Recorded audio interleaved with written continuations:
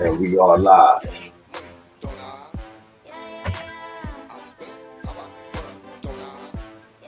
First off, we say grand rising to all and a blessed day. And if it's 9:35 a.m. on a Monday morning and we waiting for XRP to take it to the top, you should already know this the HT and Brand don't know. So with that being said, I'm about to go ahead and start my show. You get it? Sun rooftop, digging in the scene with the gangster leaning up. And we ain't coming down, see on my face that smile, see on my head that crown, I'm on the top of the world, top of the town, baby. I moved up the hood that had the church on the corner where I sit and talk shit all day cause I wanna. And on top of that, wasn't none of y'all gonna do nothing but keep running your mouth and keep frontin'. Go ahead and say something. I'll wait. I ain't gonna wait till late, cause in a minute I'm a state. Cause there is no debate. No, it's not an option. You gotta keep the cop watch. Sun rooftop, digging in the scene with the gangster leaning up. And we ain't coming down, see on my face that smile, see on my 40 Walls. Yo, Cam, tell them where we from. I'm from 140th and Lenox. I'm from NFL. Up the block is 40 Wolves. Lou Simpsons, I'm on 142nd Cross Square. D. Ferg on number 8th Avenue. I don't see you around none of this. Not from none of that. From none of that. Pardon me. Mr. Gene Dill, can you elaborate on the point a little bit more? That if you didn't have strong dudes around him, you'd have had cats like the Lynch Mob. You'd have had cats like Preacher. You would have had cats like the 40 Wolves. You would have cats like Niggas for Life. Dudes who was really in the streets like that. Go all the way. D-block, baby, I'm back and I'm balls. And I'm off of that sauce. I'm getting money, of course, but I'm never ever think of taking a loss. Shorty sipping that crystal. So shorty started buck wild. Shorty back and buck wild. So you know niggas dicks out. She taking them down. All the way down. She be taking them down. Go all the way. Now if you follow me, I will follow you too. Now if you follow me, then I will follow you too.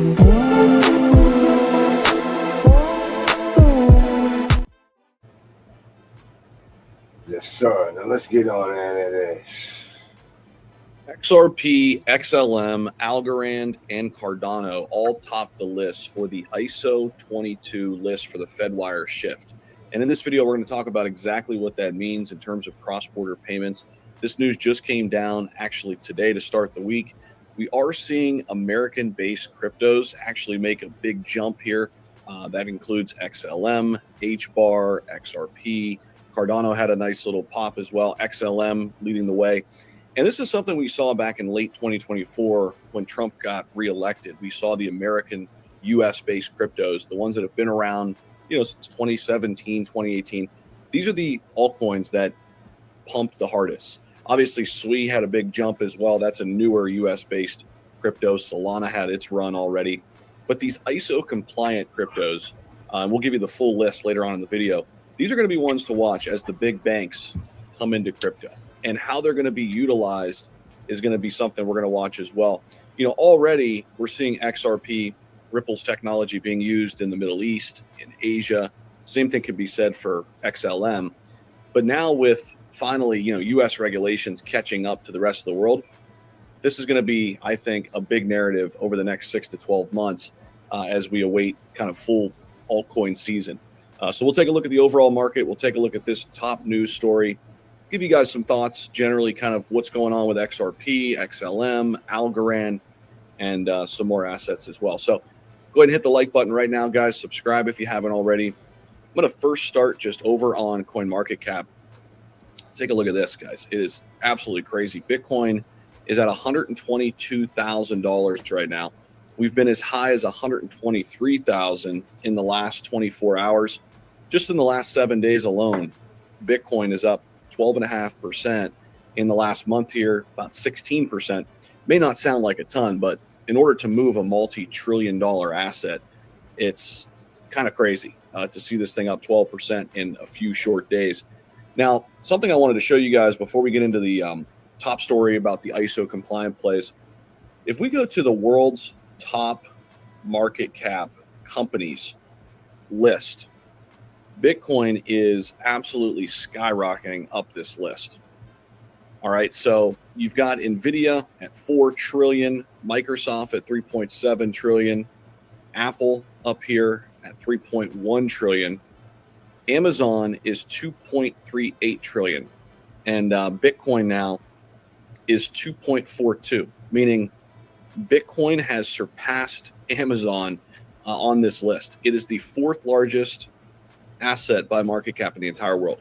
You got Nvidia, Microsoft, Apple, Bitcoin, Amazon, Google, Facebook, Saudi Aramco, and then Broadcom rounding out kind of the top 10 there, which is pretty wild to think about. Now, let's get into this story related to the ISO plays. So the crypto world is buzzing here this morning already as the United States Federal Reserve's real-time gross settlement system officially adopts the ISO 22 messaging standard. So there are a full list of ISO compliant cryptos, and essentially this standard is the standard for the future, right? So we've always been on the SWIFT system in terms of cross-border payments and remittances. Now they're fully adopting, the Federal Reserve is ISO compliant blockchains. Okay, and this is going through as of today. This move signals a huge shift in how global payments are going to be processed. Obviously, with blockchain technology, it's faster transactions. Many more transactions could go through per second. It's way safer, it's more secure, and it's more interoperable, which essentially means, you can go from one currency to the other without having to bridge it.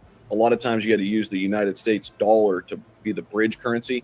With crypto, you don't have to do that. You don't have to go through all the middlemen, right? It could be direct payments, easy, right? But what does this mean for XRP? What does it mean for Cardano? What does it mean for XLM and some of these other ISO 22 compliant blockchains? And how could it impact the price of XRP and the price of some of these other assets? That's what I want to get into a little bit further here. Before we do that, here's a full list. These are the top cryptos that are compliant or aligned with this 22 standard. You've got XRP, you've got Stellar, XLM, you've got Cardano, ADA, you've got Algo. Shout out to Algorand, one of my sponsors. Very happy to be working with them over the last 5 months. Quant, and you've got HBAR as well.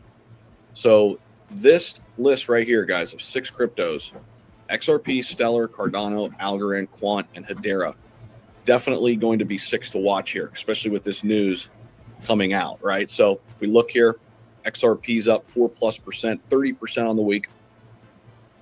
Cardano's up almost 30% on the week, sitting at 74 cents. Look at Stellar, XLM, up 83% in the last 7 days. HBAR, 52% in the last 7 days. If you sort by top gainers in the last 7 days, here you go. You've got Stellar, Algorand's up 61%, HBAR.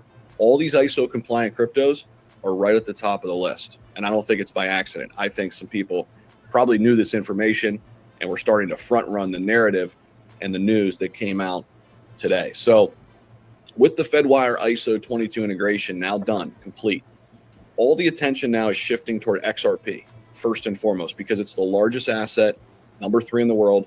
It goes Bitcoin, Ethereum, XRP, and Ripple has the on-demand liquidity, or what we call ODL. And this product is already used by huge financial institutions across the world. And we're going to see, and I have already seen, a major surge in XRP wallet creation from the big banks, the big institutions. We're going to see transaction volume move up with this news. Institutions are quietly preparing for blockchain-based cross-border payments. Now, it's going to be a slow rollout. The news that came out today, it's not going to immediately, happen. They're going to slowly kind of transition to this new system. and integrated with the current SWIFT banking system. But if Fedwire XRP payment integrations are explored by U.S. institutions in full in the future, this could significantly boost XRP's price and overall adoption. It's one of the reasons why we've seen so many people speculating on XRP for years. And, back in the bear market, I was making XRP videos and they were getting like 1,000 views. Everybody thought I was crazy for buying it at 50 cents. People were making fun of it, saying it's a stable coin, it doesn't move. And then what happened? It went from 50 cents to $3 in a 6-week stretch when Donald Trump got reelected. Because why? Because it's the biggest US-based crypto, right? It's the biggest US-based crypto by market cap. And that speculation with Trump getting in boosted the price all the way up to $3 and beyond. Cardano's in the spotlight as well. And their big analyst, Dan Gambardello, I've met him a couple times at conferences. He's the biggest Cardano influencer out there. He emphasized that Cardano is among the few fully compliant blockchains as well. It's decentralized. It's able to scale quickly. One great thing about Cardano too, it's never went down. It's never had any downtime. So it's super secure as well. So I do think we can see a Cardano rally. We are still significantly down from all-time highs. Then you've got Stellar, XLM, Algorand, Quant, HBAR. Algorand's praised for its energy-efficient and institutional-grade performance. There are a lot of countries using it for CBDC development as well. That's a central bank digital currency. Quant is connecting legacy systems with blockchain systems, key player in financial network interoperability. And then Stellar, unlike XRP where it's used by the big banks and institutions, this could be used for cross-border payments among us, regular people, right? So this is going to be another one to watch. XRP and XLM together are my two favorites. Then I like Algorand and HBAR. That's just kind of the way I'm invested, okay? XLM and XRP up top, and then Algorand and HBAR, and that's my kind of exposure. And then Cardano probably in that tier as well. That's kind of my exposure to this entire sector. So very exciting times ahead, I think, for crypto. Before we get up on out of here, a few things here. Quick word from our sponsor, DFlow. DFlow is the world's first super exchange where you can get access to any crypto quickly on their application. You could download it right on your phone. You no longer have to wait for a crypto to get listed on the top tier exchange. Every crypto is listed on DFlow all the time. It's the only exchange that lets you buy anything in just one click. I'll leave the link down below. If you want to come trade with me, got some great options as well. We got Buy2Fi, Crypto.com, and BTCC, all big sponsors here, and great perks as well. Sift through all the different perks, find what you like in terms of lower trading fees, only when you sign up under my name, link down below in the description. And I appreciate you guys for watching. We'll see you in the next one.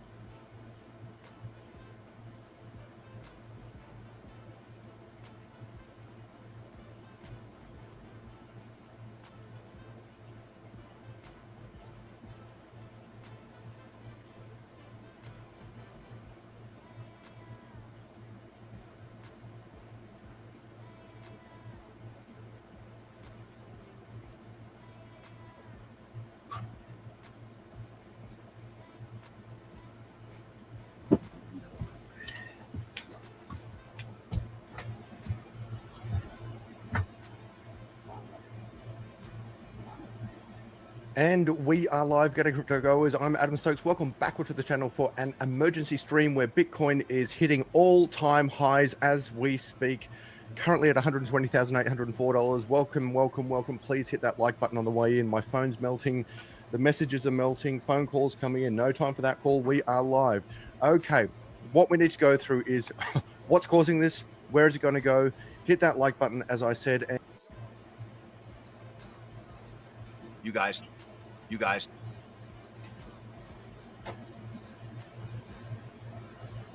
Want to help drive America?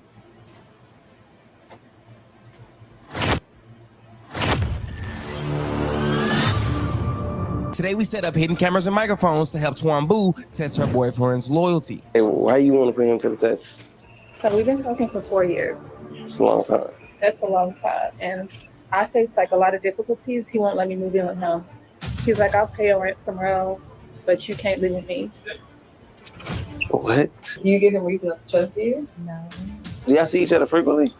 Like twice in 4 years. Y'all saw each other twice in 4 years. This is your nigga.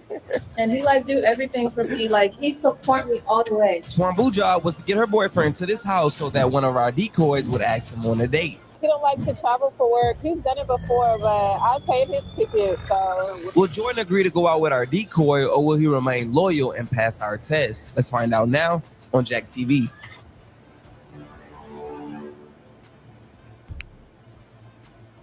We had to drive all the way to Dallas to catch Twamboo because she was about to get on the flight and go all the way to Florida. But as we were on our way, we ran into a lot of traffic. This is not good. We're on the way to Dallas right now. You know what I'm saying? It's a bit of a pileup right now. We're going to meet up with the girl who's supposed to, you know what I'm saying, test her boyfriend.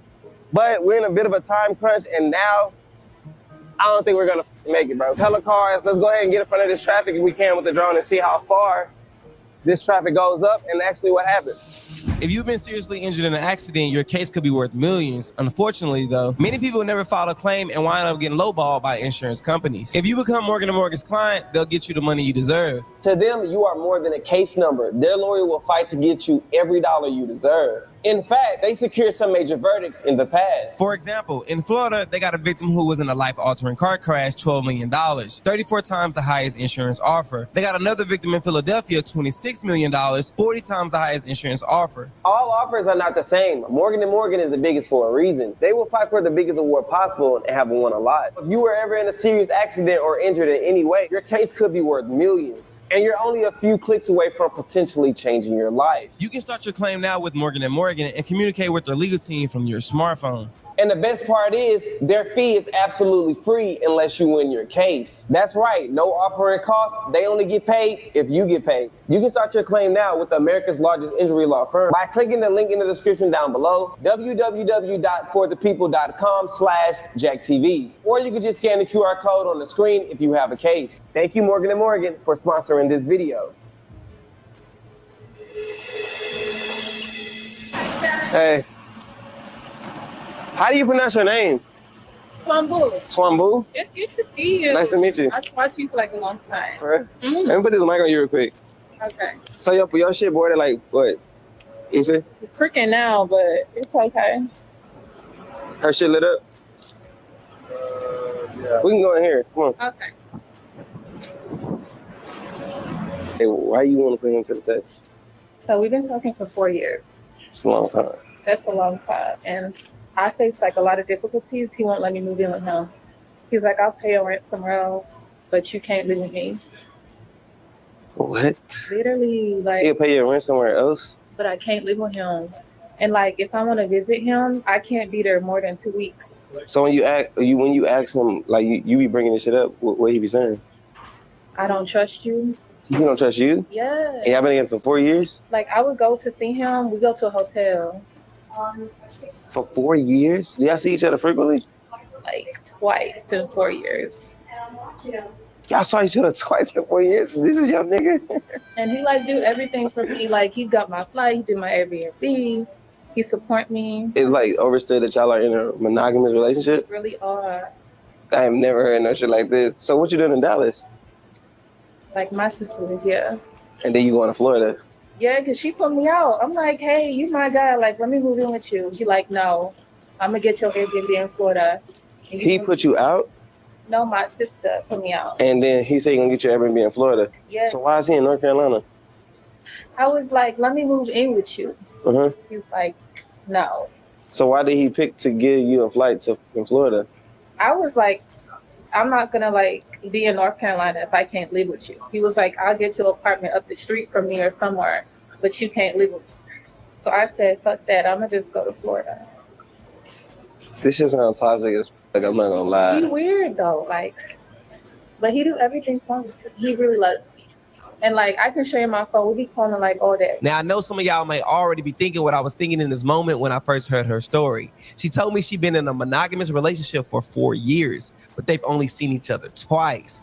And I'm gonna be real with y'all. I didn't want to judge her off rip because sometimes people really do make it work long distance. I do understand life gets complicated. Circumstances get in the way, and not every relationship fits the typical mold. But at the same time, I had to slow it down and really ask myself, and honestly ask y'all too, can you really call it a relationship if there's barely been any in-person connection? Can you be truly monogamous with someone you barely see just because y'all hold the phone every day? I didn't want to jump to conclusion, but I also couldn't ignore what felt like a massive red flag. I'm not here to embarrass anyone or assume the worst. I'm here to get clarity. Okay, I'm so fucking confused. So why the fuck is you going to Florida? What's in Florida other than the Airbnb? I like relocated back to Dallas after 2 years of living abroad. So I really don't have like nowhere to stay. So my sister was like, you can come here for like a week. Then you gotta go. So I called him. I'm like, I'm about to be like homeless low key. Can I come move in with you? Right. He like, no, I can get you an apartment anywhere though. So I chose Florida. Okay, so you get it now? Yeah, I get it. That's kind of unorthodox. But all right, so basically, if he fucked with somebody else, you would be hurt by that. Straight up. And you don't mess with nobody. No. Right, Small? Jack, I don't. I really don't. But like. So you just about to be in Miami at an Airbnb that he paying for? Yeah. And just chilling by yourself. That's the weird part. Like I want to be with him. And he not coming out there. Yeah, he buying my ticket to North Carolina. So this is what we're gonna do. The plan is to make this feel like a legit photo shoot. Alyssa's gonna be coordinating everything, setting the vibe, and eventually she'll start shooting her shot. See, the thing is, Jordan is a photographer. He thinks he's just pulling up to get some shots for Lex and LC's Instagram. What he doesn't know is he's walking straight into a loyalty test. Now, Jordan's all the way from North Carolina, and getting him here was easier than I thought. Probably because I paid the ticket. It was a free trip. All right, wait, go ahead and catch your flight. This shit weird as hell, I'm not gonna lie. I'm trying to never figure heard out. nothing like this. Right. But yeah, I'm gonna let you get to your flight though. Okay. Nice meeting you though. Nice. If you got any questions, hit me up and I'm just keep you updated of when we gonna do the traveling and shit. Okay, you real handsome though. I hope he fails. I'd be like, Jack, you single? You single? Thank you. How I take this off? Thank you. For sure. Bye. Bye. What the fuck is going on? Bro, so many questions. I don't believe her. Bro, what the fuck is up with her? Barely even hear. Did you hear what she was saying? No. So that, You heard what she was saying? like homeless. I don't know. Y'all didn't hear what she was saying? No, I was too busy focused on shooting. So y'all can put down in the comments what y'all think. Honestly, there's no way in fuck that this girl is being monogamous to a nigga that's staying in North Carolina. It kind of sounds like it's a trick situation. It seemed very fucking toxic. Like, I don't know. It seemed weird as shit. I ain't gonna lie. Where you going? We can go to the car. Like, I'm like, we can cut. Yeah. Something about my interaction with Twambu just didn't sit right with me. Toward the end, she came off a little flirty, which made me question her intentions. Like, does she actually have a boyfriend, or was she using this as an excuse to meet me? I don't know, bro. This shit feel weird as shit. Feel like a waste of time. I wish I could somehow upload this interaction first, and then let my audience pick whether or not should I pursue this test. But then with doing that shit, I can't do it because he gonna see the shit. Possibly. We drove 4 hours to meet this girl, and honestly, it just started to feel like a waste of time. Before I can move forward with this test, I needed clarity. I wasn't about to invest any more time or energy into this situation without knowing what was really going on. Me and the team has been trying to develop this AI tool for a while now. I'm about to finally put that shit to use. It's called Cheetah Buster AI, and not to be biased, it kind of does what no other app can. All you need is a face photo. It scans across major dating apps, tracks who someone is following, and it really flags anybody that's engaging with like OF models, shirtless profiles, or any other red flags. You can even do a full AI-powered loyalty test on here, bro. It's the only software that can actually search dating apps and deliver real results. And the crazy part is 67% of the people on dating apps are already in relationships. So if she on here while trying to put her boyfriend on loyalty test, what does that tell y'all? She not loyal. Exactly, bro. It sucks that we have to go behind her back and do this, but if we find her on this app, I'm like not wasting no more time, no more energy. They'll really tell me everything I need to know. So look, bro, this is basically what they found. All the names. So just like that, bro, it works fast, bro. And I got some good news. She's not on here. So we can continue this test. Let's get it. You give him reason not to trust you? No. Well, when you ask why don't you trust me, what does he say back? He says like my behavior and stuff. What's your behavior? But I mean, I be passing some shit. Like I'm young, but it's like You be outside and that's what he don't like? He said your behavior? yeah, like What do you I think? was outside, but it's like if you move me inside your house, like I won't have to be outside. Like I'm outside by force.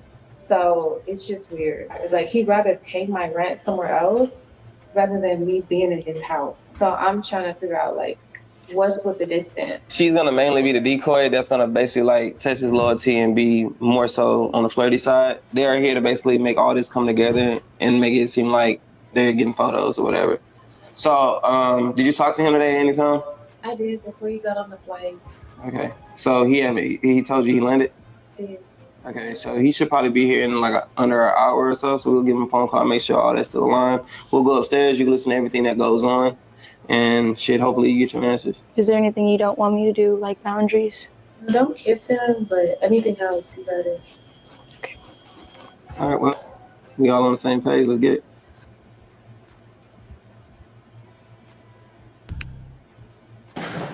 He's here. I need a mic. That's what I thought he was. He really here? Yeah, he downstairs. Yo. She's literally like walking to the door now. You can put your headphones on, listen to everything. Gosh. Let me know if you can hear. Yo, he's really here. That's crazy. Hey, how are you? How you doing? What was your name again? Jordan. Nice to meet you.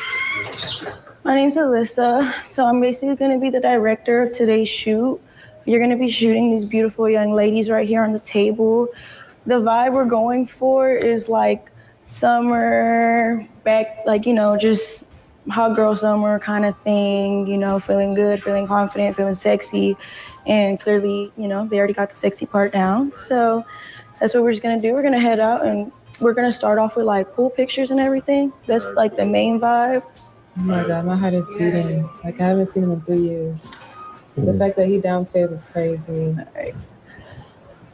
So do y'all want to start with dry pictures first, maybe? Yeah, we can do that. Yeah, so maybe we can start with, there's no props. Okay, maybe we'll just start with the pool. Yeah, we could do some like pool shoots and Yeah. for like the chairs or something. Yeah, and then I guess the wet look will be better too because, you know, so if y'all want, I would say like one person like on that side and like two, like on the hot tub part. Okay. Yeah, so go ahead and walk right there. So just start off with your feet. And then I guess y'all could like hold each other just like a, you know. Yeah. Yeah. I guess we'll start off with this shoot. So you can go like this and then you can sit down, give off that hourglass figure, show it off a little bit more.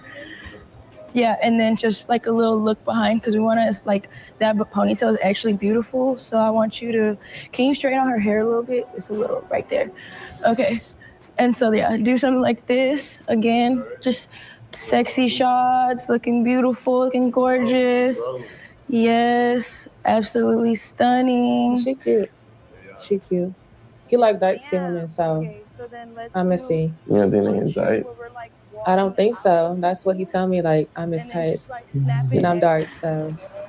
Y'all ready? Yeah. Ready? Because the vibe is bestie shoot. Yes, yes. We talk about So I bought some floaties so we can get some more in the water and then we can do like really good shots from, I guess, like the bird's eye view. But, you know, so y'all don't have to get fully wet in it and everything. Just get in. I'm gonna try to push you right in the center. all the way on the floaties? Yeah, just like, yeah, butt in. Yes, sorry, Bookie. All right, and then, woo, you got it. Okay. All right, and then so I want you to like lay on this and like this way. So just, I'm gonna show you real quick. Oh, this is wet too, goddamn. Oh, it's raining. Okay, so more just like this, but like, you know how you're laying all the way down and then like, yes. Let me get the floaty out the way so it's not in the shot. Huh? Are these single shots? These are single shots, yeah. Yeah. And then, no, you're good. You're good. Well, if anything, we can just edit it out. Come a little closer. Just so you can like lay back and then just like this, but like laying down. So like that, but just laying down. Yeah. Sorry, Pookie. Okay. Son, all your eyes. Yes, ma'am. Body looks amazing.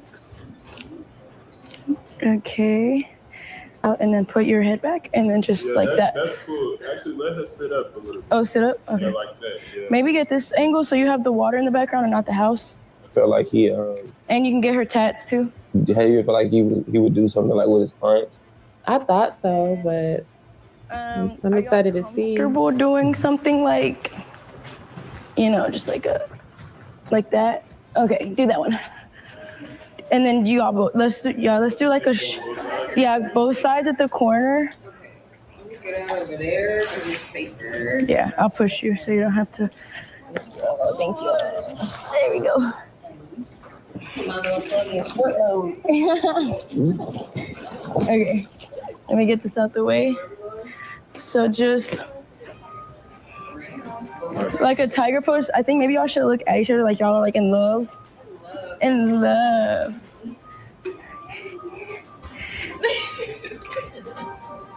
Okay, you want me to have like? Yeah, but do it like in this angle, and then they'll like. Right here? Yeah. So their faces are just. Should we have them switch sides so her tattoos can show maybe? Yeah, maybe. Yeah. Switch sides. I mean, I love her tattoos from the opposite side. Yeah. And your hair looks. Yeah, y'all's hair, bless you. Okay, that looks great. Oh yeah, stay right there. Hold on. Yep, good one. Okay, that looks great. And then that eats. Okay. She just got these eyes, girl. She knows exactly what she's doing. Yes, ma'am. Look at each other, smile, laugh. Yeah. Oh yeah, from the backside. So okay, come here, come over here. No, stay there, and then we'll do again. Y'all have y'all's turn over. So just like look back and do the hand crossing thing again. Y'all ready? Do like a fake laugh real quick. And like look at each other. Yeah. Look at each other and laugh.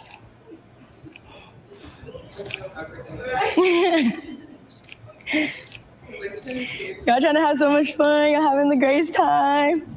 Alyssa did a great job orchestrating the shoot and making it feel real. Other than that, her and Jordan didn't really engage much. Everything stayed strictly professional at this point. I shoot with a lot of clothing brands, so if y'all ever down for that as well. Right now, we're just trying to get more pictures for like the Airbnb to like, you know, show that you can have a great time here, have so much fun, you know. Got barbecues if we had more props, maybe. Yeah. Yeah, because y'all said you had somewhere to go to, right? Yeah. No biggie. So if y'all want to just dry up, if y'all have a extra set of clothes. Give me a second on the picture. Yeah, he's just gonna look over them and then we're gonna get his computer out and everything. But I'll walk you guys inside so y'all can maybe change and stuff. I'm gonna wait for you. You can come down, and then I'm gonna walk you to this guest room right here where y'all can change, get comfy, and then I'll walk y'all out. Yeah, I'll walk you first. Hopefully, once they get inside and the models clear out, Alyssa can turn it up a notch. With just the two of them one-on-one, we'll see if she can get a little more aggressive. And then it's gonna be this room right here to the left. I already took your friend in there. Of course. Have you got some good shots? Yeah, you got lots of options. And then All right, so this is the part where he kind of had his one-on-one with her, and she finna get into it. Okay. And do you take Zelle or Venmo or just cash? She looks so close. Like, why he not telling her to move? I ain't gonna lie, she is kind of close. But he don't look interested though. Get this situated. So the Airbnb is gonna be paying you, but I was just the director for everything. Right. I think our ladies are done. I'm gonna walk them out, but I'm gonna get that situated with your payment right now, okay? Of course. Let me call him. He did not look at her walk. You saw that? Like when she walked towards the door. Yeah, like when she walked out. So you don't think he was feeling her? I just feel like she got to get a little bit more aggressive. Take you guys out. Let's see. Thank you so much for coming out again. And then I will definitely talk to them about your hourly as well. Yes, ma'am. Thanks for having us. Of course.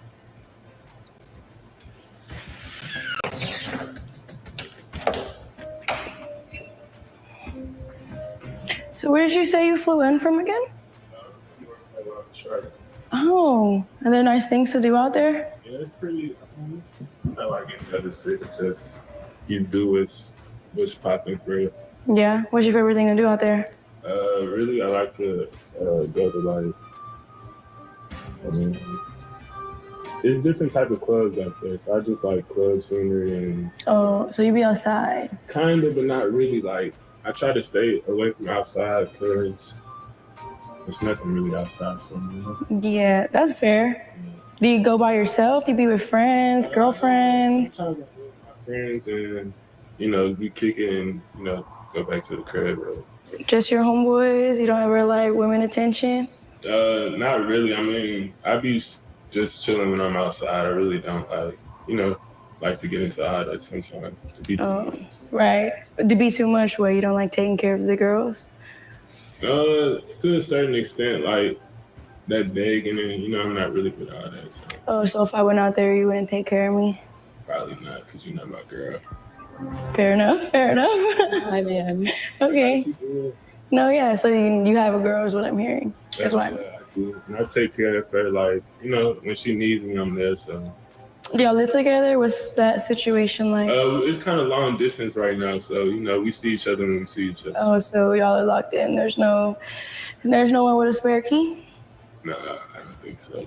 And your end or on her end? Both. Oh, okay. So y'all are solid. Yeah, we keep it 100 with each other. Okay, I can respect that. I think he don't like her. Sound like he's solid, and then it feels like he believes that you are loyal as well on both ends. So even with the distance, it just seems like he's able to, navigate that. Even with the But you see, like, how it's weird, though, right? What's weird? I don't know. Like, it's a pretty bitch in your face, like. Nah, but I'm saying, like, his answers are direct. Now, even if she not his type, we can't necessarily just chalk it up to her not being his type because he's still, like, holding it down at the end of the day. So Yeah, he don't look interested at all. Yeah. So. Well, it was really nice meeting you. I'm gonna make sure I get that payment and everything situated, okay? All right, nice to meet you. All right, give me 1 second. I'm gonna go take a call and then I'll let you know. I'm about to meet her now. Let me give it a message. She's not from part here. Okay, so I actually found some cash. Is that cool for payment and everything? Okay, good. Here you go, friend. So what, you really standing on that? You sure you're not fucking with me? I got a girl and I got to be loyal to her. So. I mean, there's nothing for me to go take a trip out there. I know that, but I'd rather just be loyal to my girl. I don't want to hurt her, Okay, I respect that. Here you go. Thank you. Mm-hmm. What the fuck? I love you so much. I'm so sorry. What's going on? I put you on a loyalty test. I'm so sorry, baby. I love you so much. What's this all about? What's going on? It's not about nothing crazy. It gotta be. No. A loyalty test. No. Let me tell you, I can trust you. Let me tell you. I just missed you. I miss you too, but what's this for? What the fuck? What's going on? Hold on. What's going on? Listen. What you talking about? No, just listen. Like, listen for what? Let me tell you. Like, Get to talking quick. Okay, listen. I put you like on a test room. So, bro, the whole entire time you was on a loyalty test. You don't gotta be scared. I'm just telling him like you was on a loyalty test the whole time. She wanted to put you on a loyalty test to see if you was loyal or not. So you don't trust me? I trust you, but like I had unanswered questions. About what? I'm sorry. Man, this is crazy. I'm not easy, so it's like. I'm sorry. Look, like we good. Like you passed test. Come over here. I'm sorry, baby, for real. It's all good. I don't know why you would do something like that, I'm sorry. We for each other, so it's like you don't gotta test a nigga like. I know. What's that about? That's crazy. I know, baby. I'm so sorry. Hey, so bro, I got a couple of questions for you. So, being that y'all are like long distance and shit, like, is it like overstudying our relationship that y'all are monogamous to each other and faithful? Right, correct. I want to show you this clip of me at dinner with her. Can you sit down right here real quick? Both of them? Yeah, just sit right here real quick. So I basically went to grab a bite to eat with her to give her details about the test, and I just kind of want you to see the interaction. All right, that's cool. Interaction. Yeah, you didn't know we was recording, but we was. That sounds crazy. Wait, hold on. Even though we ran her name, photo ID through Cheetah Buster AI, that still wasn't enough. Something seemed a little bit off about Twamboo, and I needed more answers. Earlier this week, I invited Twamboo to Joy's to discuss some details. She thinks this meeting is just about the loyalty test on her boyfriend, Jordan. But before we tested him, I tested her. And she had no idea. He'll talk to me outside. No. Let him watch this. No, he will. You will watch the video. Look, here. You will watch the video. Watch the video. My team and I arrived early to set up hidden cameras and mics. Filming was strictly prohibited, so we had to be careful. Getting caught meant getting kicked out for sure. And a few minutes later, Twamboo showed up. But mind you guys, I will be skipping over the small talk and getting straight to the point that matters. Here's how that interaction went. She was in a rush, having to go to Florida. I didn't really get to ask all the questions that I wanted to ask you. So a lot of things left me kind of like unsure of why you really want to put him to the test. So I'm not understanding the distance, like the barrier, when he's able to move me in. He never gave you a reason. He said he don't trust me, but I don't get what you don't trust about me. Like, it's not making sense to me. You see? I'm confused. I mean, I just feel like you guys are not asking the right questions. But you love him and you want to be with him. I love him. So him saying that he don't trust you, do you trust him? Is him not moving you in the only reason why you want to put him to the test? Yeah, because it's not like it was a casual moving. Like, I was down bad, homeless. And instead of moving me in, like, he'd rather pay the rent. So I'm like, what are you hiding? Is somebody there? Right. All right, so when you told him that you possibly got him a gig in Houston, what did he end up telling you? Like, how was He wasn't trying to go at all. Why not? He don't like to travel for work. He's done it before, but I paid his ticket, so. Do he normally not travel when he do work? He does, but it's straight work, hotel, back home. Okay, cool. Yeah. Yeah, that's, I don't know. It just I just feeling like maybe I was going forward with the test for maybe like, I didn't want to conduct the test and it not be for the right reason, which is why I'm asking you these questions. I don't want to come off like I don't believe you. Ask me. No, it's just some of the stuff that you expressed at the airport I never heard before. And I ain't gonna lie, to be full transparent, when you told me I was handsome and threw in there, I hope he fell, and you asked me was I single, it just kind of threw me all the way off. It made me question the integrity of the test. Just before I was about to go full decoy mode, I didn't even have to because Twamboo ended up saying this. Okay, but you are handsome though. Like, you super fine. Like, I'll suck your in the bathroom type shit. Sweat, like. So serious. Now you sexy as fuck though. I feel like. All right, I'm gonna be honest with you. Why? Because it's like, came here to do a job. No, and I feel like you're not taking it serious. I and do. I wasted a lot of time thinking that you actually. No, I do love him. Like, husband type shit. But I just feel like you bullshitting. I'm not bullshit. Like, if he passed this test, I'm getting locked in. That's like a bullshit excuse to get locked in. I just feel like you conducted yourself bad. This could be off the record, but I ain't gonna lie, like, we're just gonna act like this shit never happened and we're gonna continue the test. But if you're not talking about like the test, I kind of. But do you get me on the distance? I understand what you're saying. But what does that got to do with you saying you want to suck my? That makes no sense.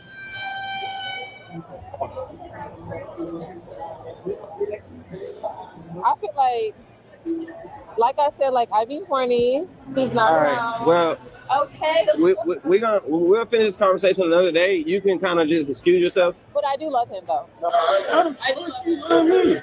And I'm wanting him to marry me if he passed the test. Married. Finish this conversation another day.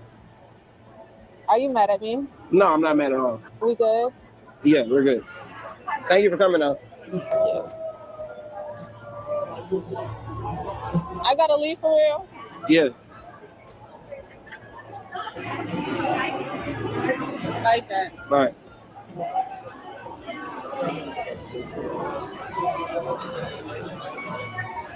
What the fuck is going on, bro?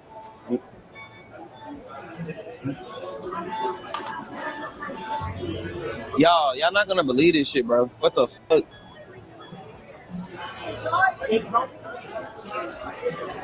Bro, she really just went fucking left, bro. She started saying stupid shit. I told her to leave. What did she say? Bro. So you going like that? So you going like that? I never said that. So why he talking about you? I never What said you mean you never said that? We just watched you say that. We just watched you said I said that. You didn't hear yourself say that you was sucking my. Where? Did he hear that in the video? But why would he bring it up? So you never said that in the video? From what we just watched. No, answer the question. What? Did you say that in the video? Yes or no? Maybe no. All right, let me break this down in real time. While this was happening, Jordan didn't see what y'all saw, and that's on me. I accidentally started the clip at a different point because I was rushing. So technically, Twambu is right. He didn't see her say it. But the part that's disappointing is she knows she said it and still chose not to take no accountability. So you never, bro, do I gotta rewind that shit? No. I don't know what to believe. Let me tell you. You didn't know I was recording and you thought that I was gonna just let that shit slide. No. You didn't even know camera was on you and you doing all that talking and extra stuff. No, let me tell you. No, it's nothing to talk about. Let me tell you. Let me tell you. Finish it. Please. Hold on. Like, let me tell you for real. So some of the things that she was expressing to me was basically like you didn't trust her to begin with. Is this the reason why you didn't trust her? Yeah, cause she going. It's like you didn't even What know, do you mean I'm You going? didn't even know cameras was watching you. No, talking crazy let me and tell entertaining. you. Let me What's tell that you. about? It's Let nothing me to talk about. let me tell It's nothing you. to talk about, bro. Let me tell you, please. This not even the Why- dough. why- So why would he even bring that up? Talking I about- don't know. Like, I did not say that shit for real. I did not. Bro, do I gotta We pull just watched the video. Bro, Ryan. We just watched the video. Where did I say I was Bro, sucking? Never. Open it back up. Bro. I never said that for real. I never said that. I never said that. Jack, be for real. Jack, please be for to a what? No, babe. I was stuck up in the bathroom type shit. Jack, can you say what it was? I never said that. I never said that. Like, no, let me tell you, please. I was stuck up in the bathroom type shit. Let me tell you. No, there's no video. I never said that. I never said that. I never said that. Please. No, I'm trying to talk to you. Watch out. Hello. Watch out. Let me tell you, I never said that. I was stuck up in the bathroom type shit. Baby. No, I never said that. No, that's not the problem. What the problem is distance. Like, why you don't want to be close to me? You literally said that shit. I'm like, please. So wait, so Just add the distance, clip in the actual YouTube video. distance gives you a reason to. I never said. I never. Please. Listen, bro, stop lying. It's No. right there. I played it 3 times on the clip. It's playing repeatedly. You said it. So why are you lying? Jack. You said it. Jack, speak English. You inspired. Bro. It sounds clearly. I never said that I was sucking. So It's literally right there in plain sight. And the fact that it's she not where, like, he did not hear that though. Listen, bro, I'm gonna be honest Let with me you, bro. tell you, Bro. Jack, silence. Like, let me talk to him. No, let me tell. Yeah, let's talk where we can talk and not where Jack can talk. Like, please. No, let me tell you. Here, just step outside for real. Let me just step outside, please. No, she don't get the closed door. She lying. No. You don't get the closed door. No. You're lying. Bro, Gabe, open the door, bro.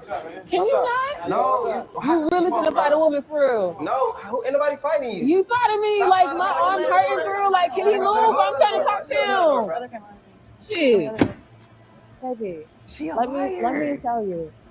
She No, a D1 she is crazy. I'm trying to. That's not what. Oh my God. What is going? The fact that she's making you look like the crazy. What you doing? Listen.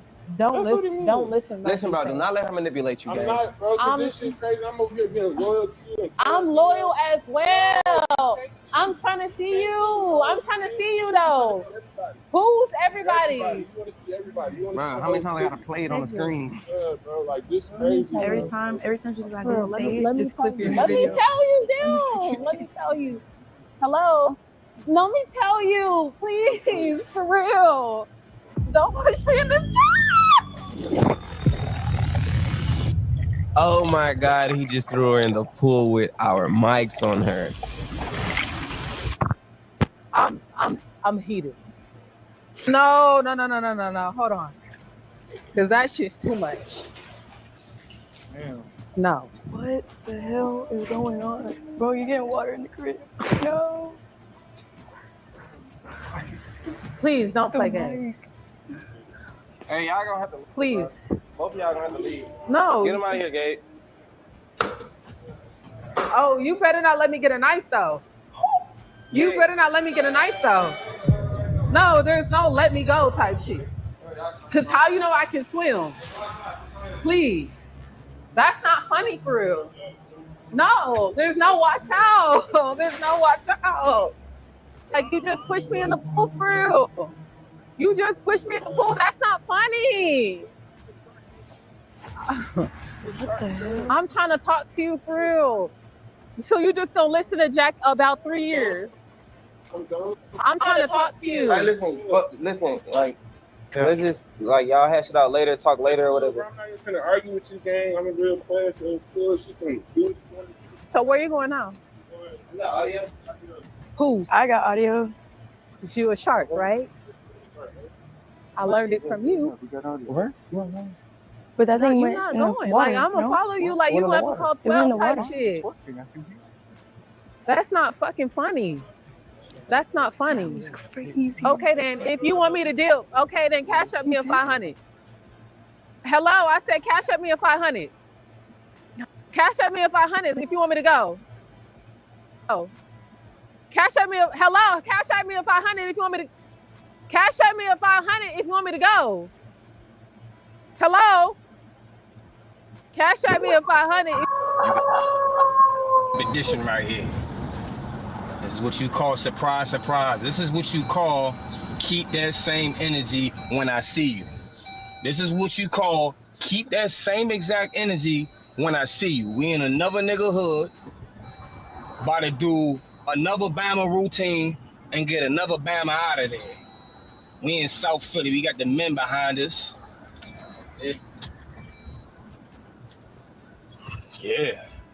Yeah. So, a couple of words was exchanged on social media. You know, things got a little bit disrespectful, but you know, you Philly Bama's a little off a little bit. So we're gonna give y'all a pass. We're gonna give y'all a pass on that one. But just know your place. Know your place, man. Y'all niggas ready crash out over pull-ups, push-ups, and dips. And it's quite pathetic. It's quite pathetic that y'all want to crash out over exercising.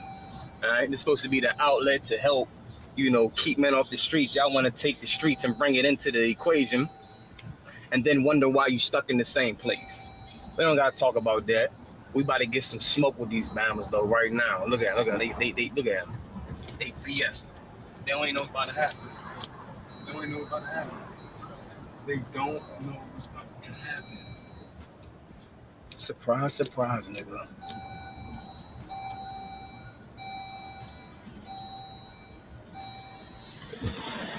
Philly with it. Or horses put them to Philly. Straight like that. Straight pressure, bro.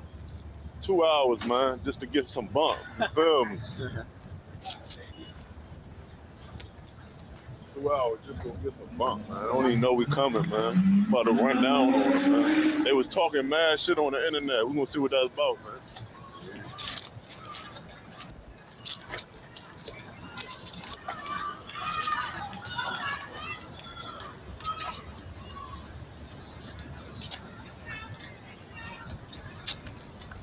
Definition of on site. It's a true definition of on site. They don't know. It's a real pull up. Real on site. They ain't ready. They ain't ready. Right line.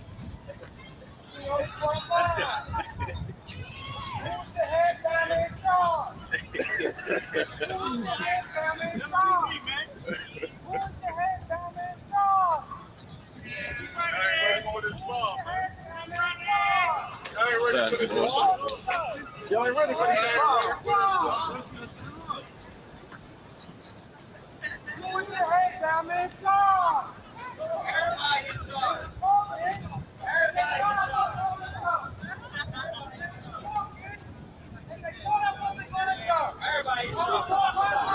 Everybody in charge. Everybody in charge. Now they got amnesia. Now they got amnesia. Let's get it on. Come on. I'm right here, nigga. I'm talking around your fucking face. What you talking about? What's up? Let's go. What's up? Let's go. What's up? I come to work. What's up? Let's go.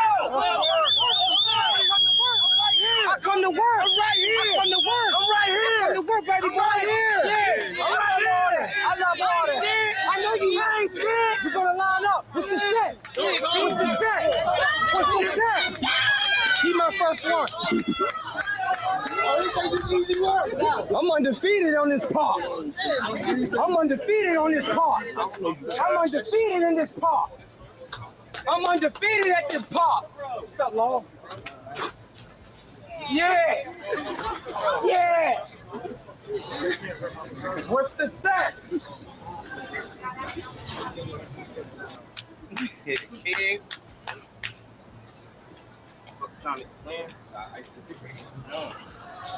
It's been a minute. We trying to strategize.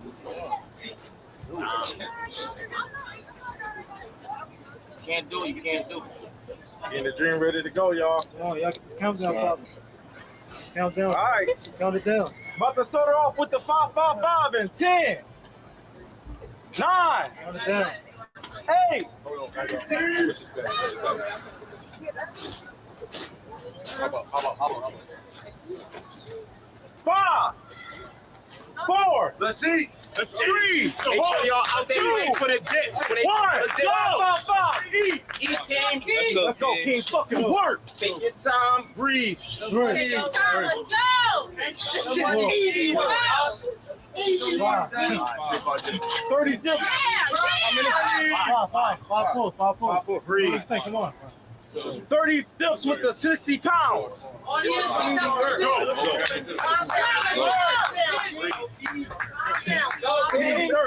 Go. Remember, this the nigga that cut battles short so his team could get a win, King. Remember that, King. This the nigga that cut battles short so his team could get a fucking win. That's what he do, King. Remember that. We don't cut no fucking battles short, nigga. We don't cut no battles short, nigga. We don't cut no battles short, nigga. Let's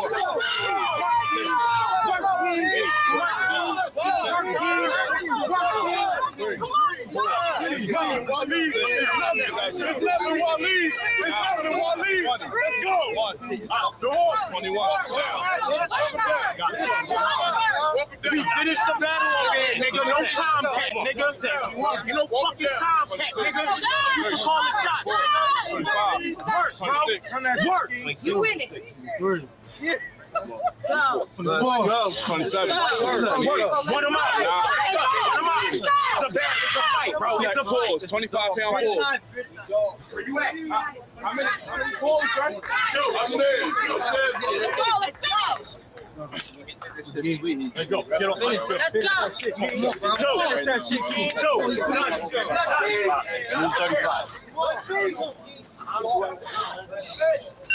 The breather. I just want to get a break. Hey, bro, Let's go. Let's go. We need a 25. Go on. 2, 3. Come all the way down. Let's go. 4, 5, 6. That's good. 7. 8. Let's go, Wally. Let's go. You got dance stop, lock out, dance stop. Lock out. Y'all ain't say that at the beginning. Y'all ain't say dance stop at the beginning. Am I locked out? It doesn't even say it on the. It doesn't say it on it. It doesn't say it on it. Bree is repping. Let's go. Dance stop. Come on, so. Go. Let's go. Let's go. The dog. Let's go. Bro, everything locked out. Dance stop, bro. Y'all ain't say dance stop, but he locking out. Let's go, Shorty. I don't know what they call, but It's dance stop out here, so we do it. You got it. You got it. Well, You know, Shorty. Fucking dream. It's already done. We do this every week. Yo, this nigga said his mama white. Send him the fuck home, bro. His mom white. His mom white, bro. Come on, bro. Bro, down this nigga. Down this nigga. He come out there with his fucking Gucci hat on. Fucking slave branding ass nigga, man. Slave branding ass nigga. You're a colonizer, bro. Don't let this colonizer come the fuck out here, bro. He's not for the fucking people. He's not for the people, bro. He's not for the fucking people. He's not for the people, bro. Bro, up there. Up there. Fuck this white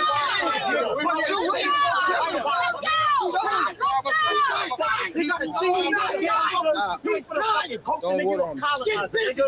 Colonizer mindset.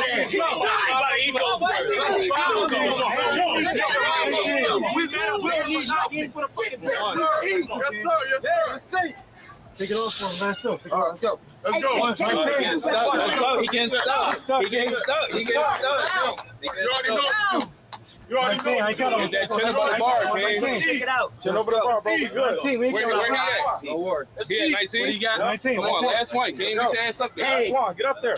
Let's go. Kill the colonizer. Colonizer, bro.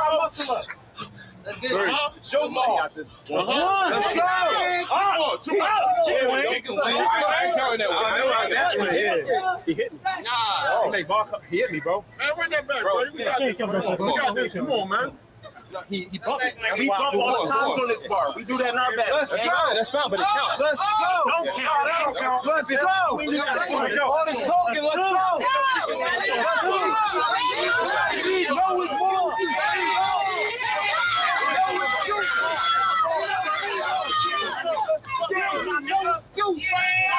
Bro, get up top.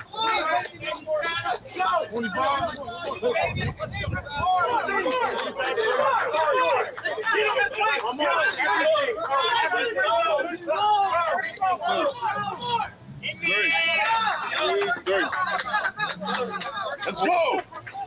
Let's go. 5. Let's go. Let's go. Man time. Man time. Get up there. Yeah. That's what we push for. That's 7. That's what we push for, Sean. 3 more. That's what we push for. Let's go. 3 more. Your legs first. Let's go.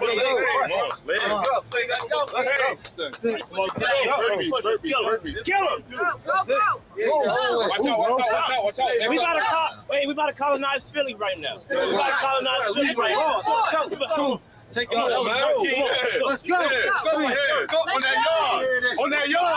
On that yard. On that yard. You got that shit. You got it, bro. On that yard. On that yard. On that yard. On that yard. On that yard.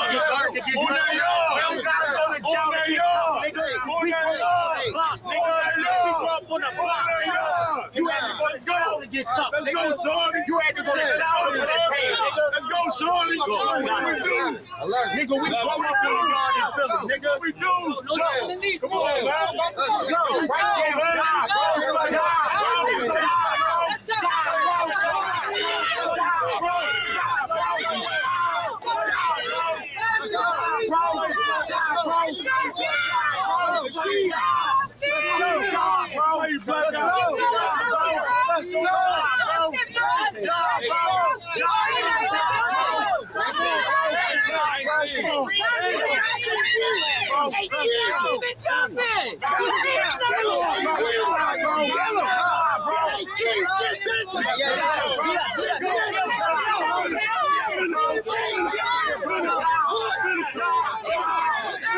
team, it matters now. Go, bro. It don't matter. Just stop. Just stop. There, bro.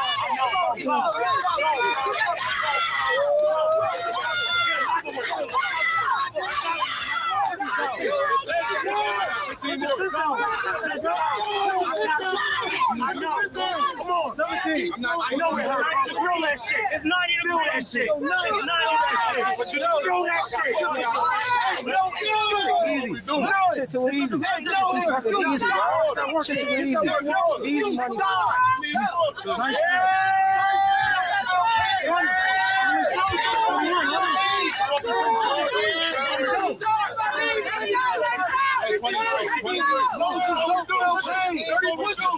Dirty pushes is hard. Dirty pushes is hard, bro. Come on. Pack him up. Pack him up. Pack him up. You're fourth trash. Pack him up. Pack him up.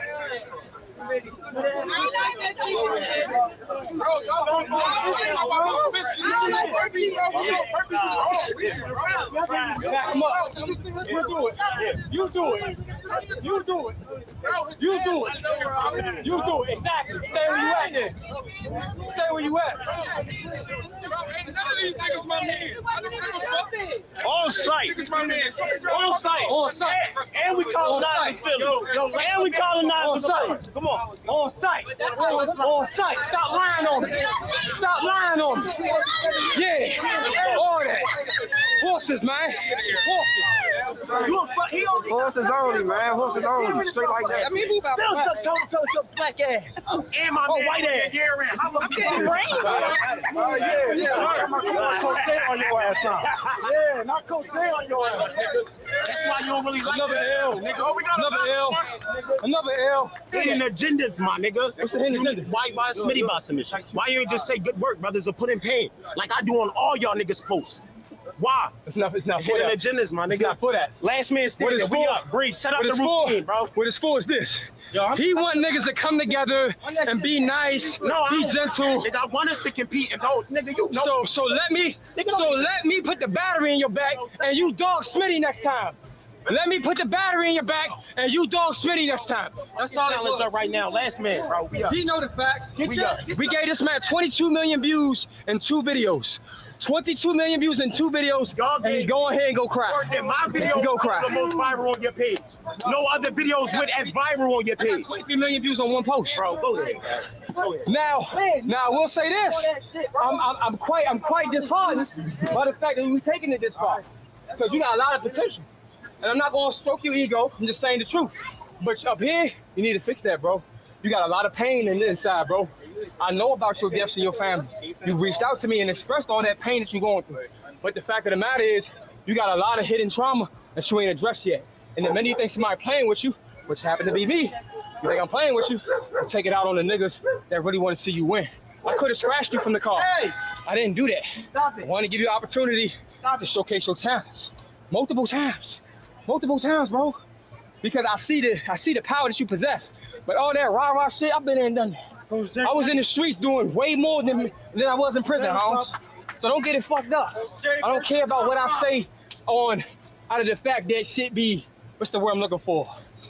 My sarcasm with me talking about other things that got nothing to do with fitness, but y'all take my words straight out of context and then try to twist it and use it against me on here. Because you talk a lot of shit, bro. I get it. So, do you see us talking as much as you talk? So things gonna get confused when you get. So do I talk at you like that? I don't know, bro. I don't know what you be talking about. So if you don't know, once you called out Philly, That was too indirect, not to be direct enough.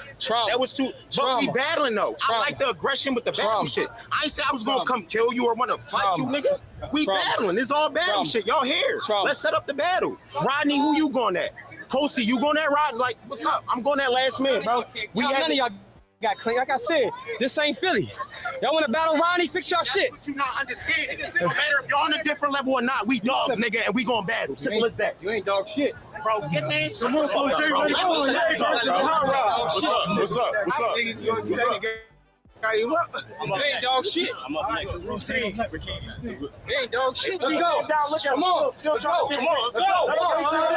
Let him wait till then. Let him wait till then. Let him wait till then. Let him wait till then. Come on. Come on. Yeah, let him wait till shit. When you three. Hello. So I said let's start. When I was dropping, you was like, oh, 1 minute. When I was dropping, when I was working and dropping. Come on, man. Coach J versus Hot Rod. Routine. Now you 10 gotta muscle wait. up. Now you gotta 50 wait. squats, 20 pulls, 20 dips, 5 muscle ups, and 20 pushes. 10, 9, 8, Who's 7, rep? 6. Street athletics. He ain't going. Do your 3. Should have went. 5. It's done. It's talking. It's done. It's done. 4. It's done. It's done. He ain't doing that, bro. Who are these niggas that coming our He ain't doing it. This shit done. This shit is done, dog. Come on, this shit done. We done. Come to the pit and do it. We done. We done. You can come to the pit and do it. bro. We done. But you can come to the pit and do it. That's the thing. He can't. He can't. He can't. You want to keep arguing? Come on, man. You're not dictating on the Philly. I'm a dictator. I do this, I'm a dictator. bro. I'm a dictator. I'm a This shit dictator. done. This shit done, I'm the bro. colonizer. Vladimir Putin. Vladimir Putin. Vladimir Putin. Vladimir Putin. You supposed to have class. Be scared to go to the DMV. Like, go down there, pop that shit first before they come up here and It ain't. Come on now. You saw it. You saw it. You saw it unravel. Come on, Bree. Tell him I've been coming down here, Bree. I've been coming down here. Jersey, Philly, New York, any city that come down here to get smoked. I'm undefeated in this fucking park. Women is looking at you like you a clown. Undefeated in this park. Undefeated in this park, man. We got 10 muscle ups, bro. Hey, King. Bro, we need to start. We about to start. Who We you about to start with this 10 muscle ups. You, excuse me.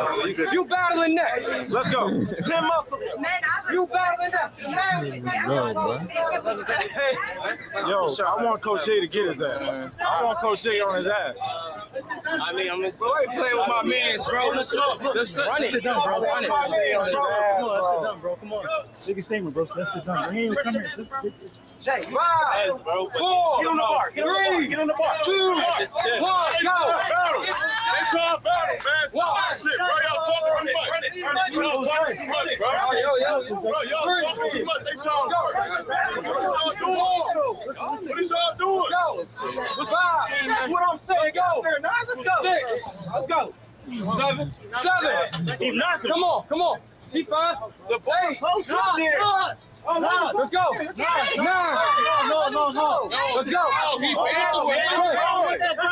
bro. Wait for it. Come on, Nas. We waiting for you, Nas. They scared. Come on. I'm DMV. We out. Pack this shit up. We give him 10 seconds to come back. Grab all y'all shit. Get all y'all shit ready. We give him 10 seconds to come back. We'll give him 10 seconds to come back. They don't got a reason. They don't fuck with me. They don't fuck with me, and that's all right. The energy. They don't fuck. Bro, I came down here and gave Philly all the energy. Coming our shit, running shit, fuck out. And they left. You got shit fucked up. You got shit fucked up. Calm down. Get off the camera.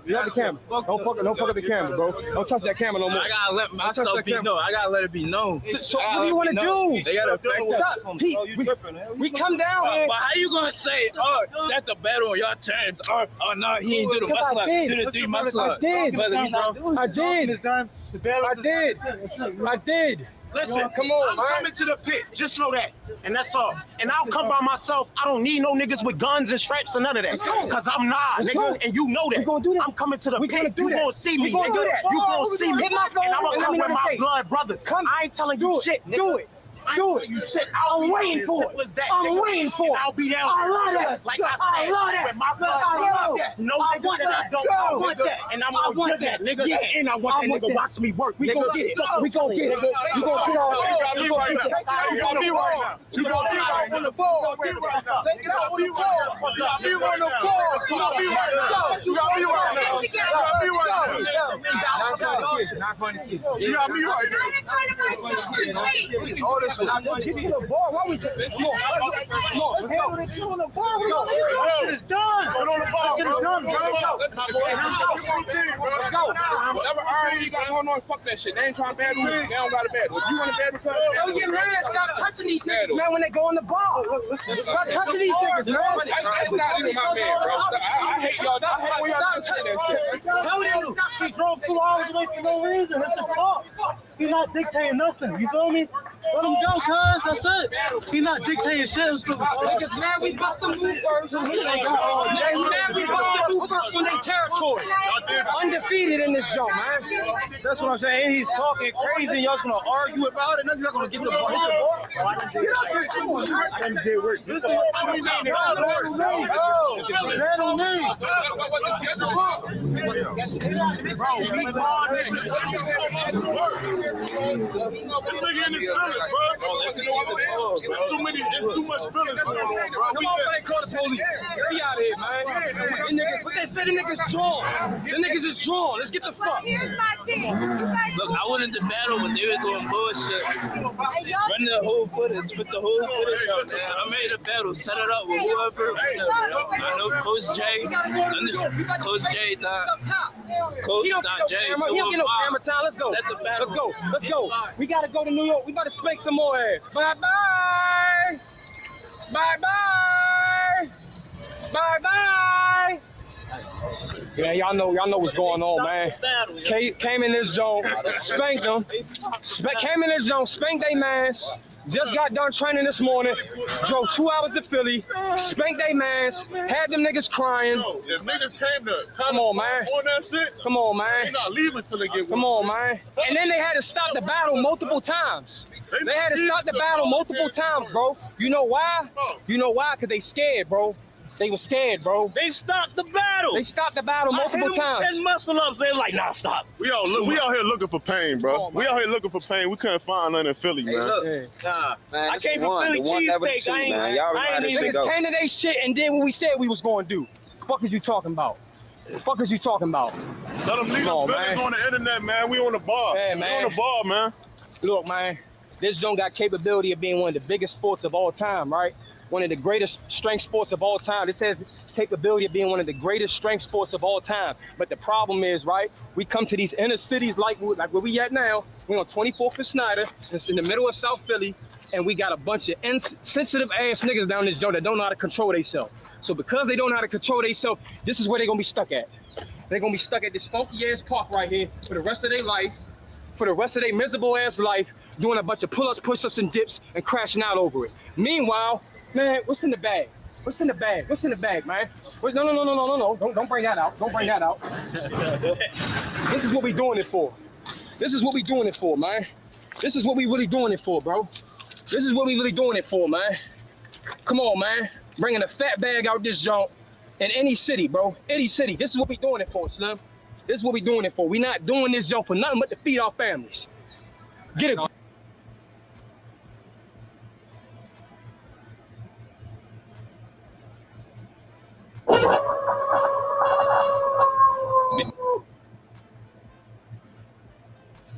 Now to the double murder in Wilson County. We're learning the suspect is charged with killing his own brother and his mother. Police identifying the victims as 50-year-old Dana Jenkins and her 15-year-old son, Darren Cox. Jenkins' 25-year-old son, Darion Jenkins, is now charged with 2 counts of first-degree murder. The victims were found inside a home yesterday evening on Snowden Drive. Juanelia Carnegie lives next door to her cousin, Dana Jenkins. She was a very sweet person. Always smiled. I can see her smile right now. She always smiled. Carnegie says that in the days leading up to the murders, she felt something was off with Darion. You could see it. The look. It told you everything. But I had no idea that you was getting ready to do what you did.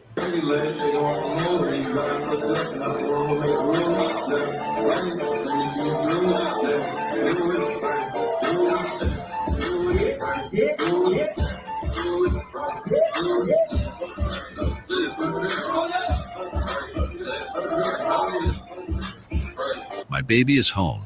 Lord, I thank you. Those were the words Dana Jenkins typed on Facebook on March 25th, 2025. Just 8 words, but they carried 3 years' worth of prayers, pain, and hope. A mother's joy, typed in all caps and exclamation points. She wasn't just celebrating her son's return from prison, she was reclaiming her family, rebuilding the future she thought she'd lost. But 6 days later, flashing red and blue lights lit up the quiet street of Snowden Drive in Wilson, North Carolina. Yellow tape twisted in the wind. Neighbors stood frozen on their porches, hands over their mouths, watching in horror as 2 body bags were wheeled out of Dana's home. One for her, one for her 15-year-old son, Dabrand. And the man responsible? The very son she had just welcomed back with open arms. She opened her door, and he took everything. This wasn't a robbery. It wasn't a random act of violence. This was a homecoming turned horror show, a mother's dream turned nightmare, and a community left shattered in the span of 6 days. What could make a man do that? What could make a son murder the very mother who had prayed for him, and the little brother who had looked up to him? What warning signs were missed? And how does a family go from "thank you, Lord" to "rest in peace" in under a week? This is the story of Dana Jenkins, her son Dabrand Cox, and the tragic cost of believing love can save someone who doesn't want to be saved. What happens when hope becomes a trap? And what do you do when the danger is already inside your home? Stay with me, because the answers begin long before the crime. If you're into real true crime stories, stories that dig deep into the facts and the people behind them, go ahead and hit that like button and subscribe to the channel. We post new videos every single day, so there's always another case to uncover, another truth to explore. Before her name was etched into headlines and obituaries, Dana Jenkins was simply a woman trying to live a good life. Born and raised in Wilson, North Carolina, Dana was the kind of person whose presence made a room feel warmer.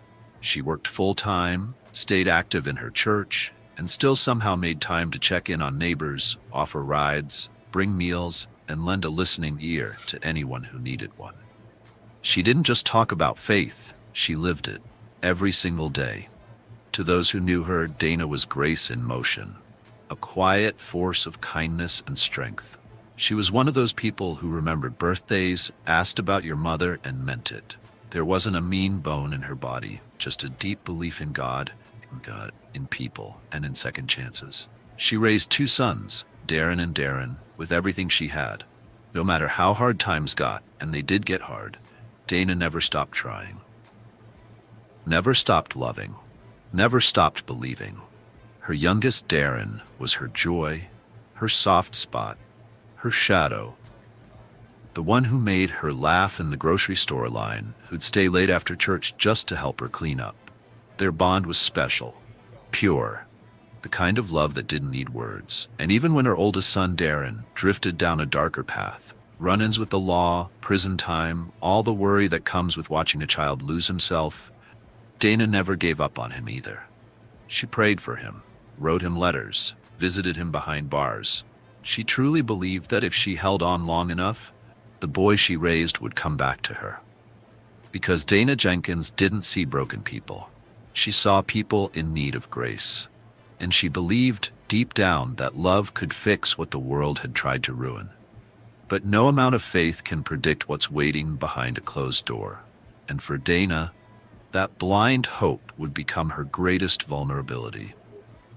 Because the very sons she loved with all her heart, the light and the shadow, were about to collide in a way that no one could have imagined. If Dana Jenkins was the heart of her family, then Dabrand Cox was its joy. At just 15 years old, Dabrand was already someone people gravitated toward. Teachers described him as the kind of kid who lit up a classroom. Classmates said he was always smiling, always helping, always making others feel seen. He wasn't loud or flashy. He didn't need to be. His presence alone was a comfort. At Bedingfield High School, he excelled academically. Honor roll, leadership potential, a quiet confidence that made you believe he'd go far in life. And at Mount Moriah Community Church, Dabrand didn't just attend, he gave back. He helped run the media team, volunteered at youth events, and played music during services. He was the kind of teenager who made adults say, "That boy was raised right." And he was. His relationship with Dana was more than just mother and son. It was a partnership. They laughed together, cooked together, prayed together. He was her rock as much as she was his. Friends often joked that they were best friends in disguise. There was no teenage rebellion, no resentment, just deep, abiding love. When Dana talked about Dabrand, her entire face would light up. He was her purpose, her pride. She often said that no matter how hard life had gotten, Dabrand gave her a reason to keep going. In every photo you could see it, the way he leaned into her, the way she looked at him. They adored each other. And that's what makes what happened all the more cruel. Because Dabrand wasn't just a bystander in the tragedy that would unfold. He was caught in the storm between his mother's hope and his brother's rage, a future full of promise, silenced in an instant. And it all began the moment Dabrand Jenkins came home. It was a day Dana Jenkins had been counting down to for years. The day her oldest son, Dabrand Jenkins, was finally coming home. She had cleaned the house from top to bottom, cooked his favorite meal, and told everyone who would listen, "This is our second chance." When she picked him up from the correctional facility, she greeted him with open arms and tears in her eyes. To Dana, it was the answer to her prayers, the end of a painful chapter, the beginning of a fresh start.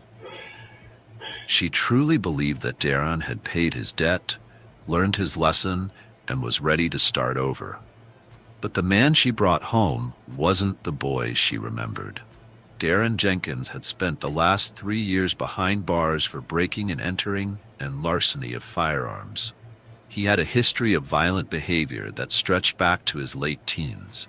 At 19, he was arrested for stealing from parked cars in a church lot. At 21, he broke into a neighbor's home and took 3 guns. During his time in prison, he racked up multiple citations, fighting, threatening staff, and what officials referred to as malicious conduct. He'd been denied parole twice for his behavior. His release wasn't earned, it was automatic. A legal technicality, not a reward. But none of that mattered to Dana. She still believed, still hoped. When Dabrand arrived at the house on Snowden Drive, there was a handmade banner on the porch that read, "Welcome home." Balloons tied to the railing. Family gathered to celebrate. Photos from that day showed Dana beaming, standing beside her son with her arm around his waist. But look closer, and you'll see something else, something chilling. While everyone smiled, Dabrand stared blankly into the camera, his face expressionless, almost distant, cold. That unease wasn't just captured in photos, it was felt. Cousins, neighbors, friends. They all noticed it. Something was off. Off in his eyes, off in his posture, off in the way he moved. "You could see it," said Dana's cousin Juanita. "The look. I knew he was about to do something." Another relative later said, "He looked like a man just out of a war zone, or like someone still inside one." The celebration was real, but the danger was already inside the house. And in the days that followed, those red flags only grew louder. The homecoming that Dana Jenkins had prayed for quickly turned uneasy. In the days that followed Dabrand's return, something shifted in the atmosphere of that house on Snowden Drive. The joy began to feel strained. The warmth started to feel artificial, and those who were paying attention started to worry. It began subtly. Dabrand barely spoke. He paced the house at odd hours of the night, opening and closing doors, checking windows, mumbling things no one could quite understand. He'd stare out into the yard for long stretches, unmoving. Sometimes he'd freeze mid-conversation, his eyes going blank like he was somewhere else entirely. Then he'd snap back with a stiff, "I'm good," and walk away. He looked anxious, paranoid, unwell. A few family members described him as fidgety or like a bomb ticking down. One night, someone caught him just standing, still and silent, in the hallway outside a bedroom. Just watching, just waiting. No one knew what he was thinking, but they all knew something wasn't right. Then came the injury. Dabrand showed up one morning with his hand wrapped in a makeshift bandage. When asked what happened, he offered no explanation, just shrugged it off. But the silence around that wound said more than words ever could. Still, no one confronted him. No one pushed, because they didn't want to hurt Dana. She was so happy to have him home, so hopeful, so convinced he was turning a new leaf. The last thing anyone wanted to do was pop that bubble. Not when she had waited so long for this reunion. So instead, they stayed quiet. Even after he asked Dana for $200 to get some things I need. She handed it over without hesitation. That's what mothers do, right? But police would later confirm that Dabrand used that money to buy bleach, duct tape, a hunting knife. The receipt was dated just days before the murders. People saw the signs, they felt them in their gut, but they bit their tongues out of love and loyalty. One cousin even admitted later, "I dreaded this day would come." You could see it in him. He wasn't right. But no one spoke up. No one stopped what was coming. Because Dana believed in redemption, and the rest of them didn't want to be the ones to take that hope away from her. In the end, the silence was fatal. March 31st, 2025. It was a Monday, ordinary in every way until it wasn't. At 5:30 p.m., a call came into Wilson County Emergency Dispatch. The voice on the line was unclear, confused. The dispatcher couldn't quite determine the nature of the emergency, only that something was wrong. Deeply wrong. Officers were immediately dispatched to a home on Snowden Drive, the same quiet street where just 6 days earlier a welcome home banner had been fluttering on the porch. When police arrived, everything outside looked eerily normal. Dana's car was parked in the driveway. The porch light was glowing. There were no signs of forced entry, no shattered glass, no screams from inside, but the silence was heavy, and the door wouldn't open. What officers found when they finally entered that house would stay with them forever. Inside, 50-year-old Dana Jenkins and her 15-year-old son, Dabrand Cox, were found dead. Both had been stabbed repeatedly in what investigators would later describe as an act of extreme violence. It wasn't clean. It wasn't impulsive. It was rage, contained and then unleashed with terrifying precision. Dana, the mother who had believed so fiercely in love and forgiveness, was reportedly found near the front of the house. Her body bore the brunt of the attack. Dabrand, her youngest child, her baby, was found further inside. As if he'd tried to run, as if he'd tried to escape. He didn't make it. The brutal nature of the killings shook even the most seasoned first responders. One officer later described the scene as something you only expect to see in war, not in a mother's living room. And then came the most haunting detail of all. Dabrand Jenkins, 25 years old, the very man Dana had brought home with open arms, was still at the scene. He didn't run, he didn't hide, he didn't resist. He was calm. When officers took him into custody, there was no struggle, no emotion, just quiet.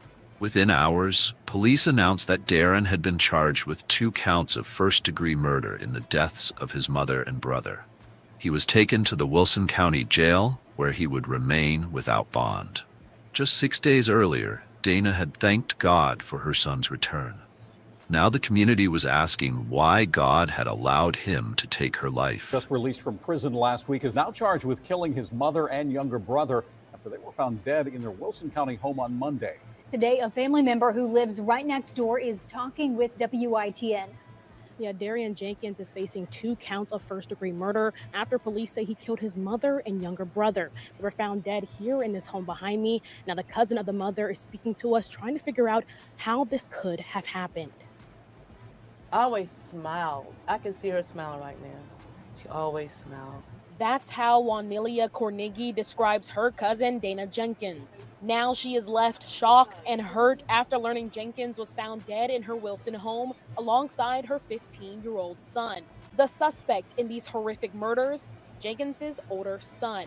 I would have never thought that. I would have never thought he would do something like that. Not like this. Police say on Monday they went to this home on Snowden Drive shortly before 5:30 p.m. and found the 50-year-old Dana Jenkins and a 15-year-old boy dead. According to Cornigi, the 15-year-old's name is Darren. Tuesday, police say they have the son of Dana and the older brother to Darren, Darian Jenkins, in custody for these deaths. Cornigi says that in the days leading up to the murders, she felt something was off with Darian. You could see it. The look. It told you everything. But I had no idea that you was getting ready to do what you did. And Darren's too. News of the double homicide spread through Wilson like wildfire. Shock turned to disbelief. Disbelief turned to grief. And grief gave way to a collective question that no one could answer. How could this happen? How could a home so full of faith, of joy, of reunion, become a crime scene? In under a week, Dana's joy had become Wilson's nightmare. And behind every candlelight vigil, every tear, and every prayer loomed a deeper fear. If it could happen to someone like Dana Jenkins, it could happen to anyone. The murders of Dabrand Cox didn't just break a family, they broke a town. Word spread quickly in Wilson. A mother and her teenage son, gone. Not to a car crash, not to illness, but to violence, to betrayal, to something so unthinkable, people kept repeating it out loud, hoping it might make more sense. He killed his mama, and Darren too? The disbelief hung in the air like fog. Neighbors gathered at the edge of the yellow tape, holding one another in silence. It was too much, too cruel, too close. At Mount Moriah Community Church, where both Dana and Darren had worshipped, the grief hit like a tidal wave. Bishop Sherman Blandon, who had prayed beside Dana for years and watched Darren grow into a kind, talented young man, opened the doors for an emergency prayer service the very next evening. The sanctuary filled within minutes. People came in numb, quiet, looking for answers, looking for comfort, looking for something to hold on to. But even the bishop, a man of unwavering faith, could barely find the words. Even as a man of faith, he told the congregation, his voice shaking, "I have questions." Some wept openly. Others sat in stunned silence, clutching photos, whispering prayers. Many had just seen Dana days earlier, smiling, joyful, full of hope. Now they were staring at her photo on a memorial table. The church's youth group gathered in a special session to honor Darren. The same kids he used to run lights and cameras with, now sitting in a circle, trying to understand why someone so good, so gentle, could be taken in such a brutal way. At Bedingfield High School, the impact was immediate. Darren's empty desk became a symbol of everything the school had lost. His teachers struggled to keep it together. His calls. Counselors were brought in to help students process what had happened. This church is where Dana and Darren found comfort. Bishop Sherman Blandon says he knew them well. It has been very difficult, confusing, troubling. Cornigi remembers speaking to her cousin Sunday night and seeing police around the building the next day, telling her that 2 of her family members were now gone. The 25-year-old now faces 2 counts of first-degree murder, leaving Cornigi wondering how this could have happened. Couldn't figure out why he did it and what for. Online, messages poured in. Instagram posts filled with candle emojis, photos of Dana and Darren, quotes from scripture, condolences, rage, confusion. One post read, "You were the sweetest soul, Darren. You deserved the world. I hope heaven is brighter with you in it." Another simply said, "She loved that boy more than life itself. Now they're gone, together." On April 12th, just 12 days after the murders, Dana Jenkins and Darren Cox were laid to rest. The funeral was held at Ellen Forbes OFWB Tabernacle. The pews were packed. Family, friends, teachers, neighbors, even strangers who'd heard the story and couldn't stay away. Pastor Damon Royal delivered a eulogy that focused on the love they left behind, rather than the horror of how they were taken. The following day, Their bodies were buried side by side at Rest Haven Cemetery. As the final prayer was spoken and flowers were gently placed on the fresh earth, one thing became painfully clear. This wasn't just a family in mourning. It was a community grieving the loss of two of its brightest lights. And as the town tried to heal, the question on everyone's mind began to shift. Not just how this could happen, but why. On April 1st, 2025, just one day after the murders, Dabrand Jenkins appeared in court for the first time. He didn't cry, he didn't speak, he didn't even look at the gallery, where devastated family members sat holding each other in disbelief. He just stared forward, blankly, like a man waiting for a train. Not like someone accused of murdering his own mother and teenage brother in cold blood. The courtroom was heavy with silence. The kind of silence that follows a scream. The charges were read, 2 counts of first-degree murder. The judge ordered him held without bond. Prosecutors made it clear this wasn't going to be a case of temporary insanity. This wasn't going to be written off as a moment of madness. They believed it was planned, deliberate, calculated. Assistant District Attorney Holly Rebel addressed the court, stating that the brutal nature of the crime, combined with Dabrand's criminal history, warranted the highest possible bail, though ultimately it would be denied altogether. Jenkins is also accused of killing his 15-year-old brother, a Wilson County school student who is being remembered by Beddingfield High School and Mount Moriah Community Church in Wilson. They loved each other. They loved us. We loved them, especially Dabrand. He meant the world to all of us. Our teens here, they're grieving heavily. According to court documents, Jenkins was released from prison on March 25th on separate charges, just 1 week before the incident. Jenkins is facing 2 counts of first-degree murder as Wilson police investigate the circumstances surrounding the victims' deaths. This was a tragedy, and honestly, there is no winner in this. And I'll be praying for everyone watching this, everyone affected by this and impacted by this. As the investigation deepened, more disturbing details came to light. Dabrand Jenkins had been denied parole not once, but twice, due to repeated infractions and violent behavior while in prison. His release wasn't based on rehabilitation. It was procedural, mandatory. He had served his time on paper, but not in spirit. And then came the most chilling discovery yet. According to court records, Dana Jenkins had a life insurance policy through her employer. A modest policy, but enough to make someone desperate take notice. The listed beneficiary? Dabrand. The same son she welcomed back with food, prayer, and unconditional love may have seen her not as family, but as a payout. Investigators believe that if he had succeeded in making the crime appear random, had he left the scene, created confusion, staged a break-in, he might have been able to claim the money and walk away. But was it just about money?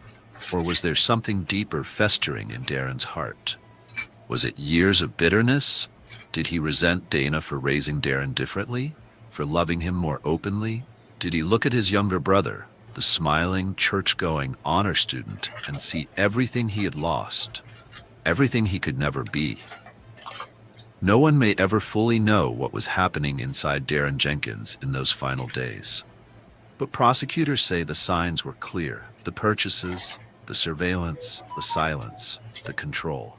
This wasn't spontaneous. This was murder by design, a betrayal so profound it left an entire town shattered and a family tree cut down at its roots. And as the case heads to trial, one truth is already etched into the hearts of everyone who loved Dana and Dabrand. No sentence will undo what he took from them. Dana Jenkins believed in second chances. She believed in forgiveness, in redemption, in the idea that no one was ever too far gone. That love could reach into even the darkest places and pull someone back. She believed in her son, and she died for that belief. Dabrand Jenkins didn't just kill his mother and brother. He betrayed the very heart that had fought for him. The same hands that once held him, that fed him, that drove hours to visit him in prison, he turned on them with a blade. Dabrand, just 15 years old, wasn't supposed to be part of the fallout. He was the collateral damage of a brother's rage and a mother's blind hope. And what's even more tragic, it could have been prevented. Dabrand's record wasn't hidden. He'd been denied parole twice. He had a violent history, a documented pattern of instability behind bars, and no signs of rehabilitation. Yet the system released him without proper support, without evaluation, without even a warning to the family welcoming him home. No check-ins, no supervision, no safeguards. Just a date on a paper and a ride home. Dana never stood a chance. And yet her story isn't unique. Across America, families are doing what Dana did, cleaning bedrooms, cooking favorite meals, sharing Facebook posts that say, "He's home," without realizing they may be inviting danger back under their roof. They're hoping, praying, believing love is enough. But sometimes love is a trap. Sometimes the person you want to save was never reaching for your hand. Sometimes they're holding a knife behind their back. We can't keep ignoring the warning signs. We can't keep mistaking silence for safety. Because Dana Jenkins didn't fail. The system did, and we all did, by staying quiet when the red flag started waving. In the end, it only took 6 days. 6 days to go from joy to horror. 6 days to turn "my baby is home" into an obituary. 6 days. That's all it took. From "my baby is home" to "rest in peace." May we never ignore the warning signs again. Thanks for watching. Let me know what you think in the comments section below. If you haven't already, be sure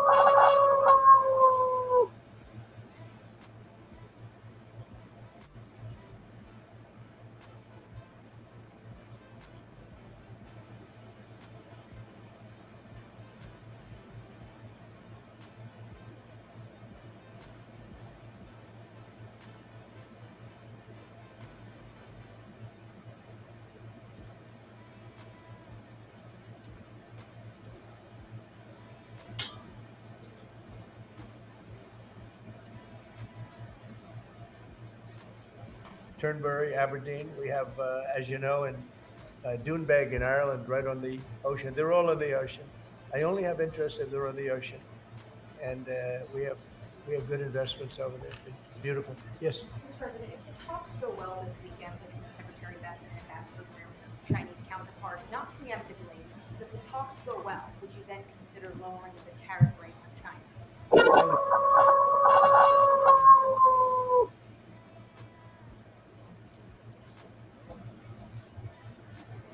To see whether it's going to be a thundery day here in the markets, or is it going to be a sideways moving action, or is it going to be one of those days we make money? But right now, looking at the price of XRP, it does seem like it's going to be a very good day in the markets. XRP is already up 5.5%, trying to push past $3, which is a major level of resistance. We did break $3 very briefly, but it is quite a big inflection zone here back in March 2025. We hit it, then we went all the way back down to $2. So it does look a lot stronger. This buying action, we've had quite a few days of upwards moving action on XRP. So today could be the day where we breached $3 and head to the big $3.50. All-time highs is on the cards today. We do also have ISO going live today. It's already live. It's happened. It's done. ISO is live, and is XRP ready to bridge the system? That's all coming up in today's live stream. So thank you everyone for tuning in. If you are here right now, please do hit the like button, subscribe if you haven't done so already. Is everyone ready for the big day? Monday, this is when real price action happens. On the weekend, you get a little bit of swings. They're normally taken away from you once the trading week starts. But Monday is when the banks wake up. It's when the big money wakes up and starts putting their money to work, or starts doing big moves with their money. So is this week going to replicate last week? If it does, then we can have a $10 XRP on our hands right now. Let me make sure. Yeah, we've got a big breakout. I was making sure the sound effects are working. Thank you, Martin. I will do that. Let me have a look at. We do have a pin, but it's not showing on my screen for some reason. There we go. Let's go live chat. Martin is in the chat. Thank you. Thank you all who joined us here and took us over 90,000 subs last night. Amazing. That's a stadium of wonderful people. Thank you. Yes, it was an amazing moment. 90,000 subscribers. Thank you to everyone who subscribed. Thank you to everyone who's watched. Thank you to everyone who has supported us throughout this journey. Yesterday I was watching the game of Chelsea versus PSG, and I think in that stadium there was 80. It was a massive stadium, 86,000 people. We've got more people subscribed to this channel than the amount of people that were in the stadium last night where the UK won. So it is a large number. I can bring you and show you the subscribers on the screen. 90,233. Please do subscribe if you haven't done so already. We are now officially on the road to 100,000 subscribers, and that is very exciting. Back to the prize section, back to your thoughts. What I'm going to do is put a minute on the clock, play some music, get ready for the new week, wake everyone up. I know it's quite early for a lot of people in the US or around the world. Some people it's nighttime, so I apologize if I'm waking you up when you're going to bed. But I'm going to put the music on. Everyone's going to hit the like button. We're going to share this out before we get into the top stories. So please do hit the like button, subscribe if you haven't done so already. Once you've hit the like button, come over here as well, because once you do the like button here as well, it shares it out to more people. So I want to see, I'm going to be keeping an eye on it. So I want to see everyone doing this. We do also have, I've just put out an X post as well, which I would love for everyone to go and retweet. As soon as we hit 10 retweets on this, we will start with the major stories. So let me give you the link to the X tweet. Once you go there and retweet, then when we get to 10, please do go and follow my X while you're there as well. This thread is on ISO, and I'm going to give you all the news. So 1 minute on the clock, retweet, like, hit the like button in the comment section, follow me on X. That shouldn't take you more than a minute. Let's put the music, let's get ready for the big week. The year is 1991. Birds and people are living together in seemingly perfect harmony, until one day a young man catches fire. This is Phoenix.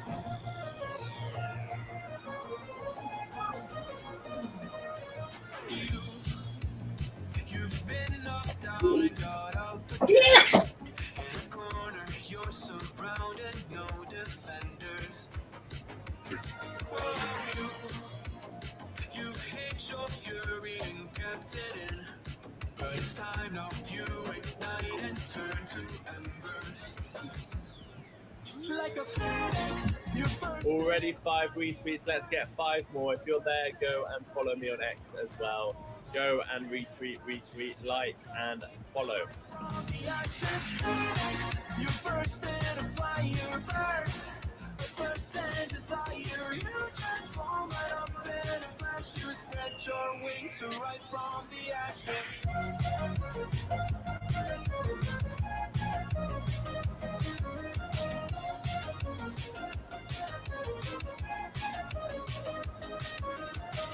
They let you down, but you get up.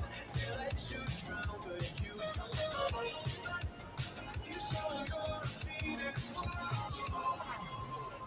Get ready for verse 2, Electric Boogaloo. You see the truth behind the veil, and you know that they're just looking for attention. Oh, you don't let the ruthlessness prevail. Oh, it's time now, light your fire for ascension. Like a phoenix, you burst in a fire burn. But thirst and desire, you transform. Smash the like button. The more you hit the like button, the more likely we're going to have to see a $3 XRP. Look at that, $3 XRP once again. Go follow me on X, retweet, smash the like, and we're going to get into the news. We've just seen another $3 XRP.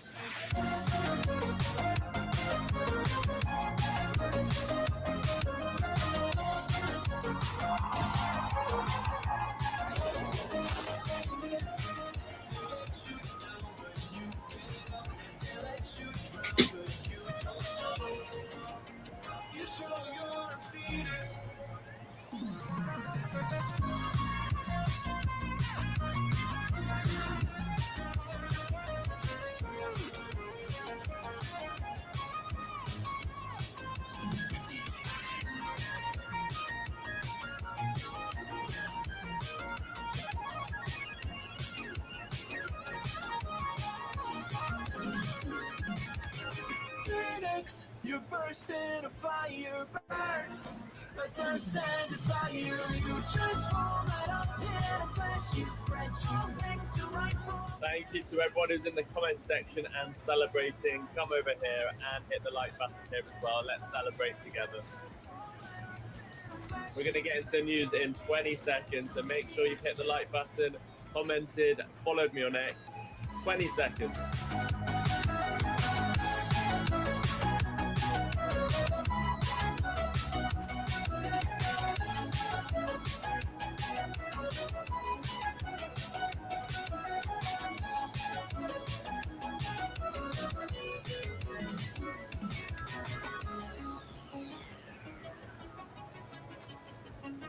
Oof, here we go. $3 XRP once again. Thank you everyone for retweeting, liking, and everything you've done.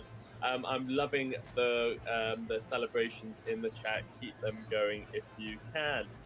Here we've got the tweet. You got me up to 12 retweets, 14 likes. If you haven't done so already, please go and do that. We've got up to 1,150 followers. Maybe we can get up to 1,200 today. But the star of the show, XRP, once again back above $3. Once it really breaks $3, in my opinion, it will just blast to the next level because it's a major level of resistance. If the bids come in, you hold $3, we can get a massive candle to push us to all-time highs on XRP today. We can hit $10 this week. We can, things can move fast. Bitcoin can hit 150,000 this week.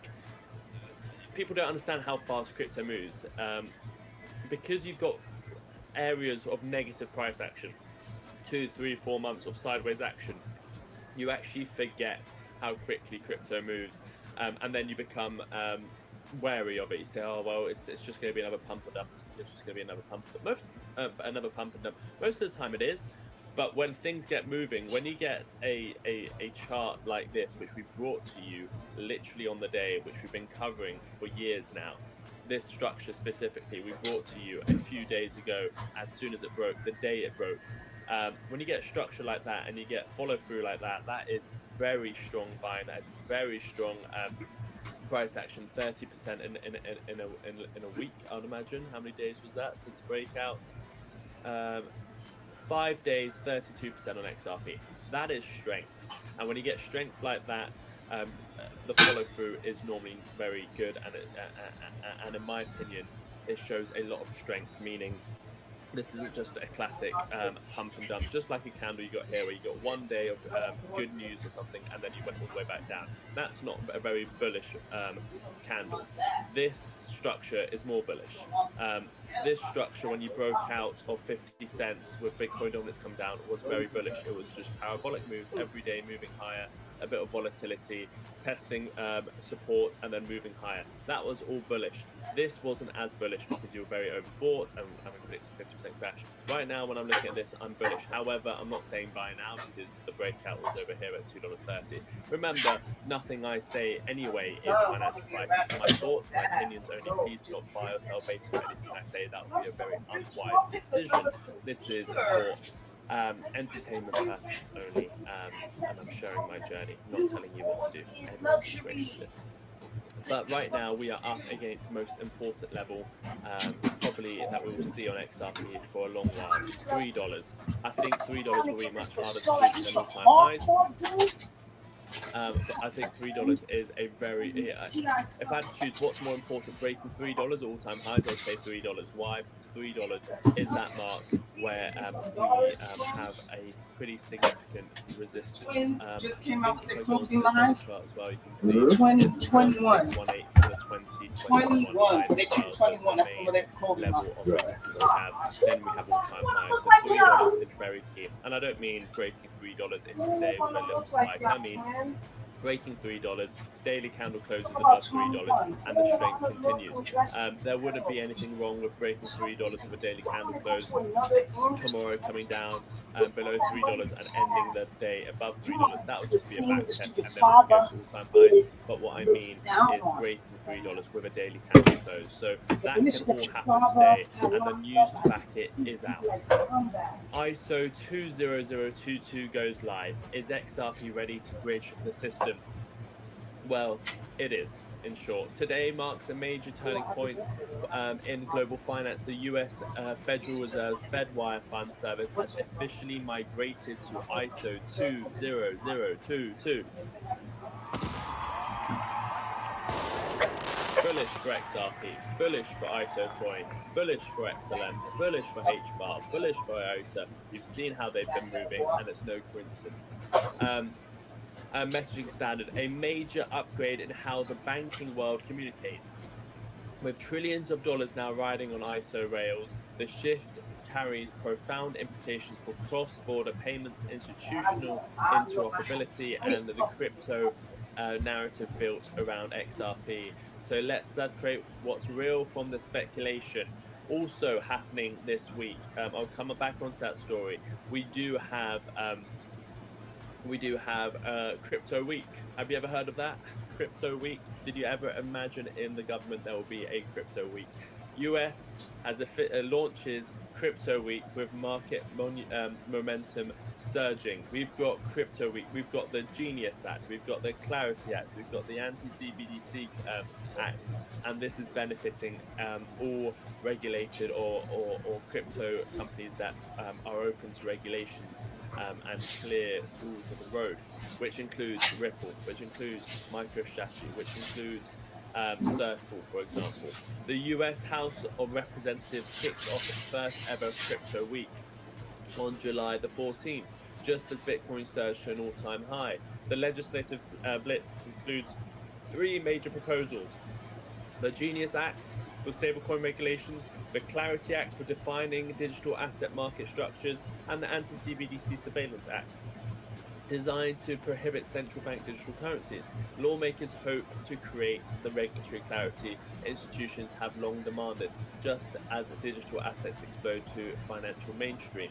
Fueling the rally, I'm not going to get into what's fueling the rally, we know what's fueling the rally. Analysts attribute 1.2 trillion crypto market surge since April to crisis mode inflows amid US deficit fears and dollar weakness. With long-term holders showing resilience and activity below previous peaks, many see further upside in the current cycle. And I fall into that category of people that see further upside. Not only do we have these three acts, and remember Brad Garlinghouse was in the Senate last week, it wasn't just for fun. It wasn't bearish that he wasn't asked too many questions. It was pretty bullish. I mean, we would never have imagined Brad Garlinghouse being in the Senate advocating for these bills. These bills will definitely help Ripple a lot, especially the Clarity Act will help, and obviously the Genius Act for RLUSD as well, but especially the Clarity Act will really help Ripple to be the leader in this industry. What do Ripple do? Well, Ripple use XRP. They want XRP to do well. XRP is the technology that their company depends on. And once they've got these rules written down, they know exactly how to operate their business, and they can go off to the races. Not only that, do we have the SEC dropping the case, in my opinion, next week. This week, it can come straight after Crypto Week. In my opinion, it's going to happen this month. We had a closed door meeting. We covered it live last week. I covered the news about it, which was the Sunshine Act. They were talking about settlement. Of course, they were talking about XRP, in my opinion, anyway. And that is. I would imagine it will come to an end next week, but it could happen as early as this week. Not only do we have that news, we've got ETF news around the corner as well. Multiple ETFs launching this week, not spot ETFs, but futures ETFs and leveraged ETFs coming out this week.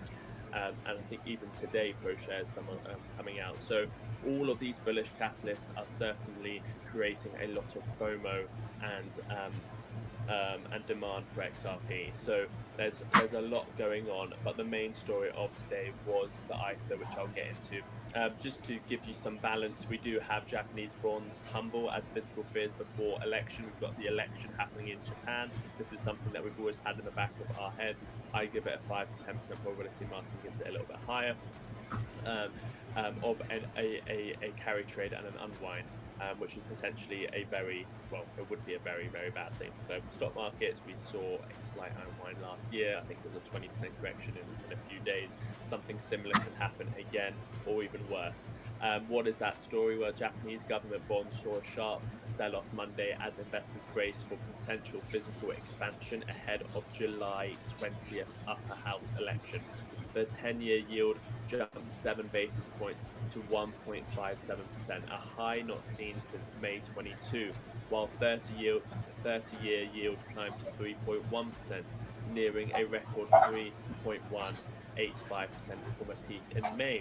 The 40-year surged to 17 basis points in afternoon trading, and the 20-year hit 2.57%, approaching October 2000 levels. The spike came as polls indicated Prime Minister Ishibe's ruling coalition could lose its upper house majority, potentially boosting opposition parties advocating for tax cuts and increased spending. With Japan already with Japan already devoting $28 trillion, $185 billion, or 25% of its budget to debt servicing, a debt to GDP ratio at 250%, the highest in the developed world. The bond market is flashing red over the country's fiscal outlook. Investor anxiety is mounting as rising JGB yields threaten viability of yen-based carry trades.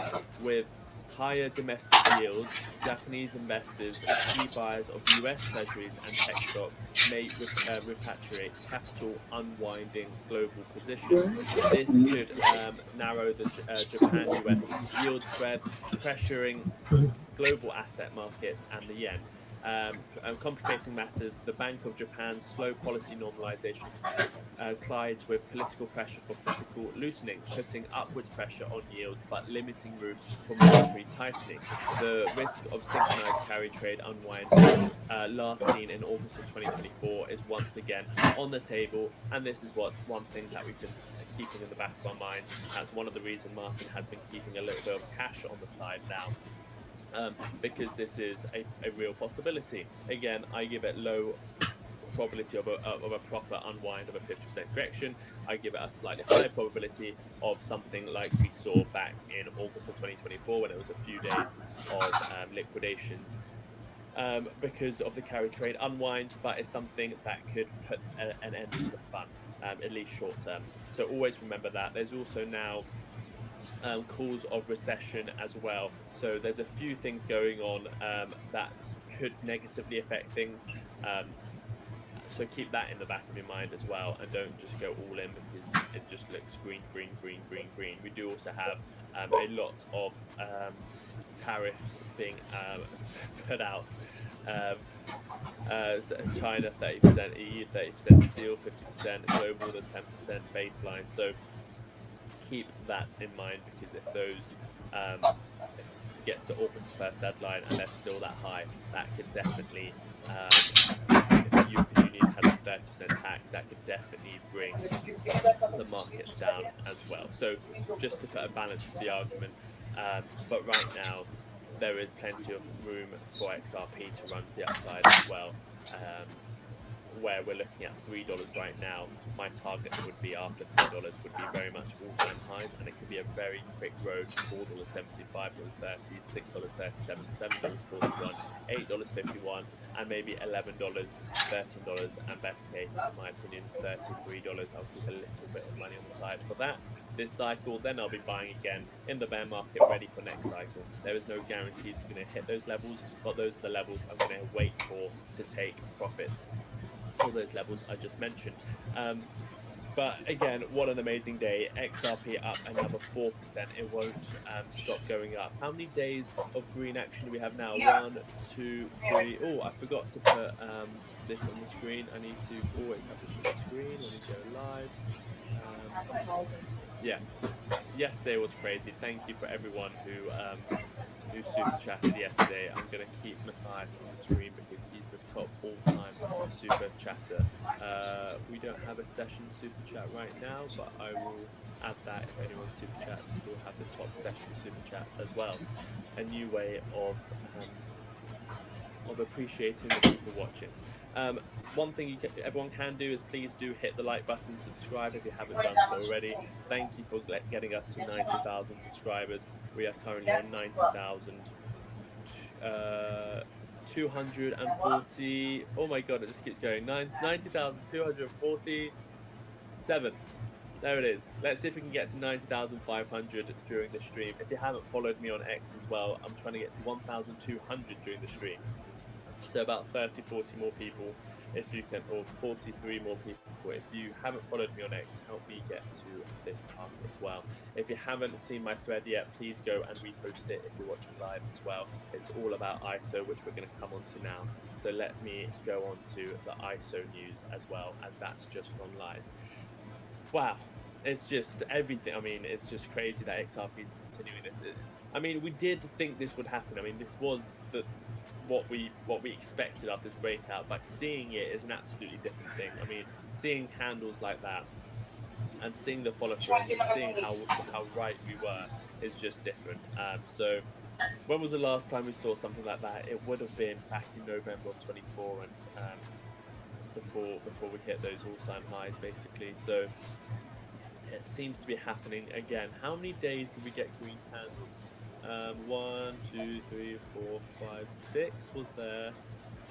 Over here was, how many days do we have now? 1, 2, 3, 4, 5, 6, 7. This could be the 7th green day for XRP, which is a pretty much a record this year anyway. So that is incredible to see. Let's see where this daily candle closes. If it closes above $3, that will be ultra bullish in my opinion. Once again, that is only my opinion. Let's get into news, but also, I mean, yesterday was crazy as well. Did everyone see H-bar? Absolutely crazy as well. H-bar yesterday alone was up about 25% in one day, right after the breakout. Remember, we were looking at this at 12 cents. This has doubled since we looked at it a couple weeks ago. And let's not forget about XLM, which doubled in a week last week. XLM USD, absolutely amazing. Look at that, exactly from levels we've been looking at, the double bottom, the higher lows. You're looking at it went up to 51 cents, exactly at resistance and exactly where it's pulled back. All of those charts are actually in the newsletter. Every single day you have a newsletter with all the charts for the day. Today is about XRP, H-bar, Stellar, and Bitcoin. You had all of these charts at the time of the breakouts as well. Every single day you get a chart of the day, and now it's more like charts of the day. You get the economic calendar every week, and then we take away the days that have passed. You get the deeper dives. Today is all about ISO. You get the 5 main things you need to know: Japanese bonds, Bank of England governor about stable coins, crypto week in the US, tariffs from Trump, and the EU specific tariff as well. You get the market snapshot just to have a look at what the major indices are doing and cryptos. You get the money move of the day and the one big thing. You get this all in your inbox every single trading day. So please go and check it out. I'm going to give you the link. If you haven't got it already, please go and click on the link over here. I'll show you exactly where that link takes you. Let me pin it to the top as well. Here we go. It's pinned to the top. It's something we've done since we hit our 4-year birthday on the channel to bring you the most honest, best news for you guys. There's always Ripple and XRP news as well, because I know that is what we like. If you click on that link, this link gives you a 7-day free trial to the annual plan. It will just try it, 7 days, try it. If you don't like it, cancel it. If you like it, which most people do, you can keep it. It works out to about 25 cents a day, or is it 25p a day, 30 cents a day, $10 a month to get the best news all the time. There's also a monthly plan and a free plan as well. So whatever you do, there is a plan for you. But I definitely at least recommend having a 7-day free trial for the best news every single morning. If you're a real investor, you need the news, and why not get the news from a newsletter that's sort of specific for the type of community we have here. So do go and click that link. It's pinned to the top. It's also the first link in the description. Let me quickly have a look at your comments, and then I'll talk to you about the ISO news for today. Remember the one big thing today in the newsletter, Bitcoin just posted its highest daily candle and weekly close in history, topping 122,000 as US launches crypto week and Fed wires ISO upgrade goes live, aligning the world's financial plumbing with blockchain rails. But behind the euphoria, Japanese bond yields are eroding ahead of July 20th elections, threatening to unravel global carry trades. If Japan sneezes, the whole world could catch a cold. A money move of the day: when global bond yields spike like Japan today, it often signals rising stress in traditional markets. That's when capital tends to move into assets seen as more resilient, like gold, Bitcoin, or US money markets. These shifts aren't just reactions, they're clues about where institutions feel safest. Tracking these flows can help everyday investors understand where risk is rising and where confidence is growing. I mean, it's crazy to see numbers like this in the market snapshot. A couple of weeks ago when I was doing this, Bitcoin was nowhere near 122,000. Ethereum was near 2,000. XRP wasn't at $3. It was at under $2. The S&P 500 and stuff are still pretty much at all-time highs. Gold is pushing up again, which gives you a glimmer into what I mean by this global carry trade, because people are a bit worried about it. If I show you gold for a second and get a glimpse of what's actually going on behind the scenes, gold is still very much near its all-time highs. If there was no concern to the market, gold wouldn't be holding up this strong. And there's been plenty of reasons for gold to come down, but it's still showing strength. People are still buying gold, people are still holding gold and not willing to sell their gold because they still see some reasons to hold something like gold and not be buying back into the market. So keep an eye on that. We also have dollar index probably still down pretty bad. Let me see. It's coming back up, but it could just be just another rally before it fades lower. Bitcoin dominance, of course, will tell us when the altcoin seasons are, and that's something we tracked back in November of 2024. That's when we predicted XRP is going to explode from $50, 50 cents to much higher levels, and in fact, basically went to all-time highs. And that was all because of a prediction we made on Bitcoin dominance, and that's how the markets trade. When Bitcoin dominance hits certain levels and Bitcoin goes on its run, then it's pretty easy, I would say, once you know what you're doing, to understand when altcoins can rally. So altcoins rallied, XRP went to new highs, and then we went on to another Bitcoin dominance surge. More money was flowing into Bitcoins than the altcoins. Most altcoins got absolutely slammed. XRP held up pretty much very strong. And then what you got is coming into these levels of 65 to 66%, where we said is the main target for Bitcoin dominance on this run up. And that's when we started being a bit more bullish on the altcoins, and ever since Bitcoin dominance has been coming down and altcoins have been flying towards the upside. There is the same amount of room as November of or December of 24. Last time we had about a 10% correction. From this level of resistance to the next level of support is another 10%. So that if Bitcoin underperforms the altcoins and we get another mini altcoin season or a large altcoin season, we can see another sort of 8% downside for Bitcoin dominance from current levels to fund the altcoin season. As you can see, most altcoins are outperforming. XRP, you've got Uniswap up 10%, Aave up 6%, Algorand up 5%, XRP pretty much up there as well, up 5% today. Ondo up 5%, Solargenic up 5%, Dogecoin up 3%, and it's the beginning of the day. Bitcoin up 3%, Ethereum up 2.5%. Ethereum breaking out is a very, very, very good sign. Even though I'm not a great believer in Ethereum, or I don't think it's the best thing out there.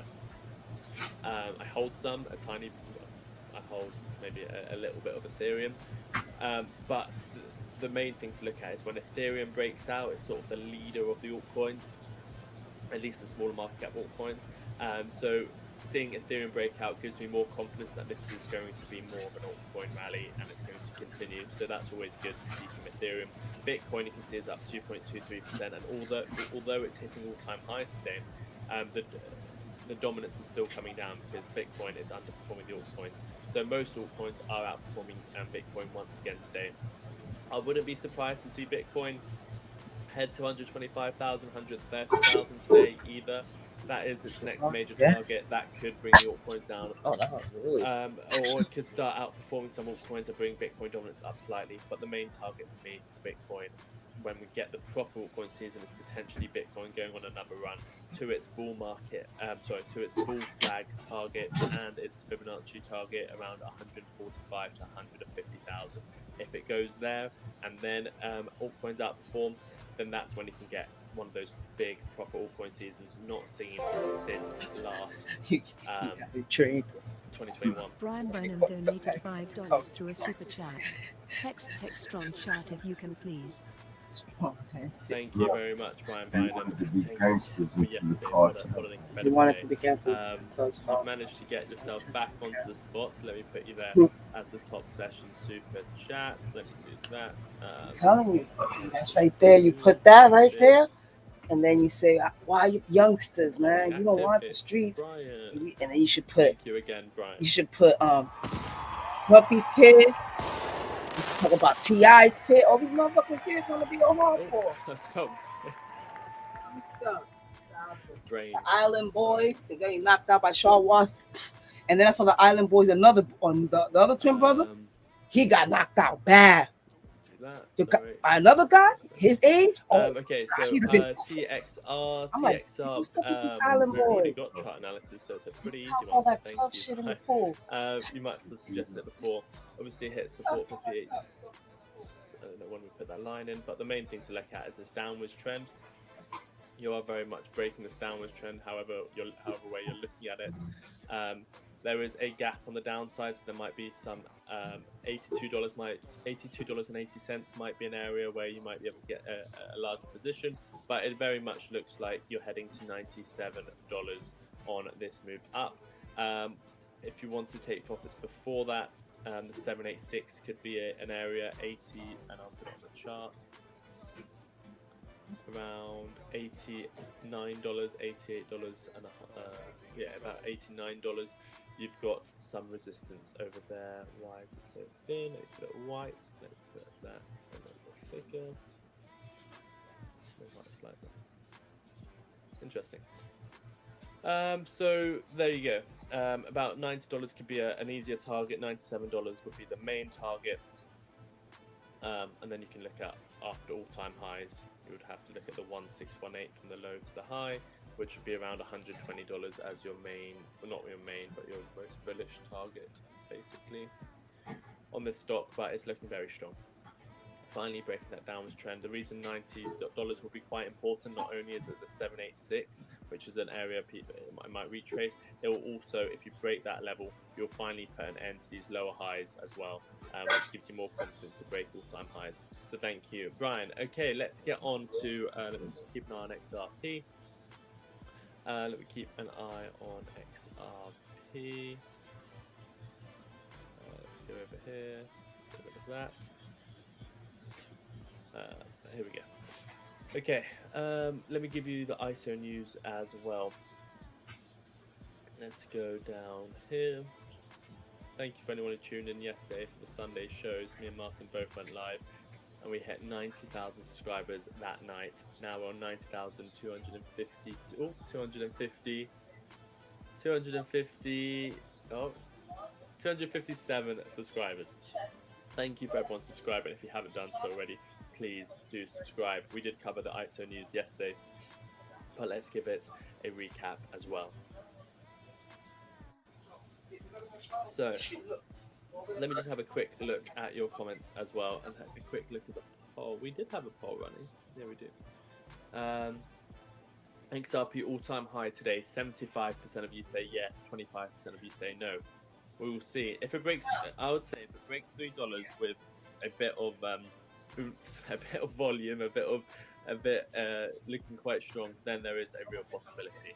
I would say it's more likely it won't, but it could set us up and we could hit all-time highs tomorrow, very much so, if we get a good daily candle close.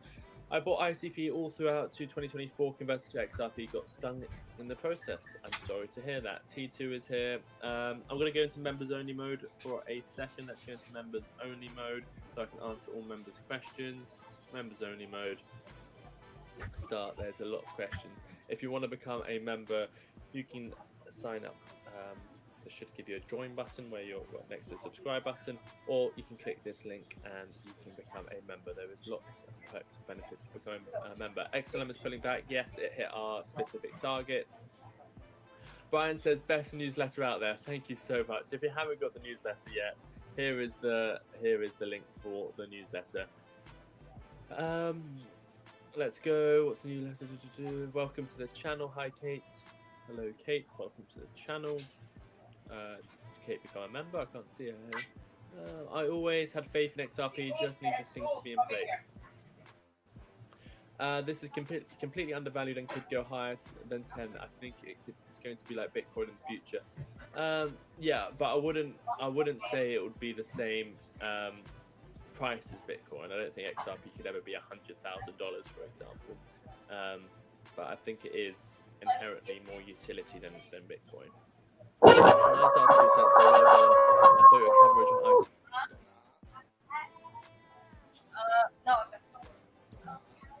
Welcome back to the show. XRP back at $3 again for the second time today. Somebody roll that beautiful intro.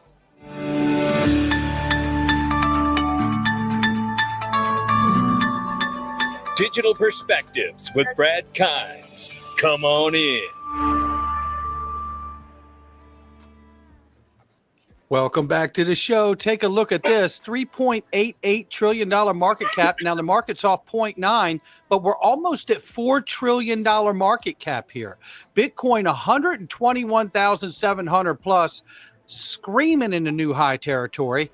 And Ethereum, 3,000 plus right now. XRP number 3 spot is $3.01. Now, we're up 6.2 on the 24 and 32.3 on the 7-day. Looking at the range of price right here, we're ranging between 278 and 302. That's where we are. XRP's out for a jog this morning. Listen, there's never been a better time to think about where your assets are than in a market that's starting to take off. Listen, if you want to start getting a great night's sleep, you know I diversify my assets on several different trusted platforms, and we're looking at one of them right here. It's iTrust Capital. You can too. And if you're a new customer, get an exclusive $100 funding bonus. But let me tell you, this is a closed loop system with the new account they've come out with, the PCA. And if you haven't investigated the IRA, what in the world are you waiting for? That could be one of the most smartest power moves you've ever made for your retirement in your life. You roll over your 401k right now and catch all this crypto run with legislation passing. Oh my gosh, being signed into law. That's a whole nother story. Make sure you check out the IRA account. You won't believe it. But the PCA account, the scams, the spamming, the attacks out here, trying to get into people's crypto accounts. This is the stuff that bothers me and keeps me up at night. And I tell you, you don't have to worry about it if you want to get into a PCA account. Listen, the places that I put my crypto are some of the most trusted platforms in the world. This is one of them. Go to itrustcapital.com/XRP Army. Use the code at the bottom, XRP6, or just simply click the link underneath any one of my videos.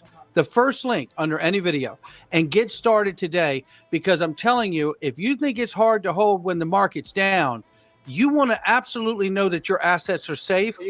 Try iTrust Capital, because you'll feel so good. I'm telling you right now, because it's a closed loop system in the PCA. You have to come out of your crypto into cash, and that's done to cut out a lot of the attack vector out here from bad actors who try to get into your crypto accounts and then send your crypto to their account, and then it's never to be seen from ever again. What they've done here is specifically designed for the long-term holder that allows you to put your crypto in, but if it gets sold out of the account, whether it's you or if you've ever been attacked, it can only go to your checking account. And that is a nice, safe, closed-loop system. Make sure you check it out for yourself. You're going to love it. Breaking right here, Bitcoin is now the 5th largest asset in the world, surpassing Amazon, Silver, and Google. As you can see, Bitcoin making its way up the chart for market cap here. There it is. And guess what else is moving? That's right. It's XRP, baby. We were at 301 in the early hours, and we're back to 302 right now. loving this for us. I tell you, this feels good. This feels good. But it feels good because we know we have so much more good news that is still yet to come. So let's talk about some of that here in a second. Right now, you can see Chad Steingraber says, I could do this all day, showing where all the volume is coming from.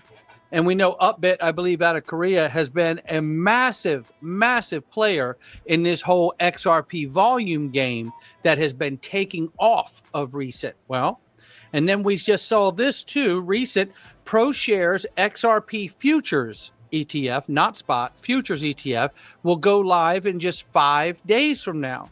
And a reminder that we have the long list of XRP spot ETFs that we're still waiting for. And BlackRock is rumored to be on the sidelines waiting for that as well. But when it comes back to the XRP ETFs, the futures ETF, look at this from 3IQ Digital Asset Management. Said they're proud to announce that the XRP ETF that they're doing, Canada's largest XRP ETF, has accumulated over 50 million USD in client assets since its launch just 1 month ago, just shy of that. So there's a huge demand here. The significant milestone for our XRP ETF shows the continuing strong interest in these assets and highlights how retail and institutional investors are becoming increasingly discerning with their allocations, selecting this asset, which offers a combination of flexibility that comes with exchange-traded funds combined with 0% management, and then they start selling the product. I get it. But nonetheless, this is big, and we're getting ready to see all of these spot ETFs get the approval before too long. You just watch here. And breaking, we covered this in depth in the first video. If you have not seen it, please go watch that first video. FedNow ISO 20022 for FedWire is live, ladies and gentlemen. Now we just need the U.S. legislation to become law. The final pieces of this puzzle are about to be realized. That's what's in front of us, ladies and gentlemen. FedNow is live. This is amazing. And as I've said with ISO 20022, I did not expect the price to go astronomical like some people were saying. What I said many times, and I'll say it again, is that in my 8 years in this space, I've seen everything phased in over time. And I would expect to see that incremental phasing in of things to continue because that's what I've witnessed for the last 8 years. Nonetheless, looking at this, Grayscale now confidentially filing for a U.S. IPO with the SEC. Shh, it's confidential. Make sure you don't tell anybody like I just did. Nonetheless, coming back to this, when we talk about the volume, like what Chad Steingraber pointed out about Korea and the exchanges, and when you look at this, XRP has surged to the number 2 spot on Coinbase with $413 million in 24-hour trading volume. Second only to Bitcoin. That's right. Bitcoin with the over $2 trillion market cap. Second only to that. Well. Digital Asset Investor says, you know what comes next? I know I do. It's a flippening of Ethereum, which has already happened in trading volume. A flippening in price, which someday will happen again. We did flip Ethereum back in the day in 2018. We were the number 2 market cap. I tend to think that's where all this talk about suing us came from. So, now, with that being said, I do believe that we're going to see in the future XRP flipping everything in the market. I do believe that. How long it takes, I don't know, but I'm here for it. And here's what we know. For a lot of people that said RLUSD would displace XRP or other stable coins would displace XRP, read it and weep. Yes, XRP is the most used currency on the XRP ledger in terms of payment volume. There you have it right here. Done. This only gets bigger when U.S. legislation becomes law. Write that down. And speaking of U.S. legislation becoming law means that every major bank that uses cross-border payments will be allowed to and will want to, for the cost savings, the lack of friction, to use XRP in the ledger to move assets. And then the question from Crypto Basics is this. Here's the price of 1 XRP if every major bank uses it for cross-border payments. Ripple points to the growing role of global payments, especially through Ripple's on-demand liquidity platform, now rebranded into Ripple Payments. For context, ODL allows banks to use XRP as a bridge currency. It allows them to settle cross-border payments without pre-funding accounts. We know the rest of it. We all know this, right? Nonetheless, ChatGPT does 3 different scenarios here. Let's go from the smallest to the biggest. It says here, ChatGPT presented a more conservative estimate focused on bank reserves rather than transaction flows. Notably, it assumed that 1,000 top global banks each held $500 million worth of XRP to meet their liquidity needs. This level of adoption would add up to $500 billion in holdings. Considering the circulating supply of 60 billion, XRP in this case would land at around $8.33, right? Now, coming to scenario number 2. Scenario number 2 is, meanwhile, another model looked at the total cross-border payments market, including corporate payments, retail flows, and remittances. The market adds up to 200 trillion each year. If XRP handles just 5% of that volume and turns over 5 times annually, it would need 2 trillion in active supply. Such a setup would support a price of $33.33 for XRP. And the other scenario here, the ChatGPT discussed several bullish models, each based on different approaches of value. In one of the most aggressive estimates, it imagined XRP capturing 10% of the $150 trillion that SWIFT processes each year using a velocity of 3, meaning each XRP gets used 3 times annually. It calculated that the system would need $5 trillion worth of XRP to function. Now, with a circulating supply of 60 billion tokens, that would push XRP's price to roughly $83. So there's your 3 ChatGPT scenarios broken down right there. Now, with that being said, we know that Brad Garlinghouse has said himself that he predict in a question asked, how much will XRP handle in 5 years of Swift's volume? And he took a stab at it and said, let's call it 14%. He put it right there. 14% puts us between $12 and $25, according to Grok, Super Grok. So that's what we're looking at. 14% puts us there. Now, with that being said, there's another scenario that says, basically looking through the range here, final estimates is between $12 and $100 when I asked the difference between 14% of the daily transactions versus 14% of the yearly. So it's a little broader range when you do the yearly question to Super Grok. Nonetheless, we're at $3. Crypto Insight UK, who is amazing, shout out to Will, break the $3 resistance for XRP, and we send towards all-time highs as our last and final resistance before price discovery. How about that? And Gert Van Lagen, Gert says XRP 2 weeks, it's looking like it's set to continue its bull market parabolically after bouncing off the neckline of the 7-year-old double bottom ascending triangle, targeting at least $38. Last breakout of lesser caliber brought price 2 times its parabolic target, so this is conservative, says Gert Van Lagen. How about that? $38 is conservative, he is saying.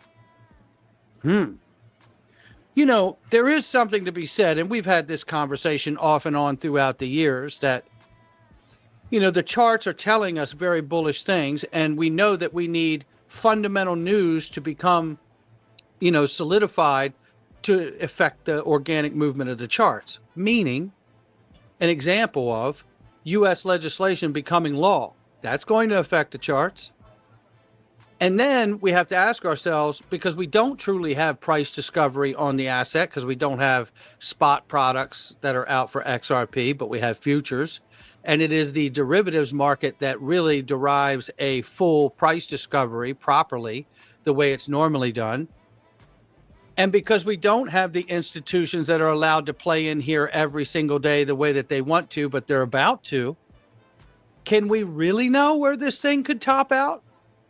It will really depend on how hard, how fast, and heavy they come in to take positions in all of these assets that they feel will serve them and their businesses and their banks for the next however many years. That's what we're talking about here. Because when you have products like ETFs, AMMs, and I believe in the future, U.S. digital bond issuance of XRP bonds, Bitcoin bonds, and other bonds from the U.S. Treasury, you're going to have a great demand to buy up these assets just for those products.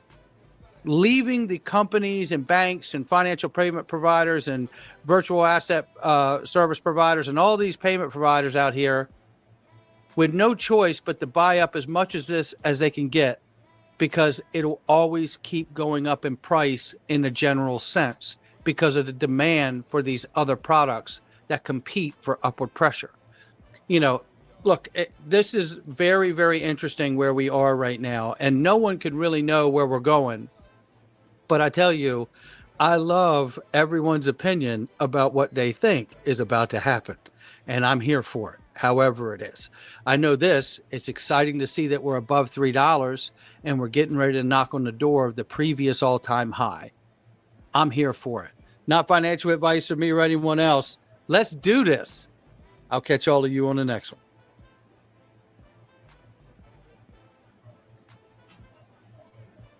All right, it's official. I'm making a video about XRP hitting $100, which means the top is in. Everyone sell your XRP right now. No, but seriously, I've always been really hesitant to make crypto price prediction videos because, let's face it, they're almost always wrong. Yet here I am talking about XRP's price potential because it seems a lot of people are really interested in this topic. Now, my personal journey with XRP has actually been kind of interesting. I wasn't a huge fan of it initially, and I even got a lot of pushback from the XRP community for being very skeptical.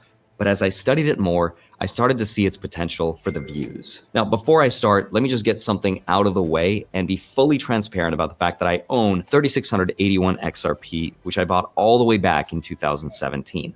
And at today's prices, that's worth anywhere between $8,000 to $10,000, depending on the day. And I understand that for some people, that is a lot of money. And objectively, it is. But in the grand scheme of my investment portfolio, it represents a very small amount, something like 0.1%. It's very small, so I'm not at all shilling or going all in on XRP. That said, though, this video is going to be highly speculative. So please, please, please don't take this as financial advice because this is social media. Do your own research and only speculate what you can afford to lose. But in this video, I'm going to break down what it would take for XRP to reach $100 a coin. I'm going to look at some of the latest news and adoption trends and some of the big developments like Ripple's integration into Swift, the potential for ETFs, and how banks are going to start to custody crypto and so much more. I'm going to dive into the XRP ledger, real USD, and even touch on some political developments that could affect XRP's price. But I'm also not going to ignore the risks. I'm going to talk about some of the criticisms and potential downsides because no investment is perfect without any flaws. So with that said, let's get into it. Hi, my name is Andre Jick. Hope you're doing well. Come for the finance and stay for XRP. So let me start with the latest news because there's a lot happening right now. First up, the SEC has removed its civil lawsuit against Ripple from its website.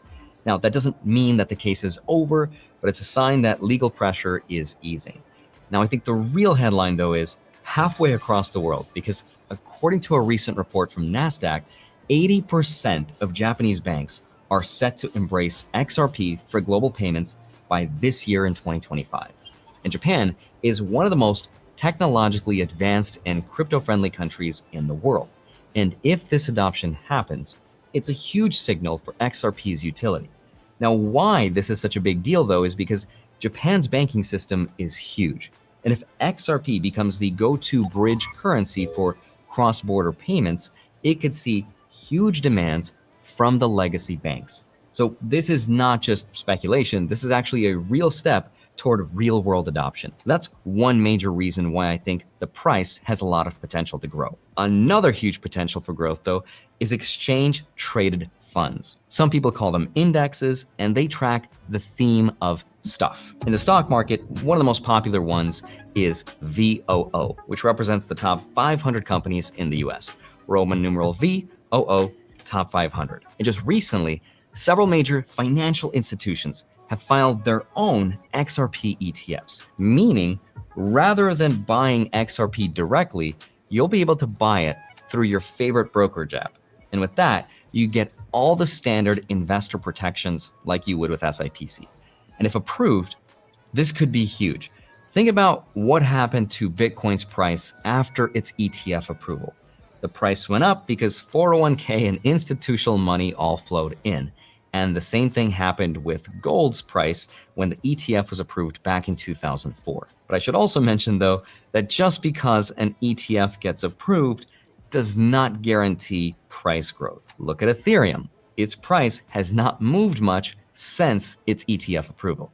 So while an XRP ETF would be a big step, it's not necessarily a guarantee. But that's okay, because there's another huge development, which is Ripple's integration into the SWIFT payment system. Now, for those who don't know, SWIFT is the backbone of the global banking system, handling over $150 trillion in transactions per year. Let me just give you some context for how big that number is, because I don't think it gets mentioned a lot. The entire world's economic output, what we call the global GDP, is about $105 trillion. That means the payment market is 1.4 times bigger than everything every country produces in a year. That's how much money gets exchanged every year. And all the gold that has ever been mined in human history is worth about $12 trillion. So the global payments market is 12.5 times bigger than all the gold in the world. Even the US national debt, which is a ridiculous $36 trillion, is much smaller by comparison. You get the idea. This is why the global payment space is such a big deal for any crypto that competes in this space. The potential is there, but it's also going to take a lot of adoption and innovation to make it happen. Now, Ripple's integration isn't necessarily a replacement for SWIFT, but it's a step toward modernizing that system. And Ripple's on-demand liquidity, ODL, uses XRP as a bridge currency to make country-to-country payments faster and cheaper. And this is where things get really interesting. If XRP becomes a key player in the global payments market, its utility and demand could skyrocket because more banks and countries would want it. But it's also still very speculative, and we still need to see how it plays out. But we're going to see what happens as early as March 10th this year. This is a huge deal for XRP. Why? Because XRP is ISO 20022 compliant. Now, ISO 20022 is a global messaging standard for financial institutions. It's the language of the banks, and it's the backbone of the new financial system. In fact, it is mandated that all banks speak this language by March 10th this year. And XRP is one of a handful of cryptos that does. If XRP becomes integrated into this system, it could see massive adoption by banks and financial institutions. So even capturing a small fraction of a $150 trillion market could be huge. Now, this is still early days and adoption takes time. There's a lot of moving parts, but the potential is there. And it's one of the biggest reasons why XRP has so many believers. Now let's talk about the XRP ledger and RLUSD, or Real USD, Ripple's stablecoin. The XRPL is Ripple's blockchain that can handle over 1,500 transactions per second with fees as low as $0.0002 per transaction. Compare that to Ethereum, which can handle about 30 transactions a second, or Bitcoin, which handles about 7. XRPL also has a built-in decentralized exchange, which allows users to trade assets directly on the ledger. Now, some people speculate that this could tie in to Larry Fink's vision of the investment world of the future. I want the SEC to rapidly approve the tokenization of bonds and stocks. That will simplify things, make things easier, and it would save more money for more people. It would bring down the cost of ownership of stock and bonds. Those are the type of financial reforms we need. Believe it or not, Ripple actually tokenized the first money market fund on the XRPL. And this is a huge deal because it shows a proof of concept that it's possible to put assets that are worth trillions of dollars on the blockchain effectively. Now, this is a can of worms that could be its own separate video, but long story short, imagine some of your favorite stocks trading on the blockchain 24/7 all the time without market closes. That is all transparent, instant. That has a huge total addressable market, what's called TAM. It's worth hundreds of trillions of dollars. That's where BlackRock sees the future of finance going, and that's what Ripple is trying to be a part of. But another huge potential is SAB 121 and Real USD, which is Ripple's stablecoin. Stablecoins like Real USD are meant to stabilize value, and they're usually tied to the US dollar, and that makes them perfect for everyday transactions. That also makes them good for remittances and, of course, DeFi or CeFi applications. Now, by introducing Real USD, Ripple is adding an asset to the XRPL, which could attract more users, more developers, and more institutions. But why this really matters is, number one, because Real USD could work hand in hand with XRP in Ripple's on-demand liquidity product. Now, I know it's really complicated what I'm saying, but here's an example. Imagine there's a payment. It could start in Real USD for stability and then settle in XRP for speed and cost efficiency. And this dual currency approach could make Ripple's payment solution even more appealing over SWIFT. Remember that $150 trillion market. Now, I know it's still a little complicated, so here's a really simple analogy. Imagine a train running on a set of tracks. Now, the tracks themselves is the XRP ledger, and what's being transported, these little train cars, are Real USD. That's the stablecoin. But in order for the cars to use the tracks, it has to burn XRP as a form of payment. But it's not just payments. Reason number two is because it goes hand in hand with the repeal of something called SAB 121, which is an accounting standard that has now changed starting this year. That means banks can now custody or hold your crypto and lend against it. And if Real USD plays a part of that, it could also boost the ecosystem by providing the money or liquidity and stability needed for the banks to allow borrowing, lending, and trading. The more activity on XRPL means more demand for XRP to pay transaction fees, which could also drive up its value. The risk, though, is that if Real USD, the stablecoin, becomes too dominant, it could overshadow XRP in some use cases. Especially if I'm a country and I just want to buy some oil, I want to send $1 billion, I don't necessarily want to use a volatile currency that could be worth a couple percentage points less by the time it arrives to the other side. So just keep that in mind, but I think the Ripple team probably has solutions like the dual currency example I just showed you. But there's even more interesting news. President Donald Trump is forming a crypto advisory council, and Ripple CEO Brad Garlinghouse is rumored to be one of the people that could be a part of this Jedi Council. Mr. President Trump has also signed an executive order for what's called a sovereign wealth fund. It's a very exciting event. We're going to have a sovereign wealth fund, which we've never had.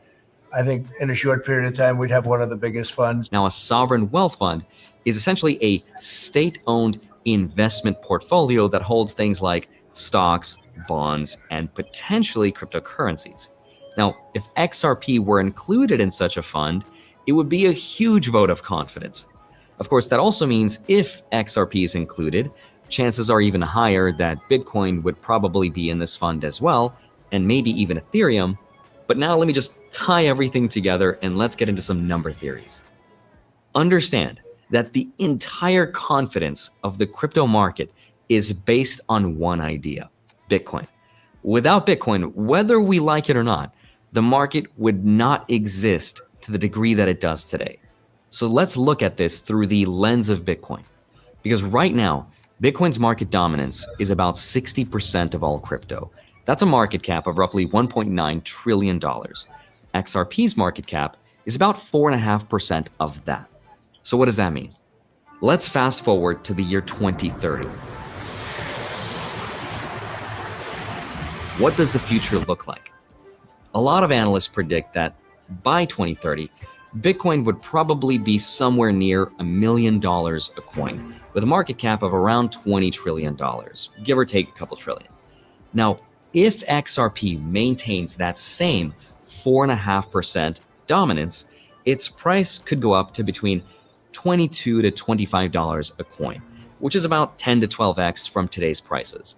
That's sort of like a baseline price prediction that's based purely on Bitcoin's success. But what would it actually take for XRP to reach $100 a coin?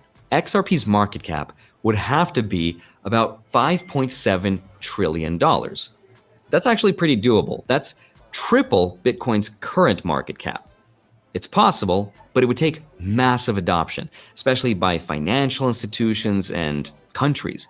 And if all the things I talked about in this video turn out to be more or less realities, then yes, it's possible. But there are also some risks that I want you to consider. At some point in the future, people will take some parts of this video out of context and be like, Andre's pumping XRP. So I think it's really important to pump the brakes and be sensible for just a minute, because as much as there is excitement for countries buying XRP and using it for their own sovereign wealth fund or reserves, remember that countries might prefer an asset that's not tied to any nation. And think about this for yourself. Imagine you're the leader of a country. You want to hold reserve assets, or you want your country to have its own sovereign wealth fund, a portfolio of stonks, right? If crypto is something that you want as a part of this strategy, would you want an asset that is somewhat centralized, in the sense that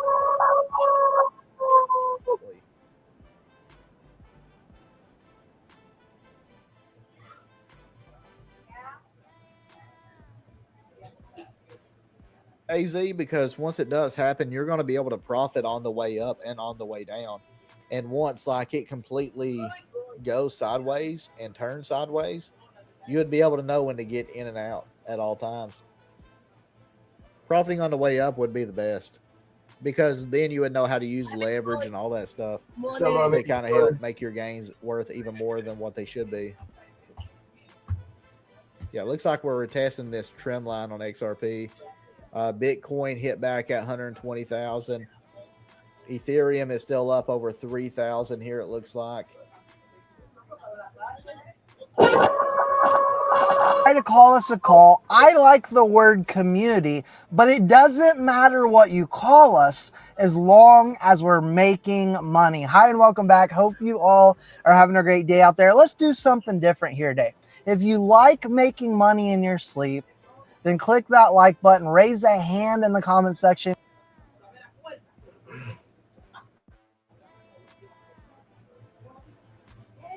In the comment section, emoji hand in the comment section, and let's get into this, guys. We've got XRP sitting up today about 3.8% at the time of this recording. We did break $3.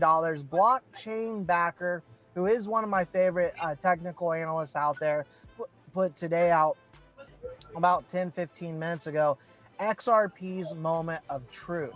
So will we see a big breakout this week, potentially hitting all-time highs and then getting into price discovery? For those of you who are new to crypto and are unfamiliar with the word price discovery, after we crack about $3.85, sending ourselves into a new all-time high, we're now in price discovery. So it's hard to say just how high we will go in the short term. But as I stated recently, moving into the $3 range and beyond, we're going to start seeing a lot of momentum. We've got a lot of good things happening this week. I know Bo Hines here today put, who's excited for Crypto Week? I know I definitely am. Stuart Alderati, CLO, Chief Legal Officer of Ripple, here today writes, as Congress works on historic crypto legislation this week, the stakes couldn't be higher. 55 million Americans own crypto, and 3 in 4 say we need smart, clear laws. These bills are designed to protect the everyday Americans who own and use digital assets. Now, he writes, the National Crypto Association will continue to be a trusted resource, educating and demystifying crypto as the landscape evolves. I know Senator Bill Hagerty also wrote here today, the House votes on Genius Act this week. With this bill, we are one step closer to becoming the global leader in crypto. Let's get this to the president's desk ASAP. As here today, we're seeing a global cryptocurrency market surpassing 3.88 trillion, getting off to a good start here today. But here's the big thing, guys. We're moving out of an era of speculation and just relying on a little bit of institutional inflows and speculation from retail investors. We're moving into a world where XRP will be open for business. As U.S. Senate Banking Committee GOP here today writes, without regulatory framework in place, businesses are forced to seek opportunities beyond our borders. That's why the Genius Act, which Senator Hagerty, which I am a fan of, led through the Senate, is so important for American competitiveness. This economy is ready to pounce on cryptocurrencies like XRP. And we're talking about the big banks out there, the ones that we know have been working with, despite what the naysayers and haters will say out there, have been working with Ripple, the likes of Bank of America and others, to really move these digital assets into a new era, the golden age. Now, here today, Smoke writes, just in a July 14th, 2025 article confirms the successful FedWire ISO 20022 migration while also highlighting ISO 20022 compliant cryptocurrencies, including XRP, XLM, ADA, Algo, Quant, and HBAR. All of those cryptocurrencies will be big winners. Shout out to holders of XLM and HBAR, by the way, which have been running hard. Now, I know there are a lot of investors out there saying, man, I wish I wouldn't have sold my XLM or HBAR as we're seeing it run. Guys, if you're new to this market, just understand that they don't always run together. One day you'll see XLM run, the next day you may see XRP run even harder. Ultimately, I believe XRP is the top asset in this asset class that you want to be in for long-term gains. That's going to absolutely knock everything out of the park. Not to say I'm not bullish on XLM, ADA, Algo, Quant, HBAR. I certainly am, and I hold those cryptocurrencies, right? And I do believe in diversification. But XRP by far is my largest holding. And I do believe if you're going to pick one asset, it should be XRP. This, in my personal opinion, right, not financial advice, XRP is a coin you do not want to sleep on. You want to be in XRP. This is a cryptocurrency, and this is where we get the haters and those that will laugh at us, that will be 4 or 5 digits in time, right? The writing is on the wall. We know what is coming for XRP. As I stated yesterday, Michael Saylor can say that Bitcoin's going to 20 million, and Bitcoiners and Bitcoin maxis will take that as gospel, and everyone will rejoice. But we'll say the XRP is going to 4 to 5 digits, and everyone thinks we're crazy. Well, we'll see who's laughing in the end, guys. These are my thoughts, my opinions. Want to get you a quick update out here today. We'll have a lot more coming for you this week as it is crypto week. We're hoping to get to all-time highs, then price discovery, and things will get incredibly fun, incredibly fast. That's all I got for you for now. Let me know your thoughts, your opinions in the comment section below. As always, guys, I appreciate your support, and we'll see you all in the next one. Maybe yes, a part of that yes, and because we imagine people problems are like roaches, rats, they want us to live like that, like animals. They want us to live like animals. When you say something, they want to believe that this is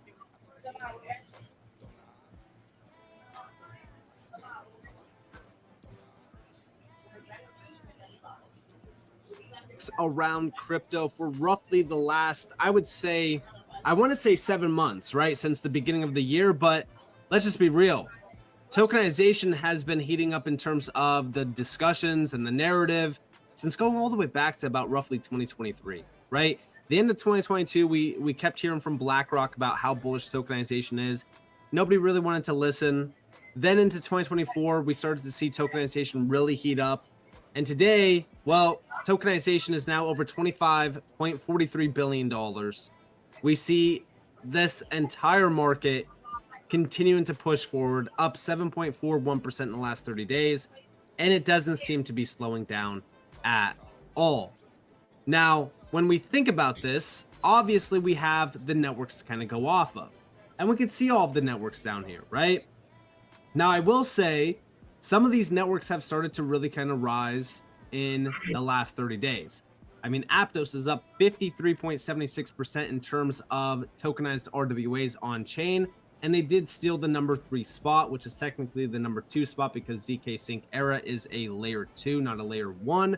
And then, of course, Solana is also up 14.5% at about $517 million, outpacing Stellar. Because Stellar was holding the number 3 spot for quite some time, technically the number 2, but it got pushed out of that spot by Solana and even Aptos. And this is showing us that we're starting to see more and more increased tokenization adoption happening. Now, if we actually look at the networks themselves, we look at XRP. XRP is sitting at about roughly number 12. Now, I was watching this and it seems as though, I don't know if RWA.xyz is glitching a bit, but some of the tokenized values were starting to kind of drop. For example, they stopped tracking the $13 million AAELF, which is the Aberdeen Liquidity Fund Lux Euro Fund. That got put down to 0 from 13 million. I don't know why. I feel like a lot of the API stuff is incorrect on RWA.xyz. It's very hard to actually track this accurately, but I'm still watching for more and more tokenized initiatives to go live on the XRP ledger because we already know that there is going to be a lot more tokenization initiatives going live this year around the XRPL. But so far, I do think that this is sitting at about roughly 160 million. It's hard to say for certain. I know that it was at 160 million the last time that I looked at it, but right now it's at about 120 million, up about 9.19% in the last 30 days. Nothing too crazy, but we already know that there's a lot more things going on around the XRPL. For an example, the most recent announcement was on July 4th, which was in one of LATAM's largest tokenization efforts to date. Mercado Bitcoin is bringing over $200 million in RWAs on chain to the XRP ledger, including fixed income and equity income instruments.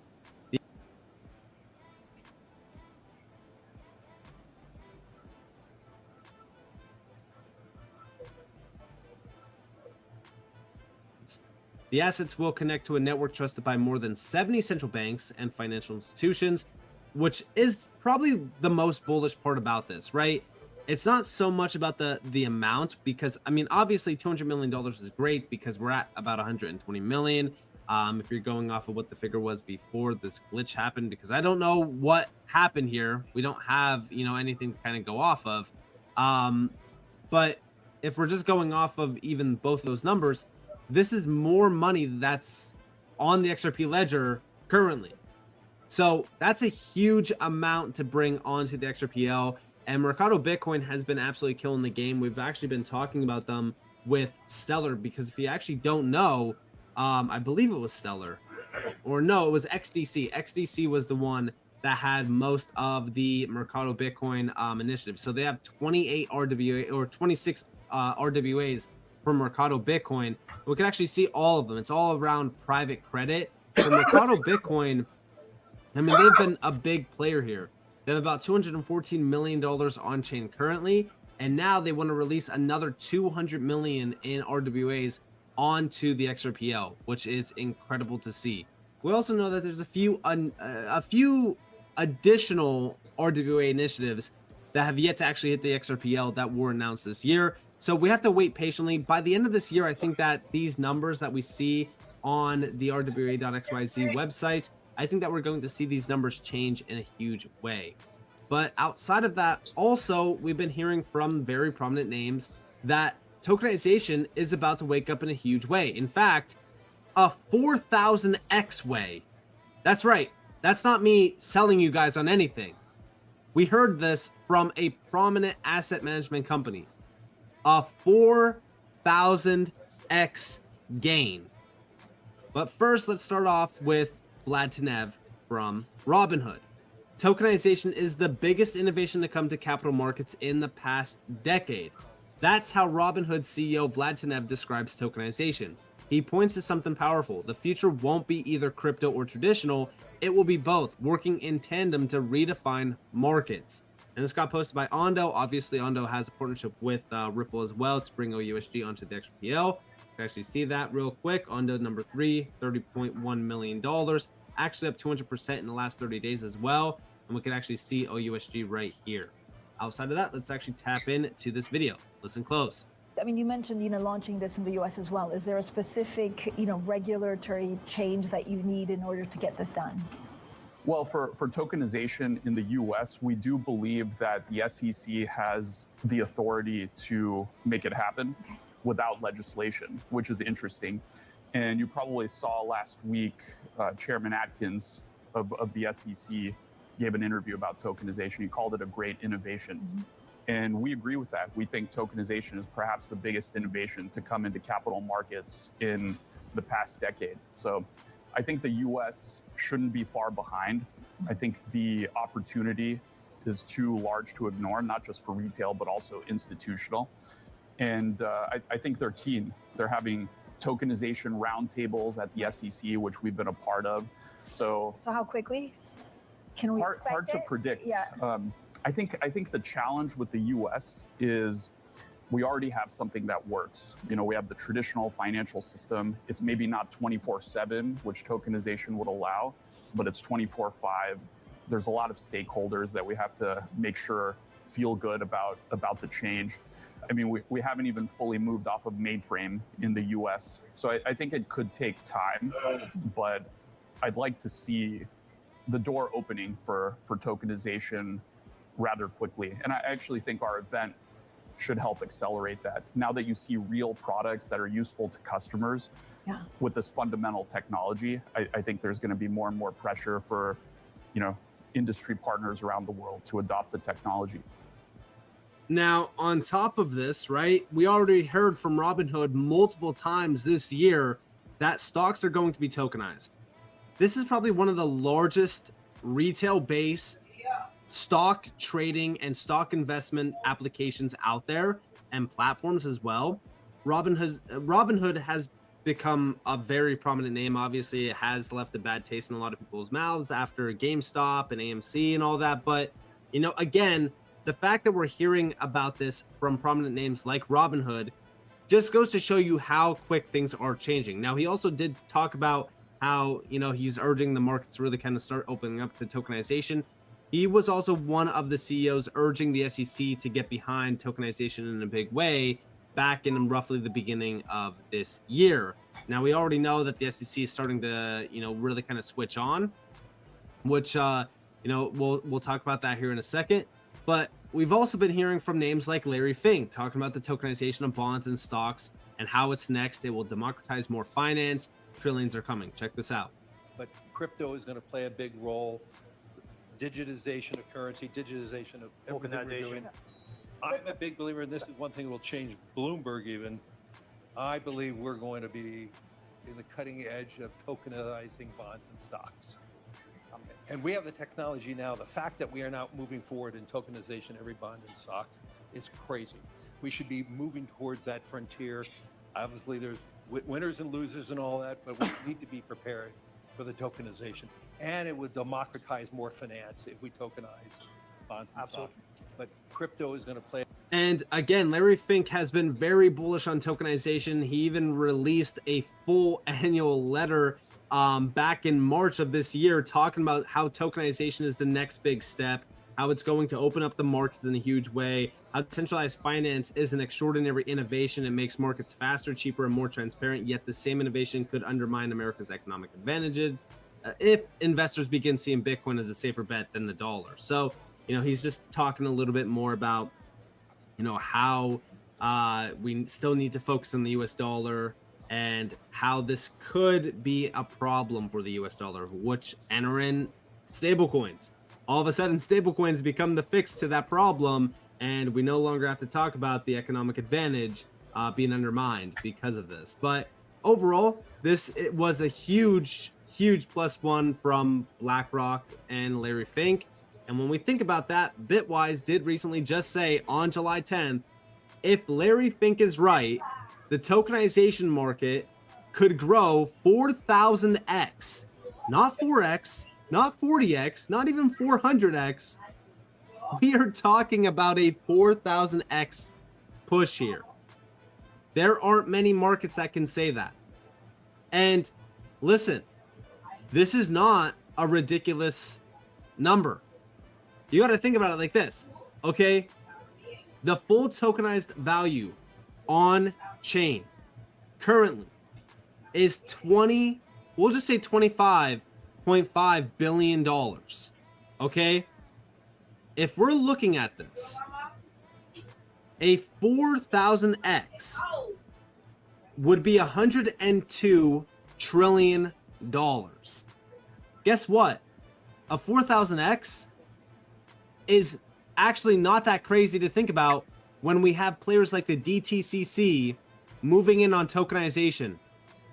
The DTCC settles $3+ quadrillion per year in securities transactions. $102 trillion is not a crazy number to think about when you have players like that moving in on tokenization. Now, we also have over here from Bitwise. At Bitwise, we often talk about a aha moment in crypto.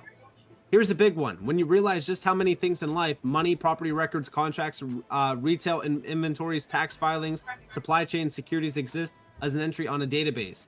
If it's on a database, it's a potential application for crypto. Here we have the SEC chair, Paul Atkins, saying that tokenization is an innovation. My whole goal is to make things transparent. Again, this is where we go back to January, where Latanev from Robinhood and even Larry Fink from BlackRock were urging the SEC to get behind tokenization. Now they are behind tokenization in a big way. Check it out. Tokenization is an innovation, and we at the SEC should be focused on how do we advance innovation in the marketplace. And so I would argue here over the last several years, the SEC has been standing athwart efforts to innovate in the marketplace because things have been unclear. The rules have not been clear. We've had regulation through enforcement. That day is over. We are now, my whole goal is to make things transparent, from the regulatory aspect, and give people a firm foundation upon which to innovate and come out with new products, and so that they know what they're doing. I think there are two things to think about, Andrew, and that's tokenization of U.S. stocks, which is one thing which could drive a lot of cost savings for all parties. I'm not against tokenization. I think settlement if you wanted to, reduce I'm talking about if you wanted to tokenize tokenizing SpaceX, which is a private company. And then there's also access to private credit, I think you were mentioning, which is a complete individual investor access to private credit, which is also another sort of tricky area in that this is also, as you mentioned, it's not as much liquidity. Valuations are very difficult, particularly I would imagine for an individual investor. I mean, there are a lot of things here that are new frontiers for investors. Where do you stand on that? Well, two questions. So as far as tokenization and other innovations in the marketplace to make trading and holding securities easier and with quick settlement, my predecessor pushed for what we call T+1, meaning settlement and clearance the day after the trade, the trading day. And so tokenization and other aspects of doing that tokenization in the marketplace is yet the next step to have much more efficiency in the marketplace and certainty of having a trade settle. And guess what they're talking about? Tokenization of securities, the DTCC, like I said, 3+ quadrillion. And then we think about, the discussion here, a 4,000x to 102 trillion. It's not that crazy of a number. And by the way, the XRP-L has been purpose built for this. It's been purpose-built around DeFi and tokenization. This market around tokenization is just getting started. We are seeing drops of water compared to where we're headed. And now is the best time to lock in and really focus on this and focus on the prominent networks and the most successful networks behind this that are going to see a large amount of money pouring into them. So with that being said, I hope that you guys enjoyed this video. If you guys definitely leave a like, subscribe, set notifications on because more free content. You guys are more than welcome to follow me on Twitter and join the free Discord in the description below. And with that being said, guys, Nick, thanks for watching. Peace out.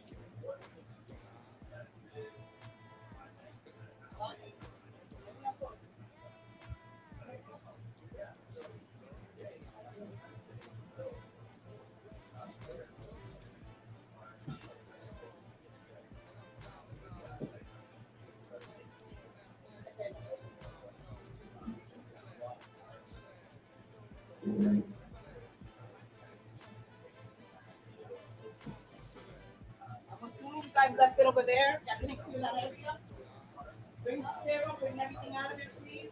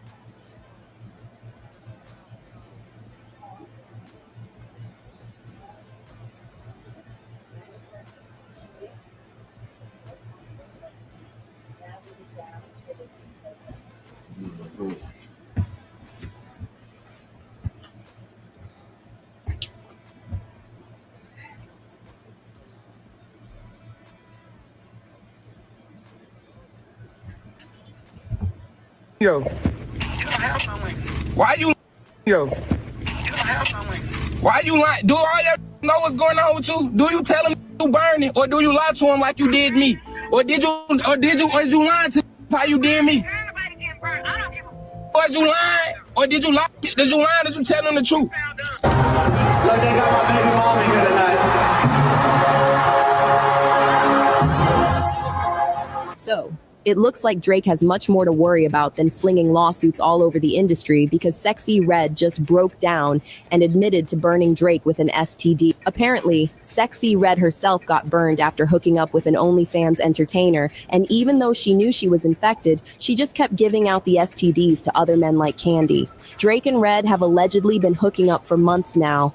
So, when Red got infected, it didn't take long for Drake to get a taste of that Sexy Red special. However, according to reports, Red had no intention of telling Drake she had infected him, and the only reason why she's coming forward now is that her baby daddy threatened to spill the tea if she didn't speak up. But wait, did Red really think Drake would never find out that she got him infected? And what is Drake planning to do about all this now? Sit tight, guys, because we're going to get to the bottom of this. Letting everybody raw dog you. So when I heard her say that, I said, no, she a disgusting little old motherfucker. She stay at the clinic. Yeah, she got to, homie. Because that's nothing.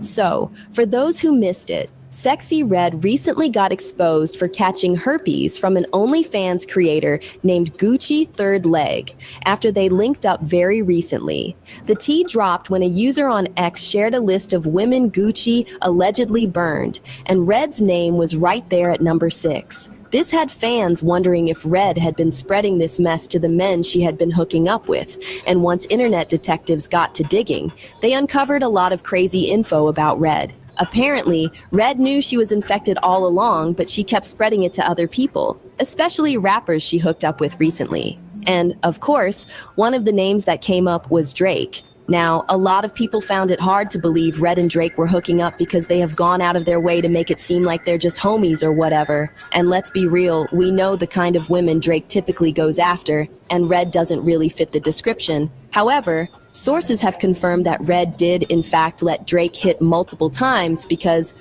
well, a little bouncing on it between friends never hurt anybody. See, when it comes to Red, Drake has been acting more like a friends with benefits situation than just friends. He was all over her the moment she blew up and even made several references to being her baby daddy. All of this convinced people that Drake and Red were getting the sheets heated when they were not online acting like besties. So, Drake and Red first linked up in July last year when she attended his show in New York. He walked up to her in the middle of the show and planted a kiss on her cheek, saying, "Look, they got my baby mama here tonight." Look, they got my baby mama here tonight.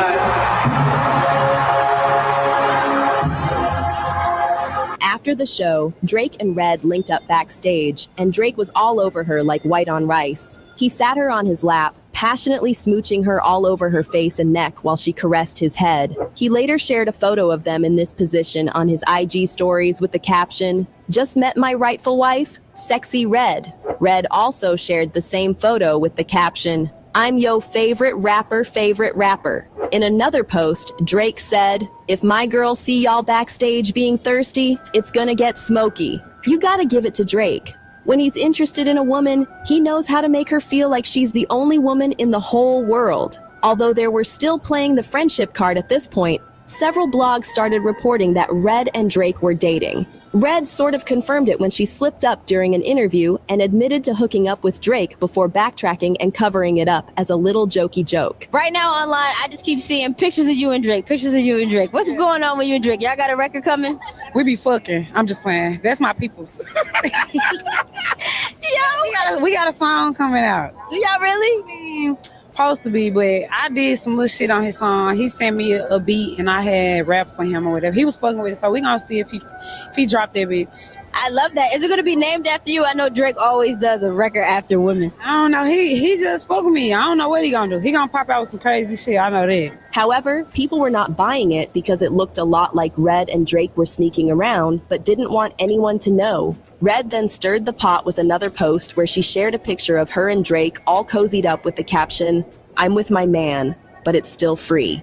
My other man." Then there's the fact that Drake is always buying Red all sorts of expensive gifts and showering her with money. Like that one time, he bought her a $30,000 watch just because. Red posted photos of the diamond-encrusted Cartier watch on IG, and you could tell how excited she was to receive the gifts. Ice me out, Drake. Turn me up, Drake. Okay.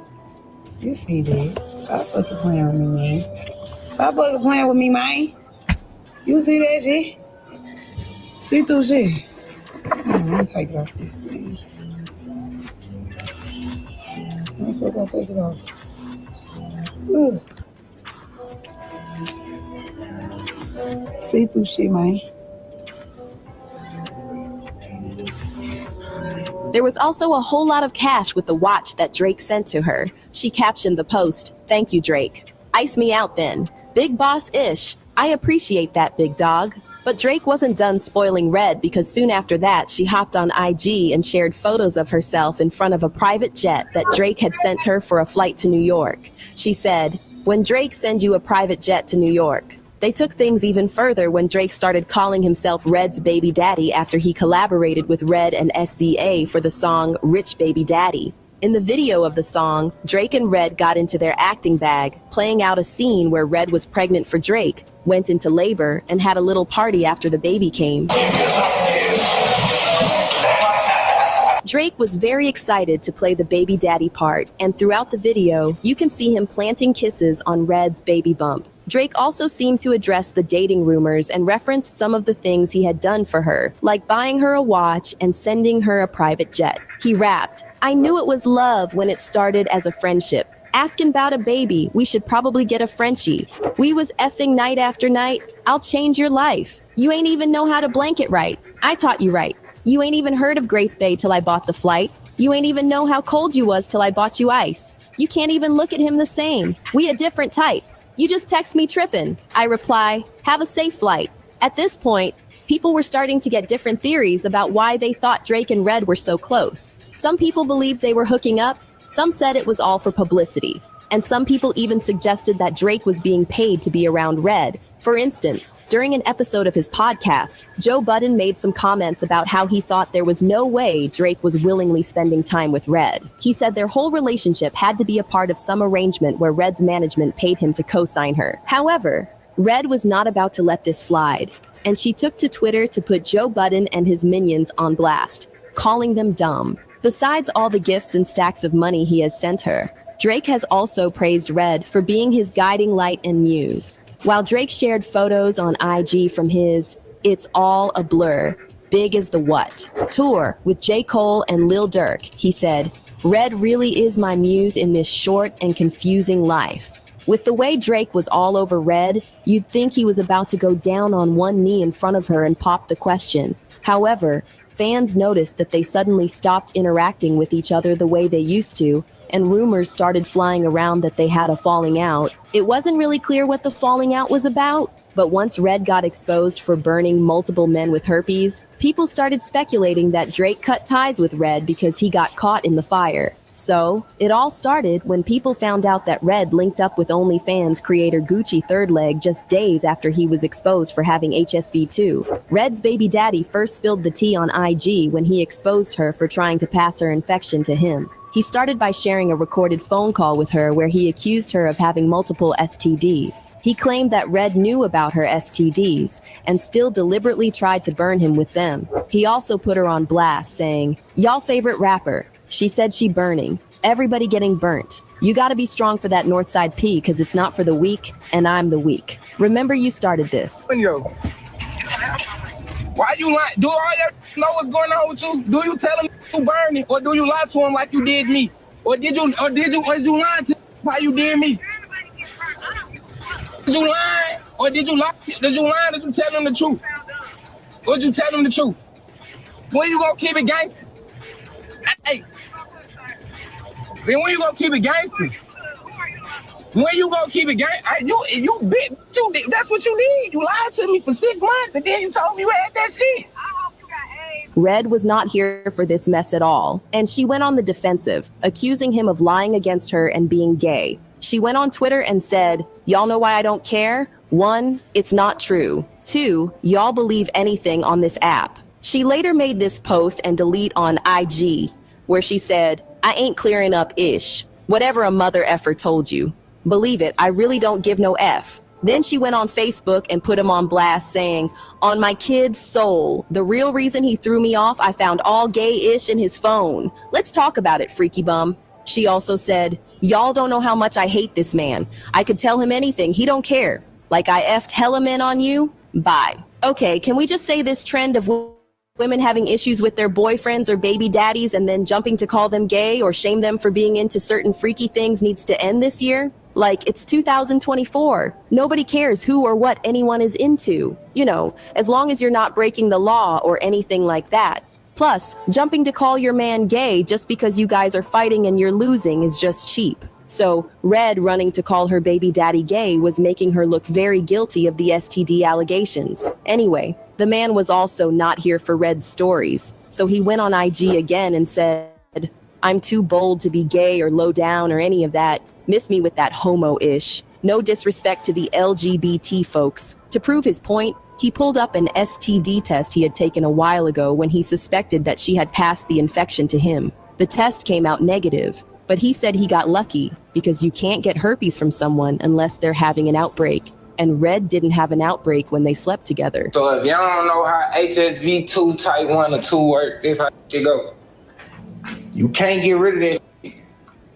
If you fuck somebody that got this shit while they having an outbreak, then you can contract it. But if you don't, you won't contract it. So see, it wasn't really difficult for people to believe Red gave her baby daddy herpes because just a few months ago, she was dragged through the sewers after she got caught with that popular creator we talked about earlier, Gucci Third Leg. Gucci got exposed for burning people after another famous creator. Danae Davis went on TikTok and shared her story of how Gucci burned her. The woman was in tears as she described how she linked up with Gucci for a video back when she was just 19. Unknown to her, Gucci had HSV2 and he didn't tell her about it. She only found out after the incident when she started experiencing the symptoms herself. Danae added that deceiving younger girls to link up with him and passing his STDs to them is Gucci's MO. I'm just gonna say, yes, he gave it to me. It's devastating to have to come on here and share that whenever I was 19 years old, Gucci Third Leg burned me with HSV2. And he told me that he was going to send me his test results, and he never did. And it saddens me to hear that he's done this to so many girls. And there's girls with so many similar stories to me, and they're so young as well. He is preying on the young, he is preying on the new. And I'm so sorry for not saying this 7 months ago. I was scared, and I was making so much money. I can't keep beating around the bush because you guys think I'm lying. And he can't ruin anybody else's life. I didn't know what he was known for. I didn't know who he was. I didn't do my research. And it is my fault. As the drama was unfolding, people brought back this list that someone close to Gucci Third Leg posted on Twitter shortly before this mess started. The list contained the names of people Gucci had apparently hooked up with after he tested positive, and Red's name was right there. Just so you know how messy this Gucci character is, when the drama started, popular streamer Auden Ross invited him to his live stream to say his side of the story. It would turn out that Auden was not doing all that for the public good or something. He was afraid for himself because he had paid to hook up with some of the women in Gucci's videos, and he was worried he had gotten the infection as well since he got with them after Gucci had already burned them. Gucci then revealed that he didn't have HSV2, but he did have HSV1, which is like the common cold. What are you positive for? What is that? Can you read that? It says you're positive for HSV1. Yes. So what is that? Can you explain what that means? So positive for HSV1 means you do not have herpes. It means you have had probably like a cool sore, more so stuff like that. And this is very common in the whole world. Right. 2 out of 3 people in the world have HSV1. But nobody was buying this story because the test results he pulled up were from last year, not even this year. So it's very possible that he got infected and spread it to dozens of women this year. I mean, come on, it's December already. Pulling up test results from over a year ago is nasty work. Another reason why a lot of people believed Red could be spreading STDs like Halloween treats is that she's been all over the internet talking about how she allows men hit it raw. In fact, Charleston White put her on blast in a recent interview for all her nasty shenanigans. Sexy Red, man, straight out of St. Louis. She's currently turning down $40,000 features. I bet she got HPV. I bet she done had chlamydia, gonorrhea, trigonometry, cryopts, and whatever else that can contract. Hell, you talking about she nasty, mannish, fierce at the mouth, and she ain't got them high dollar weed. Everybody. Yeah, she said that she had chlamydia 2 times. Yeah, so if she said 2, time it by 6, because you know them hoes ain't gonna tell the truth. You know them hoes ain't gonna tell the truth. Time it by 6. Hell, you talking about? Man, ain't no more tell this flat out telling the honest to God truth. Give him some leeway to it. You said that you want to see her perform without the lace front. Yeah. I want to see her pull that motherfucking lace front off. With that St. Louis hair, that hood hair, and perform them songs like she do with that brown booty hole song. Now, according to sources, after Red hooked up with Gucci, she then went on to get with Drake. But unlike Red's baby daddy, who got lucky, Drake laid the pipe in Red when she was having an outbreak. So he caught the herpes too. Apparently, Drake cut Sexy Red off after this because he was sick and embarrassed about the whole situation. But I personally am not sure why Drake is so upset, because he had to have known what he was signing up for right from the bat. Everyone knew, and they've been saying things like, okay, why is everybody so shocked that she's burning? She bragged about having STDs, or did everybody forget? She was trying to act like she was playing when she was talking about burning and all that other stuff she was talking. I knew she was telling the truth. People don't play like that. But do y'all think Drake is ever going to call Sexy Red out for allegedly burning him? Or do you think people are just doing too much when it comes to Sexy Red? This is horrible. This is incredibly unfortunate. If the things that are being alleged in this video are to be taken at face value, are to be believed, right? That is miserable. That is horrible, right? Because once you have that, you can't come back. There's no coming back from that. That's a no man's land, a place where no man wants to be. You understand? And for Drake, for Boosie, for anyone who would have potentially may have been involved with her based off of things that are being alleged in a lot of these online internet circles, right? What a lot of people believe to be the case. If we are to take these things at face value, this is not good, because that means these celebrities did not think about their health. These rappers, they didn't think about everything, the red flags, right? Or even worse than that, there's 2 scenarios that could be at play here. For one, they could have either just completely ignored all of the red flags and everything bad about Sexy Red, including the raunchy activity, right? The ghetto mentality, the fact that she's been with Gucci Third Leg, and she's been with people who have also been alleged to have permanent viruses that cannot be cured, okay? And she has been with these people. She's been with a man who has claimed to have 2,000 bodies. We don't know if she's been with him in an intimate way, but we have seen them together. And it is the general consensus is that something went on between the two, at the end of the day, Gucci Third Leg is not really with a girl unless he's doing one thing.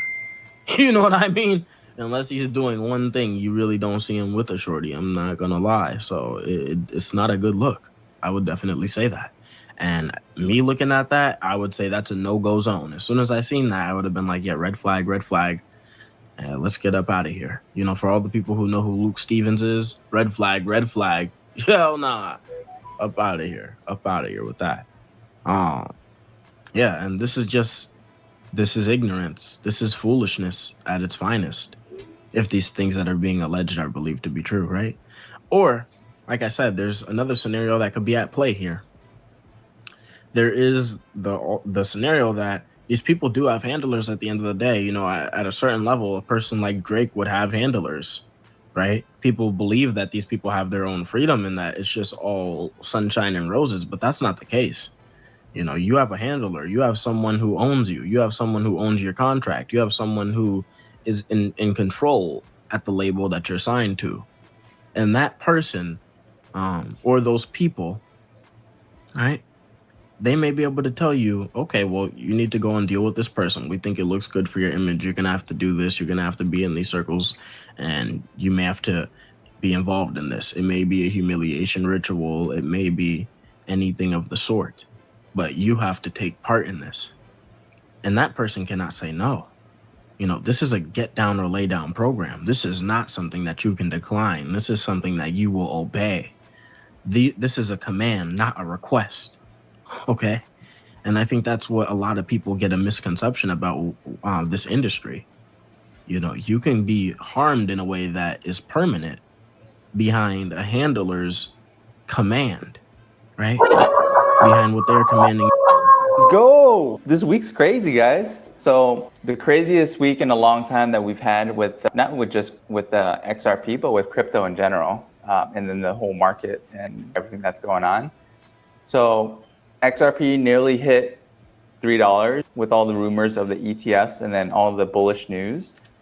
Let's talk about that a little bit. And then I do know clickbait a little bit, but I want to talk about all of the different price predictions that are going to start popping off right now, guys. People are going to all of a sudden be like crypto gurus, and a bunch of people are going to start popping back in, those people who are quiet.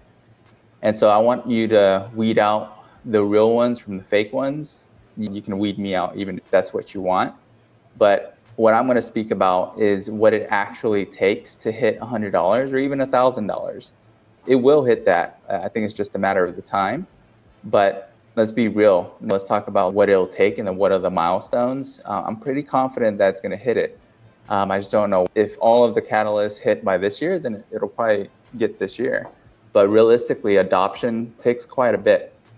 And we'll talk about July 14th and what that date means, you know, XRP. And then we'll talk about the institution adoption. And then also, well, let's talk about what happened this week, you know, the highs and then the lows, and then what that means.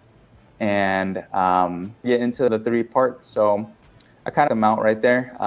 3 points that I want to get out to you today real quick.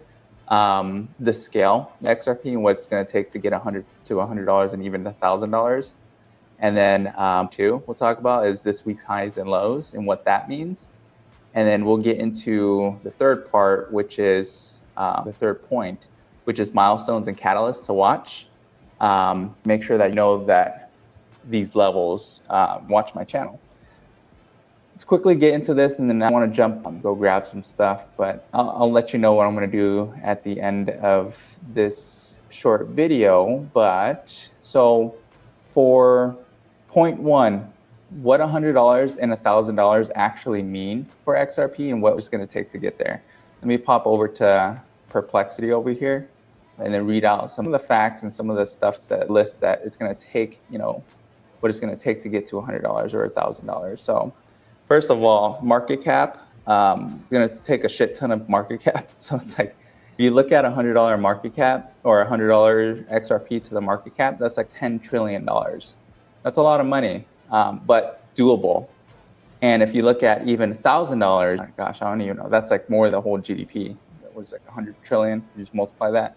But at the end of the day though, I don't think that that's the catalyst that we should be looking at. I don't think that's the right, you know, requirement for us to be looking at, because the way the XRP works is it's different. Adoption rate's different as well too. So it's a different type of asset, and then the way that it works, you know, it's not necessarily going to work that way. Maybe I'll do a video kind of break that down so that way I can explain it a little bit better. I'm short on time today, so I want to try and get this out to you guys. It's been a crazy week. So we're going to need regulatory clarity, you know, the things, and that's already happening as we, and then adoption. And then the spot ETF approval, that's already at 95% approval rate, right? And major institutional adoption. So if the global banks and financial institutions accelerate their use of XRP for cross-border payments and settlements, you know, that demand spike, right? Ripple really, Dutch really, you have to drink your water. Like, okay, so, you know, we've got like a lot of Ripple pursuit of a U.S. federal banking charter and expanding partnerships in Asia and Middle East. Like, you know, their own bank. I think that's insane. Like, these are all catalysts and, you know, great milestones to hit, and it's going to hit. 100%. I believe in Ripple. You know, at the end of the day, they do a great job. You know, a lot of the innovation that's happening with XRPL, you know, the ledger, and innovate and utility growth within the DeFi. I talked a little bit about this in my past video, so I'll link it up here, with how decentralized finance integration works and all the different capabilities for you to make more money, you know, if that's your goal. And then I would hope, right, because that's why you're watching this channel. And then all new network boosts, the chain stuff with Ethereum. There's going to be more. They're going to do a lot more integrations with all the different tool sets that are out there. So it's a game changer. Market liquidity. You know, there's a thin supply. It's like there's only a set supply, kind of like Bitcoin, right? All the cryptocurrency. So that burns on a daily basis, guys. And so we're not even counting for all the burns that happen, which will then make the value of the coin so much more. So when that happens, we're gonna, and then this is gonna be swift and pretty dramatic. People get that supply shock. I know you said a ton, but it's gonna pop off. So those are some factors, you know, for it to $100 and $1,000. The acceleration of XRP, it's gonna happen. You know, it's already happening now. I know that we haven't reached all-time highs, and so I want to keep us pretty grounded.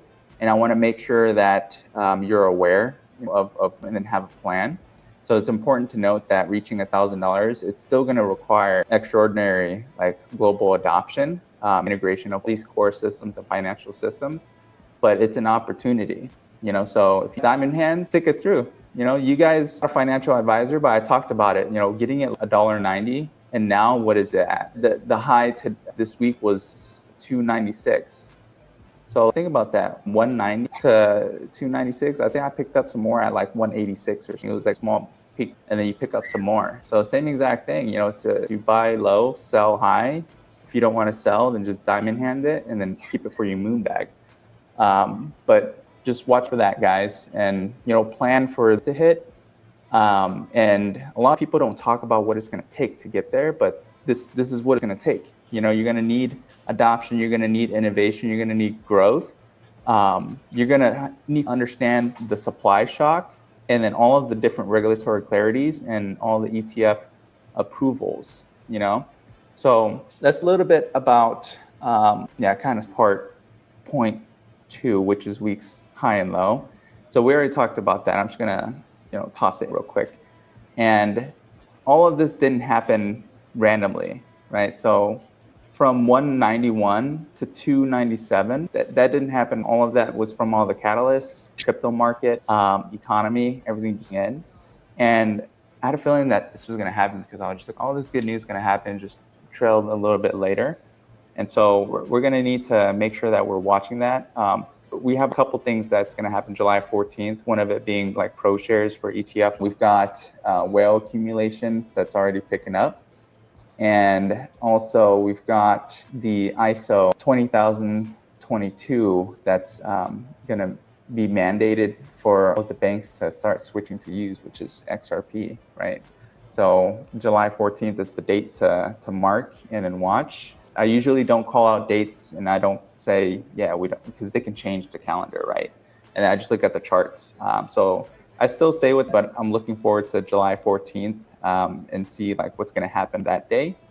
But if you guys get about this a little, back in 2017, right? It was like XRP was like a couple cents, not even a couple cents. I don't know how much it was, but it blew up like, I don't know how much is it, 300 and something %. Like, here, let's see. Let me take it real quick. Let's see. So 2017, XRP hit 35,000%. So it was like a little bit less than a penny. And then, you know, it jumped up in 2018 to 340. Is that right? Damn. Is that right? Yeah, January 1st of 2017, it was like less than a penny. It was like 0.0063. Investopedia is where I'm getting it. May 16th at 40 cents. You know, and then December it hit over $1. That's crazy, guys. So, like, it can happen again. Like, market cap, what? No, like all that, it can happen again. You get 35,000%. from 2017, and then if you think about it, like even up until 2018, 340 was like peak, and then you're looking a bit about it. Wow, that's bad. That's crazy. And so then let's take a look at it from today's perspective. Like you're gonna capture 35. So if of where it is at today, like let's say it's like 257 today. It can go down. Let's do the math. That's $902 coin. So just based on historical patterns, and then all the adoption rates, like the opportunities are out there.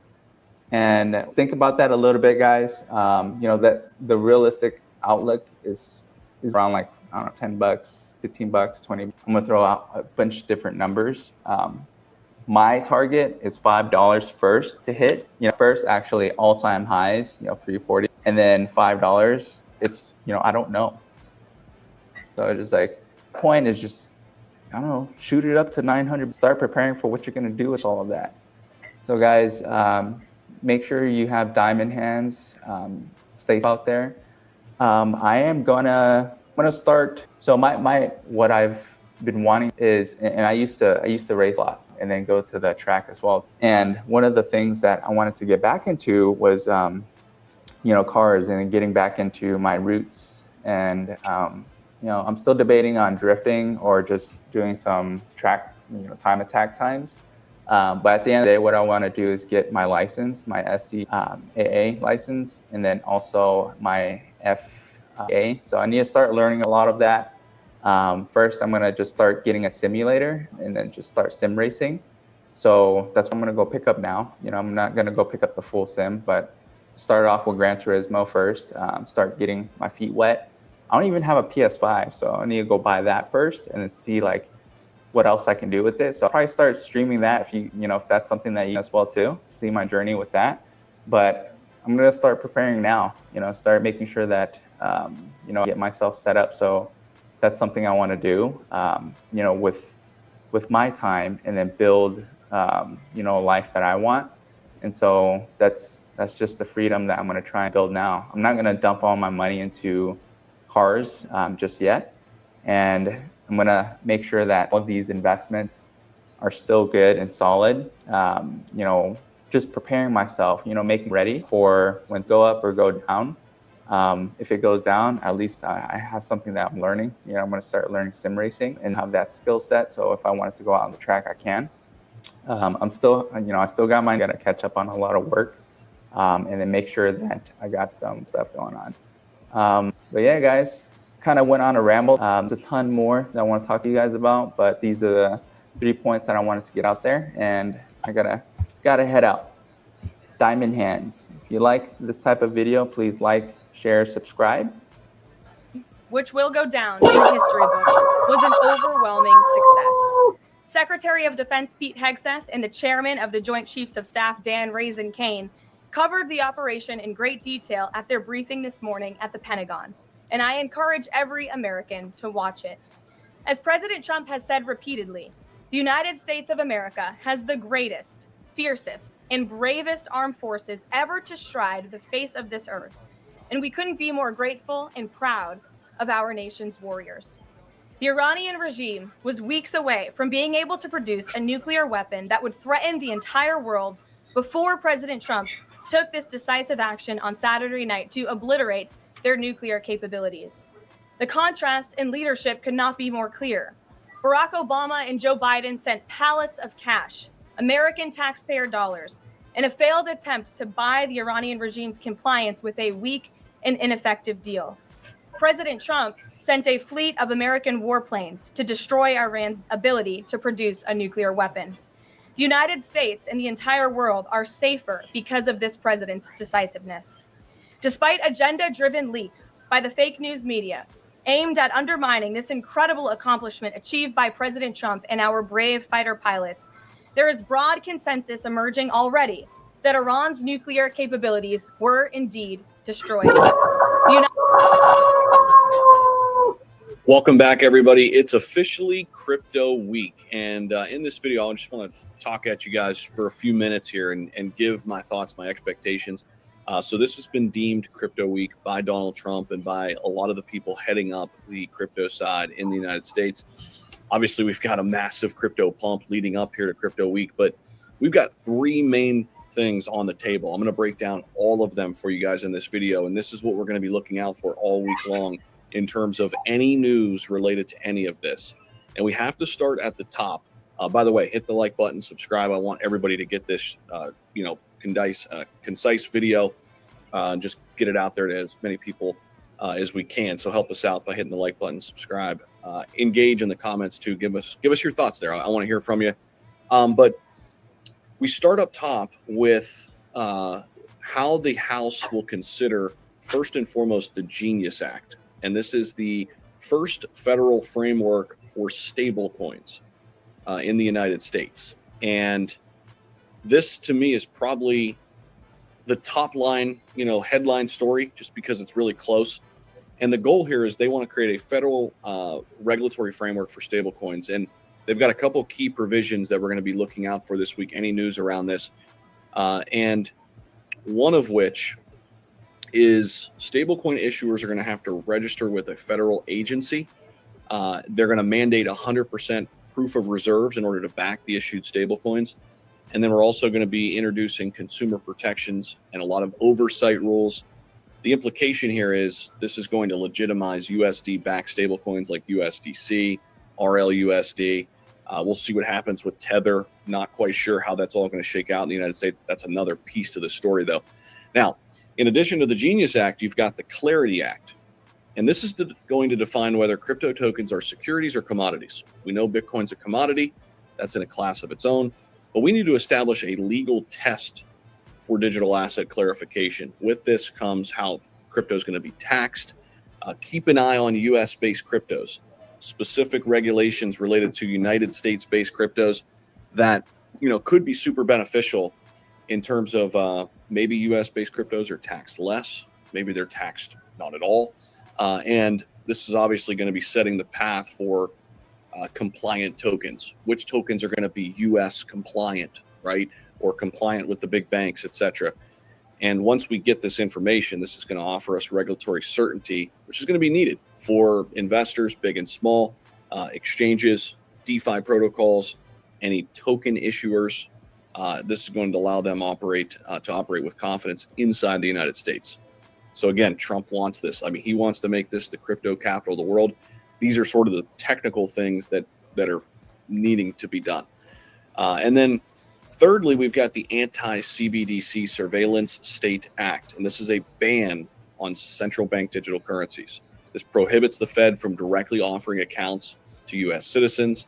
It limits digital dollar development unless explicitly approved by Congress. And this is something that Donald Trump ran on. He mentioned back in July 2024 at the Bitcoin conference when he was running for president. Under his regime, he said there would not be a CBDC issued. So what we could expect, what the markets might react to, Bitcoin and Ethereum price volatility. Be ready this week for some swings, highs and lows, depending on news. Traders right now are extremely bullish on a favorable regulatory outcome. We've obviously seen the market pump like crazy. Also, news from stablecoin issuers. Circle could see significant inflows. The Circle stock has been skyrocketing since it launched. Keep an eye on that. Crypto stocks. You've got Robinhood, Coinbase, MicroStrategy, Riot. All of these crypto companies or crypto stocks could move sharply. Tons of gains have been had this year in 2025 with Robinhood, Coinbase, and some of the other top protocols that are stocks. And then we're keeping our eyes on DeFi protocols and altcoins as well. We could rally if the Clarity Act loosens regulatory uncertainty. Keep your eye on ISO compliant plays. We mentioned that in our previous video. If you hadn't watched that video yet, definitely check it out. We talked about XRP, XLM, Quant, Cardano, HBAR, and Algorand. All 6 of those are going to be, I think, should be closely monitored during this time with a lot of the potential outcomes. Could be bullish for all 6 of those assets. Yeah, and then outside of that, a couple different scenarios, that we could see. Obviously, we want all 3 bills to pass. And if we get indication that all 3 will this week, that's going to be huge. That's a massive institutional entry point, and we're trying to front run the institutions, right, here as retail investors. So looking at the overall market right now, we'll take a look at it here. Let's pull up my screen here, give you guys a visual. There we go. All right, Bitcoin's at 121K right now, coming down a little bit from its tops late last night. I happened to roll over and wake up at 4 a.m. and saw Bitcoin was at $123,000. So a little down from those highs, but Ethereum, nice to see it up over 3K again. XRP knocking on the door of $3. So is Sweet right now as well. Stellar XLM continues to outperform the market, up 85% this week. And yeah, things are looking very, very good overall across the board. And appreciate you guys for always tuning in. Of course, you could check out all my links down below in the description. I've got XT Algo, my trading software, tons of buy signals flashing this week. So if you're trying to front run some narratives, maybe make some trades this week, it's a little over $1 a day, 30-day money back guarantee. You could try it risk-free right now. XT Algo, we've got hundreds of people using the product right now. Highly encourage you guys to check it out. And then we've got a bunch of places where you can actually make your trades too. I've got affiliate deals with BuyDefy, Crypto.com, and BTCC, all offering different perks. So check all those out, find one that fits your needs, and appreciate you all for watching. We'll see you in the next one.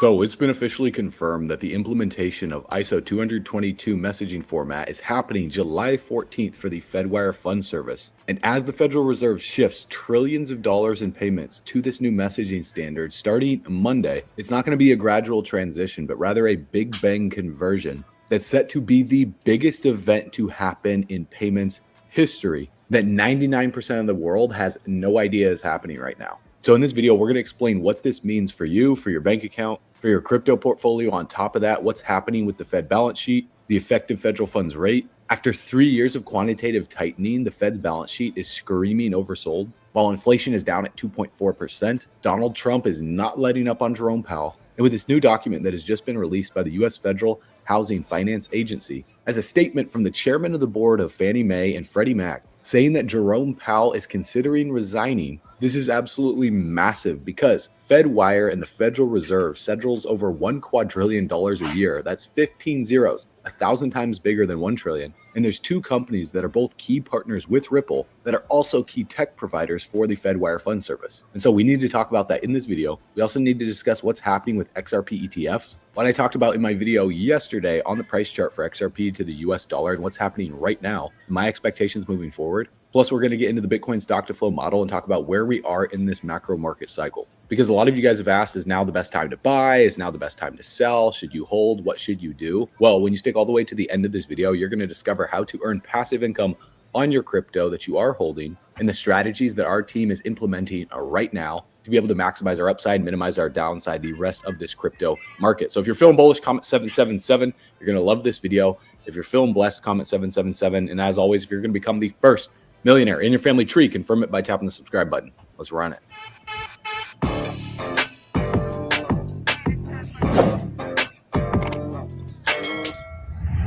Hey, what's up, my friend? Nick here. Quick heads up for all you smart investors watching this.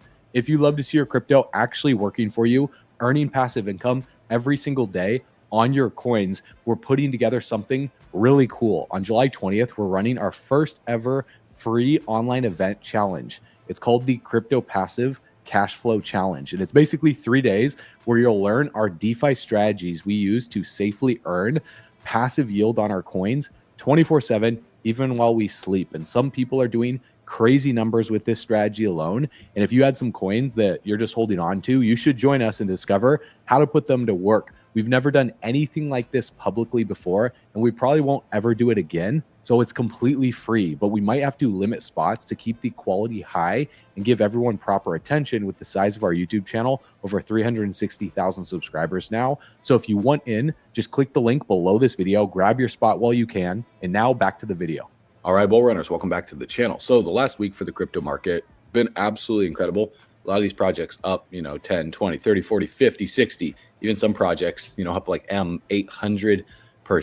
So with this major event happening in 2 days, this is going to be one of the most important videos that you guys watch in regards to the ISO 222 messaging standard that's taking place. Because on the official Federal Reserve website, it was confirmed on June 18th that this would take place July 14th after pushing this back several months. And even for the past several years, the Federal Reserve Financial Services has worked with the industry to prepare for this upcoming implementation for the Fedwire Funds Service. Now, a lot of you are wondering, what does this mean with this new ISO 222 messaging format? Well, put it simply, it's an upgrade for the entire world, mainly because the dollar is the global currency that's used for settlement trade. And they were supposed to migrate in March of this year. And it was expected that this transition will boost the adoption of their real-time payment services. So basically making payments faster and cheaper inside the United States. And FedNow, which enables instant payments 24/7, 365 for financial institutions, companies, and individuals. So now the Federal Reserve Financial Services is pushing for banks all across the United States to be ready for this, with the FedNow service having more than 1,400 participants headquartered in all 50 states. If you guys go to their Twitter account, you can see the full list right here, where it says the Federal Reserve's FedNow service is an instant payment infrastructure that allows participating banks and credit unions to send and receive transactions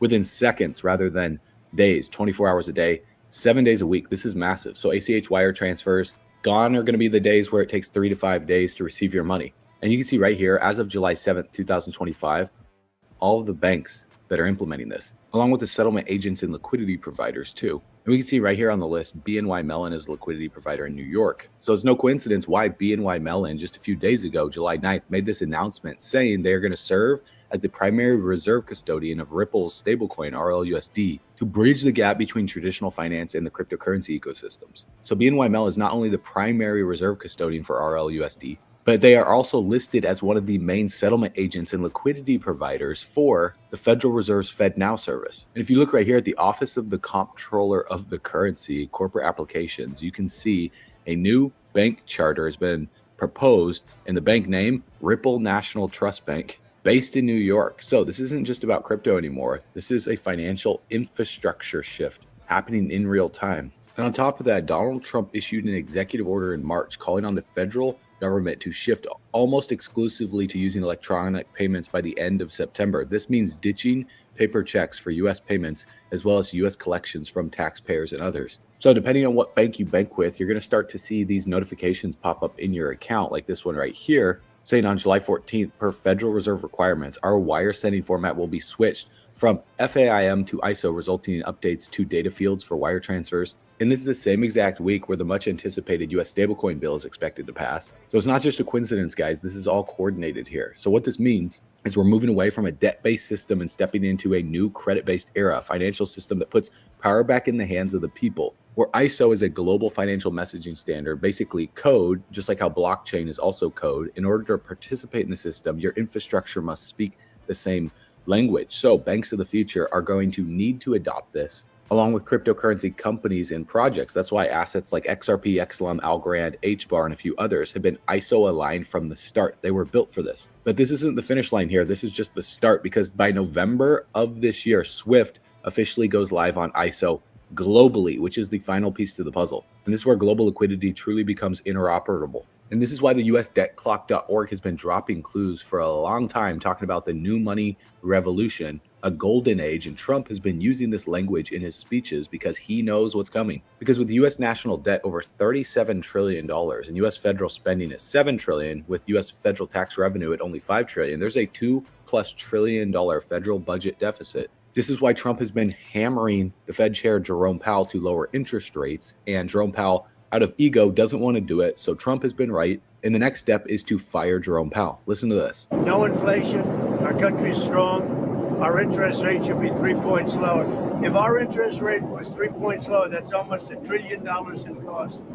And it's done just by the signing of a pen. But we have a moron at the head of the Fed. He's a moron. So as you guys already know, since April of 2022, the Fed has been raising rates until August of 2023 and then pausing rates.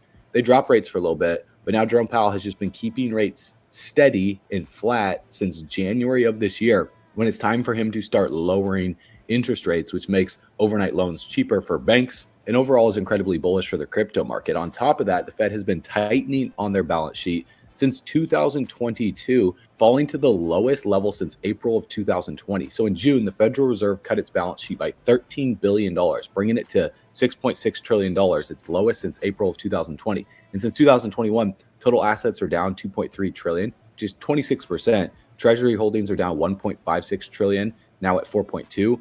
MBS is down $590 billion to 2.14 trillion. Still, the balance remains 2.5 trillion, which is 60% above pre-COVID levels. So pandemic era stimulus is far from fully unwound. And this is known as QT, or quantitative tightening. So this process is expected to continue for some time, with the Fed slowing the pace of runoff. And you guys can go to the federalreserve.gov under their monetary policy, and you can look at it over the past 3 months. You can see right here, it's bottomed out on July 2nd. And so depending on what Jerome Powell says in his next speech will really determine the next few months for the Fed balance sheet, because it's not yet determined if they're going to start adding to their balance sheet again, because it's going to be driven by economic conditions and the need to adjust the supply and interest rates, where the decision to end quantitative tightening and begin quantitative easing is going to vary based on economic growth, which Donald Trump says the economy is doing great. Jerome Powell says they still need to just keep watching it, whatever that means. Inflation, the Fed's target is 2%. Well, if you guys go to the inflation rate right here, it's showing 2.4%, whereas true-flation shows 1.69% below the Fed's target.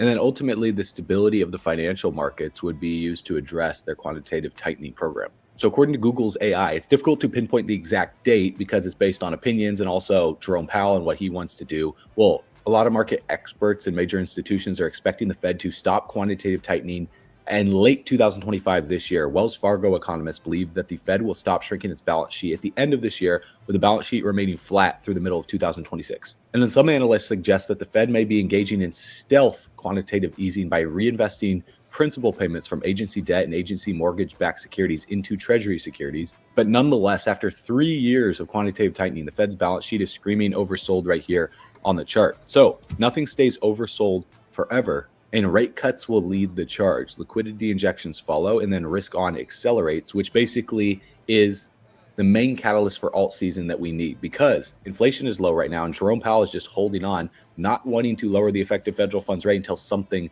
breaks. And as you guys can see back here, in March of 2021, inflation was at 2.6%, and then by April went to 4.2%, and it just trended all the way up until June of 2022, that entire bull run. So if inflation starts to tick up, well, that's bullish for the crypto market. So we're in a really good position right now for crypto. And on top of that, M2 in yellow here, or the global liquidity index that shows expansion in money globally, which is one of the main catalysts that actually moves the markets right here. You can see last bull run, what took place from March of 2018, when global liquidity was retracting or tightening and then started to expand slowly but surely. After COVID, global liquidity went through the roof because the Fed lowered interest rates drastically and started expanding to their balance sheet. As you can see right here, in total assets in millions of dollars by like February of 2020 to June of 2020, their balance sheet absolutely exploded. On top of that, look at where the effective federal funds rate was at. It was at 0.05 to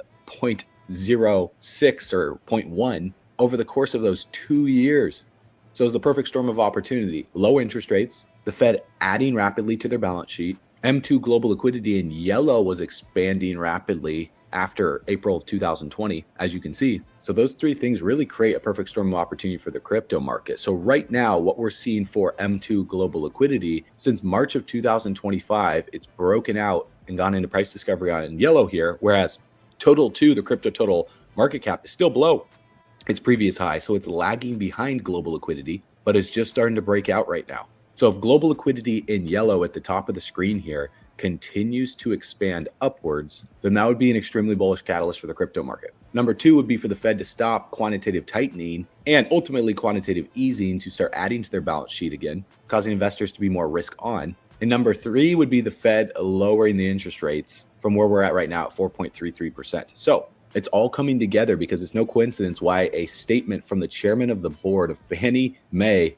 and Freddie Mac is reporting that Jerome Powell is considering resigning. So similar to what happened with Gary Gensler, where before he could be fired or told off, he steps down to save his ego. This is what's happening with Jerome Powell right now. And at the end of this document, he says, I think this will be the right direction for America and the economy will boom. So everyone wants Jerome Powell gone. And this is all happening in divine timing while the Federal Reserve is shifting over to the ISO 222 standard, where the largest source of present day volume with money traces its roots back to the creation of the Fedwire at the turn of the 20th century, where Fedwire was the first mechanism to move money electronically. Fast forward to present, in 2022, actually a few years ago, just over 1 quadrillion. That's 1,000 times bigger than 1 trillion in transfers originated through the Fedwire in a single year. So I don't think people realize how big this is going to be for the ISO projects long term.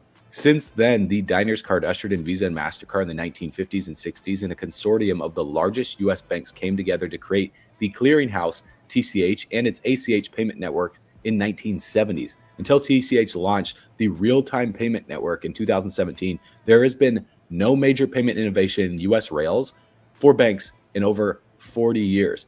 Until 2 days from right now, depending on when you're watching this video, FedNow will join the real-time payments in enabling businesses to send funds in real time, anytime, any day of the week, and then globally by November of 2025, later this year. And here's where this gets really interesting, because Finastra, which has a partnership with RippleNet via Fusion Total Messaging, allowing existing bank systems to route payments effectively, leveraging instant settlement to transact in seconds instead of days. Well, with this partnership, regulated financial businesses and institutions and banks can connect to RippleNet's network via a Fusion Total Messaging adapter using standard FIN messages, allowing them to control their file and messaging flows, seamlessly integrating with payments and treasury systems, reducing the risks and costs associated with onboarding. So Ripple having partnership with central banks across the globe, guys, they are a part of the whole infrastructure by November 2025. And this is just the start in the United States. So RippleNet via Fusion Total Messaging is going to provide interoperability between existing messaging systems and RippleNet blockchain technology. And if you look here on the left-hand side of the screen,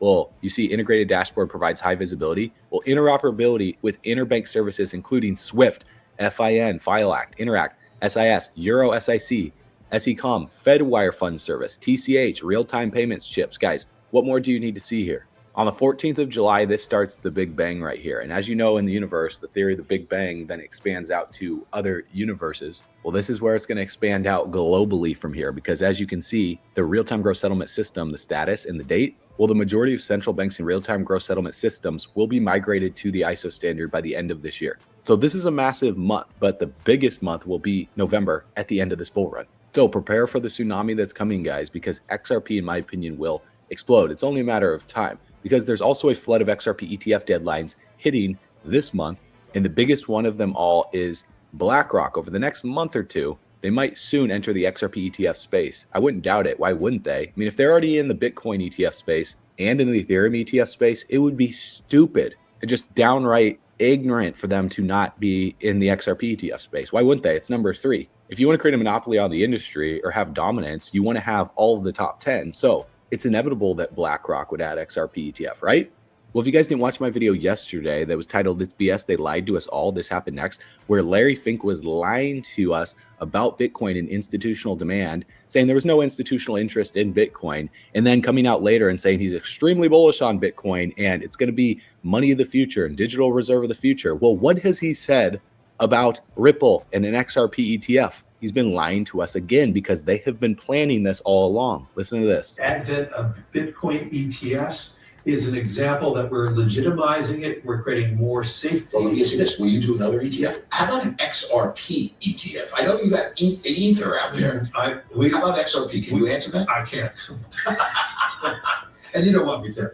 I do. Well, I can't. All right. They're giving me the rap. Thank you. So pay attention to language here. It's not that he won't or doesn't want to. It's he can't, because he signed an NDA most likely that doesn't allow him to speak on it, which is the majority of these financial institutions. In fact, in the legal documents that were released, Ripple announced that there were all these NDAs that these major players signed. Because why would they let peons like us understand what's about to happen in the financial system without them getting in first? And I know this because I was working on brokering deals for BlackRock when Bitcoin was around $30,000 OTC, when they were buying billions of dollars of Bitcoin without anyone knowing. Because people that bought Bitcoin all the way between $1 to $100 that have thousands of Bitcoin or billions of dollars that are just holding on to it, well, BlackRock has been quietly coming in, scooping up that Bitcoin OTC, which is over the counter, not affecting the price on the secondary market. Because if you think about it, if someone has some Bitcoin in a wallet and you have some cash in a bank account or USDT or USDC, they send you the Bitcoin, you send them the USDT,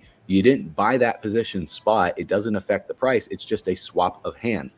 That's what's been happening with BlackRock over the past few years since the bear market bottom. And let me just tell you, what they have planned next for XRP will blow your mind. So I've seen it firsthand through conversations that I've actually personally had to broker these deals. And now we're going to witness the most insane thing for XRP by the end of this year. Just get ready for it.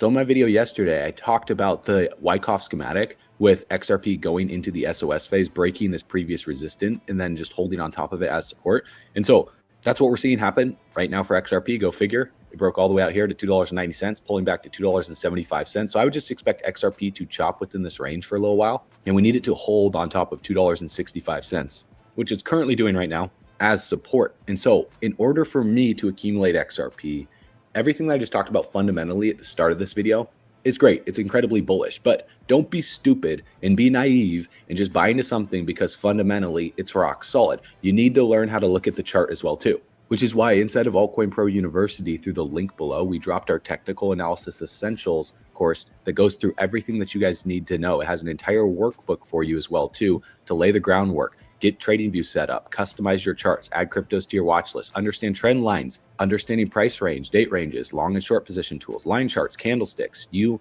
name it. Basically all of the common indicators, how to use them in the 4 horsemen of technical analysis: trend, price action, support and resistance, and volume. That way, when you look at a chart, you can understand the best times to buy, the best times to sell. Because as always, these videos are not financial advice. I'm not going to tell you to buy. I'm not going to tell you to sell XRP. I'm just going to show you what's happening on the charts, because this is all purely for speculation, information, educational purposes only. Because as you know, crypto's risky. You can definitely lose money in these markets, which is what a lot of people do that come in here naively listening to a video that say it's extremely bullish, and then they buy into these massive rallies like this, and then they get frustrated when XRP sells off 20, 30, 40, 50%. Like what happened right here over the course of a month. XRP dropped 30% from the beginning of December to the end of December. By Christmas time, everyone that was selling their XRP down here, well, then XRP rallied and pumped all the way up here again. So you need to learn how to look at charts. And I'll give you a few key pointers here in this video, but to get all of the pointers, you want to go through the Technical Analysis Essentials course. If you haven't done this yet,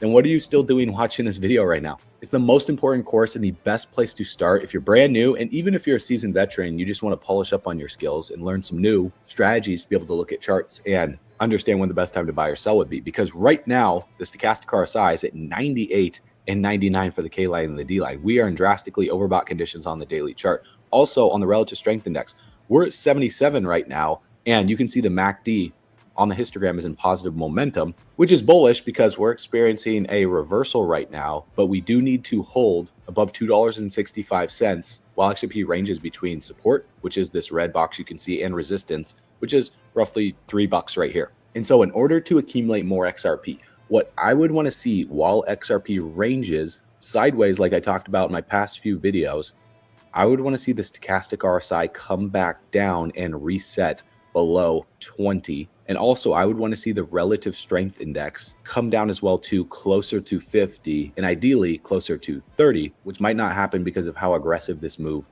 was. But if you just simply look on the chart and you see when the stochastic RSI was down here below 20 and where price action on the chart was at these major low points right here in these dips for XRP, you can see right here we were below 20 when XRP was at $1.90 all the way down here. We were below 20 for the K line and the D line. Also, the relative strength index was down here at 31 and 34 right here on the 22nd of June. Even all the way back here at $1.93, you can see we were below 20 right here. The relative strength index was at 32. So this does take patience because it doesn't necessarily matter what's happening on the price chart. It more so matters what happens for confluence between multiple different indicators on macro and even micro timeframes. Which is why I also made this playlist for you guys titled the Top Crypto Live Trading Strategies for Beginners. And I'll leave a link for that in the description below as well too. Or you can go to playlists on the channel and just find it by typing in the name of it. where I break down the strategy that I apply, just using the stochastic RSI and the relative strength index to look for divergences for the best long and short opportunities. Because on a macro time frame, the whole industry, XRP included, is following Bitcoin. If we look at Bitcoin's stock to flow model right here, and where we are in terms of the days until the next halving, and we just zoom in here, you can see that we're transitioning from yellow to light green right now as we're breaking out for Bitcoin and price discovery. In last bull run, when that was happening for Bitcoin was when we were down here about like July of 2021, and we were experiencing that double top where Bitcoin was breaking back out above $67,000. And the cycle before then was even more explosive, with Bitcoin breaking out from like $1,900 all the way up here to $5,000, experiencing a little pullback, and then exploding upwards of $19,000, almost $20,000 at the tail end of 2017. The cycle before then, all the way back here in 2013, 2014, you can see the same thing.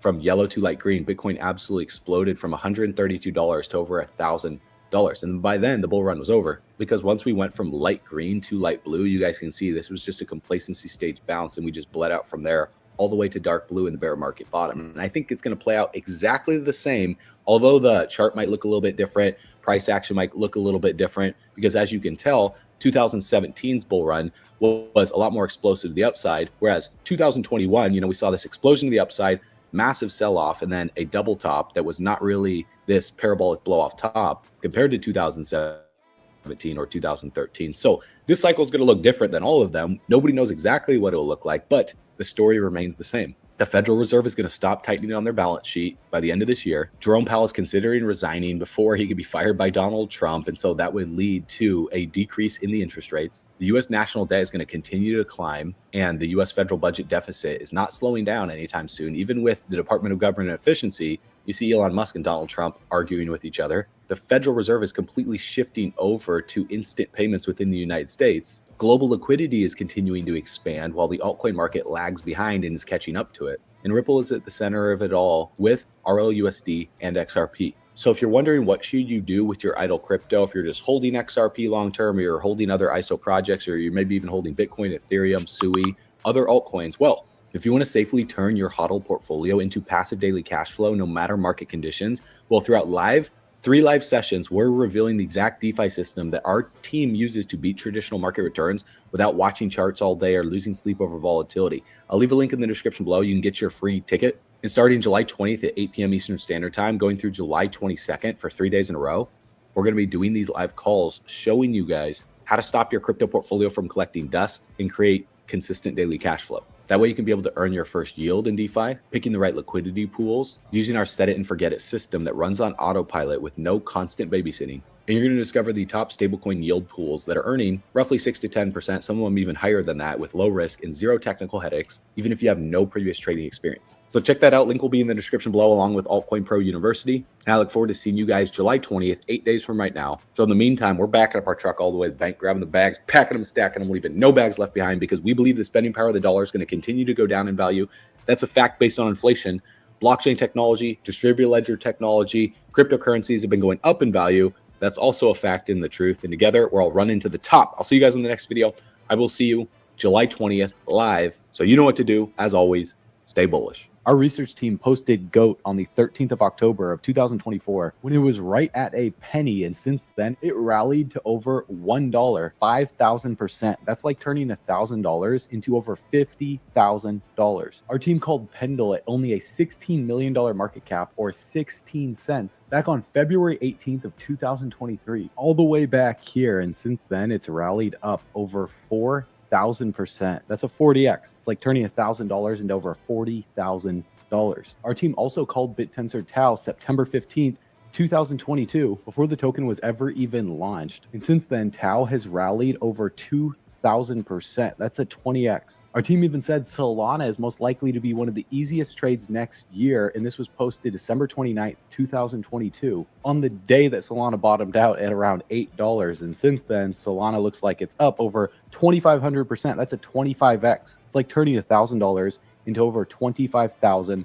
The list goes on and on and on. Our team called SUI, Ondo, and even some of the biggest cult-based meme coins like MOG back in July 20th of 2023, the day that MOG launched. So if you want to learn how our team is finding these altcoins before they explode, we just launched Altcoin Pro University, where our research team gives you real-time altcoin picks with explosive potential for this bull run, along with 100+ expert curated classes crafted by industry experts to discover these gems yourself, on top of our live weekly calls every single week for in-depth crypto market analysis and daily updates. And that's just a fraction of what we offer inside of Altcoin Pro University through the link below. And although we make no guarantees because crypto is definitely risky, guys, this is only $97 a month or $970 a year. If you want to save $194, getting 2 months for free and unlock some exclusive bonuses, just go through the link in the description below. Get in right now. Watch the 26-minute video covering everything that Altcoin Pro University offers to help you become the first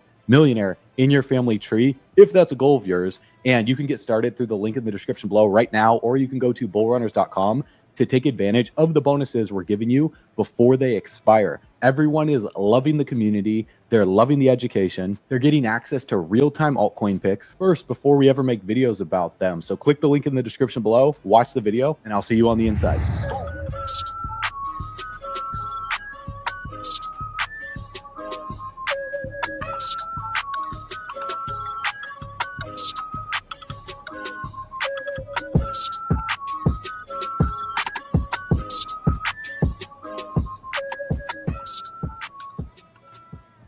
So it's been officially confirmed that the implementation of ISO 222 messaging format is happening July 14th for the Fedwire Fund Service. And as the Federal Reserve shifts trillions of dollars in payments to this new messaging standard starting Monday, it's not going to be a gradual transition, but rather a big bang conversion that's set to be the biggest event to happen in payments history that 99% of the world has no idea is happening right now. So in this video, we're going to explain what this means for you, for your bank account, for your crypto portfolio. On top of that, what's happening with the Fed balance sheet, the effective federal funds rate. After 3 years of quantitative tightening, the Fed's balance sheet is screaming oversold. While inflation is down at 2.4%, Donald Trump is not letting up on Jerome Powell. And with this new document that has just been released by the U.S. Federal Housing Finance Agency, as a statement from the chairman of the board of Fannie Mae and Freddie Mac, saying that Jerome Powell is considering resigning, this is absolutely massive because Fedwire and the Federal Reserve settles over $1 quadrillion a year. That's 15 zeros, 1,000 times bigger than 1 trillion.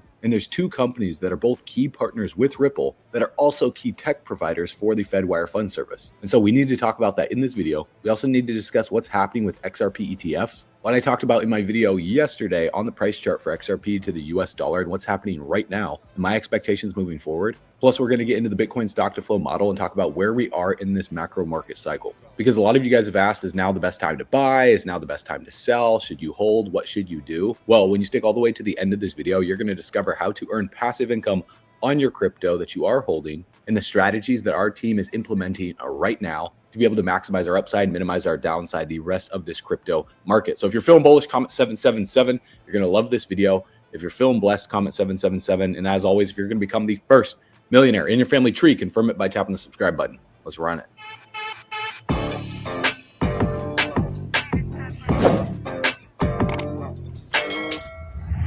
Hey, what's up, my friend? Nick here. Quick heads up for all you smart investors watching this.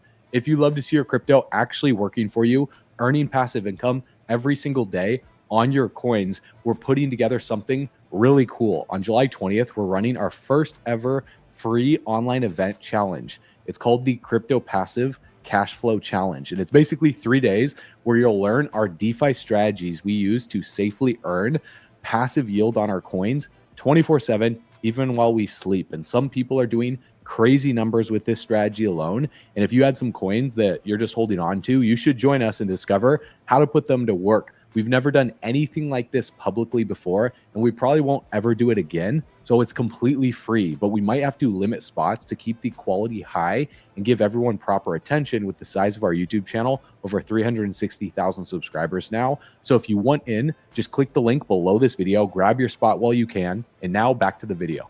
All right, bull runners, welcome back to the channel. So the last week for the crypto market, been absolutely incredible. A lot of these projects up, 10, 20, 30, 40, 50, 60, even some projects, up like 800%. So with this major event happening in 2 days, this is going to be one of the most important videos that you guys watch in regards to the ISO 222 messaging standard that's taking place. Because on the official Federal Reserve website, it was confirmed on June 18th that this would take place July 14th after pushing this back several months. And even for the past several years, the Federal Reserve Financial Services has worked with the industry to prepare for this upcoming implementation for the Fedwire Funds Service. Now, a lot of you are wondering, what does this mean with this new ISO 222 messaging format? Well, put it simply, it's an upgrade for the entire world, mainly because the dollar is the global currency that's used for settlement trade.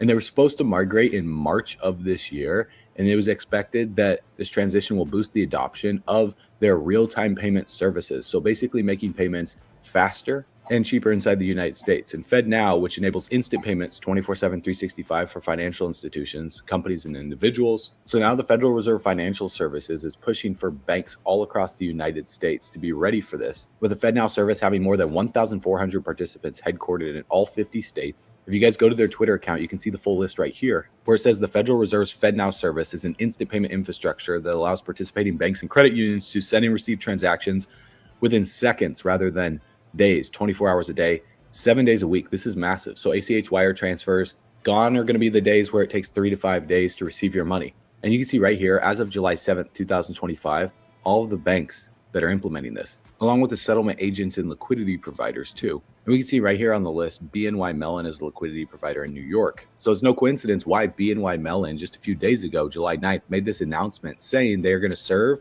as the primary reserve custodian of Ripple's stablecoin RLUSD to bridge the gap between traditional finance and the cryptocurrency ecosystems. So BNY Mellon is not only the primary reserve custodian for RLUSD, but they are also listed as one of the main settlement agents and liquidity providers for the Federal Reserve's FedNow service. And if you look right here at the Office of the Comptroller of the Currency, Corporate Applications, you can see a new bank charter has been proposed, and the bank name, Ripple National Trust Bank, based in New York. So this isn't just about crypto anymore. This is a financial infrastructure shift happening in real time. And on top of that, Donald Trump issued an executive order in March calling on the federal government to shift almost exclusively to using electronic payments by the end of September. This means ditching paper checks for U.S. payments as well as U.S. collections from taxpayers and others. So depending on what bank you bank with, you're going to start to see these notifications pop up in your account, like this one right here, saying on July 14th, per Federal Reserve requirements, our wire sending format will be switched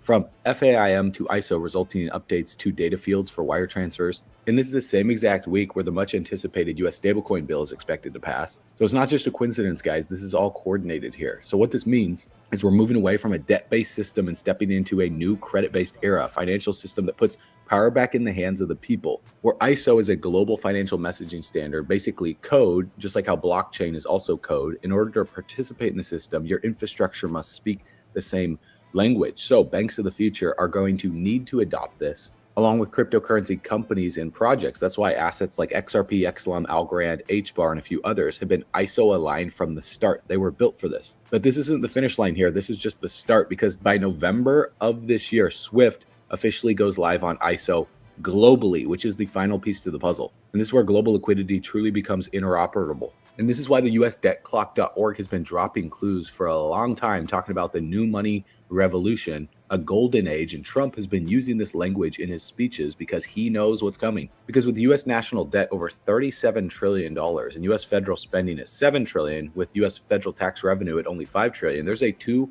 trillion federal budget deficit. This is why Trump has been hammering the Fed chair Jerome Powell to lower interest rates, and Jerome Powell, out of ego, doesn't want to do it. So Trump has been right. And the next step is to fire Jerome Powell. Listen to this. No inflation.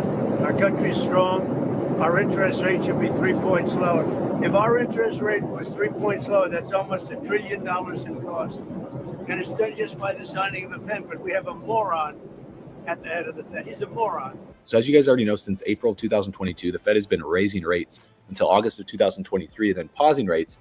They drop rates for a little bit, but now Jerome Powell has just been keeping rates steady and flat since January of this year, when it's time for him to start lowering interest rates, which makes overnight loans cheaper for banks and overall is incredibly bullish for the crypto market. On top of that, the Fed has been tightening on their balance sheet since 2022, falling to the lowest level since April of 2020. So in June, the Federal Reserve cut its balance sheet by $13 billion, bringing it to $6.6 trillion, its lowest since April of 2020. And since 2021, total assets are down $2.3 trillion, which is 26%. Treasury holdings are down $1.56 trillion, now at 4.2.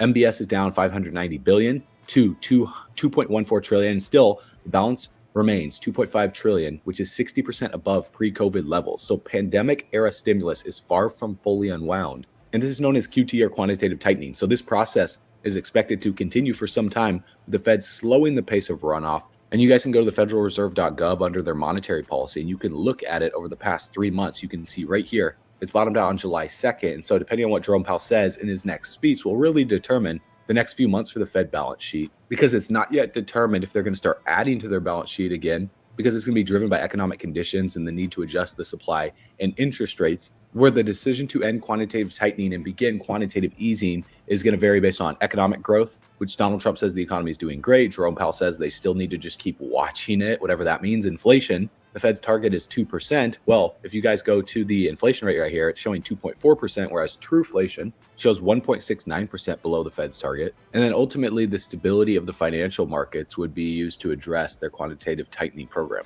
So according to Google's AI, it's difficult to pinpoint the exact date because it's based on opinions and also Jerome Powell and what he wants to do. Well, a lot of market experts and major institutions are expecting the Fed to stop quantitative tightening in late 2025 this year. Wells Fargo economists believe that the Fed will stop shrinking its balance sheet at the end of this year, with the balance sheet remaining flat through the middle of 2026. And then some analysts suggest that the Fed may be engaging in stealth quantitative easing by reinvesting principal payments from agency debt and agency mortgage-backed securities into treasury securities. But nonetheless, after 3 years of quantitative tightening, the Fed's balance sheet is screaming oversold right here on the chart. So nothing stays oversold forever, and rate cuts will lead the charge. Liquidity injections follow, and then risk on accelerates, which basically is the main catalyst for alt season that we need, because inflation is low right now, and Jerome Powell is just holding on, not wanting to lower the effective federal funds rate until something breaks. And as you guys can see back here, in March of 2021, inflation was at 2.6%, and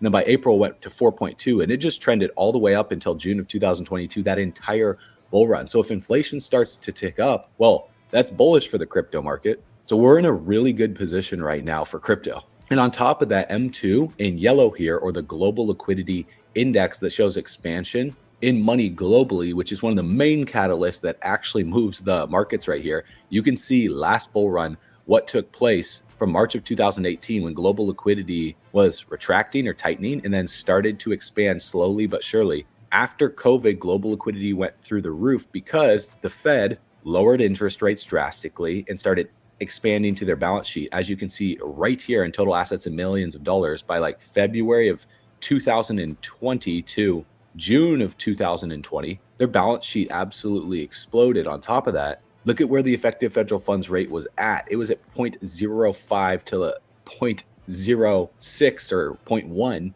over the course of those 2 years.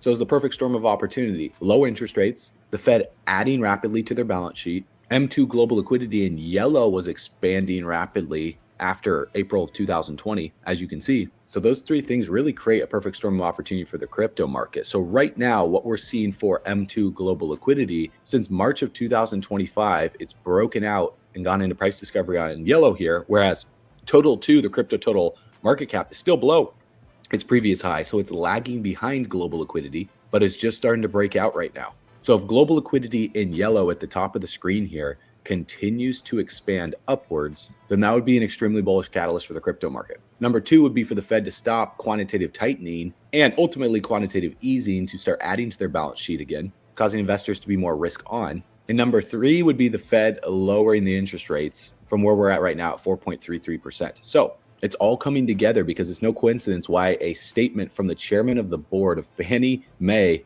and Freddie Mac is reporting that Jerome Powell is considering resigning. So similar to what happened with Gary Gensler, where before he could be fired or told off, he steps down to save his ego. This is what's happening with Jerome Powell right now. And at the end of this document, he says, I think this will be the right direction for America and the economy will boom. So everyone wants Jerome Powell gone. And this is all happening in divine timing while the Federal Reserve is shifting over to the ISO 222 standard, where the largest source of present day volume with money traces its roots back to the creation of the Fedwire at the turn of the 20th century, where Fedwire was the first mechanism to move money electronically. Fast forward to present in 2022, actually a few years ago, just over 1 quadrillion That's 1,000 times bigger than 1 trillion in transfers originated through the Fedwire in a single year. So I don't think people realize how big this is going to be for the ISO projects long term. Since then, the Diners card ushered in Visa and MasterCard in the 1950s and 60s, and a consortium of the largest U.S. banks came together to create the clearinghouse TCH and its ACH payment network in 1970s. Until TCH launched the real-time payment network in 2017, there has been no major payment innovation in U.S. rails for banks in over 40 years.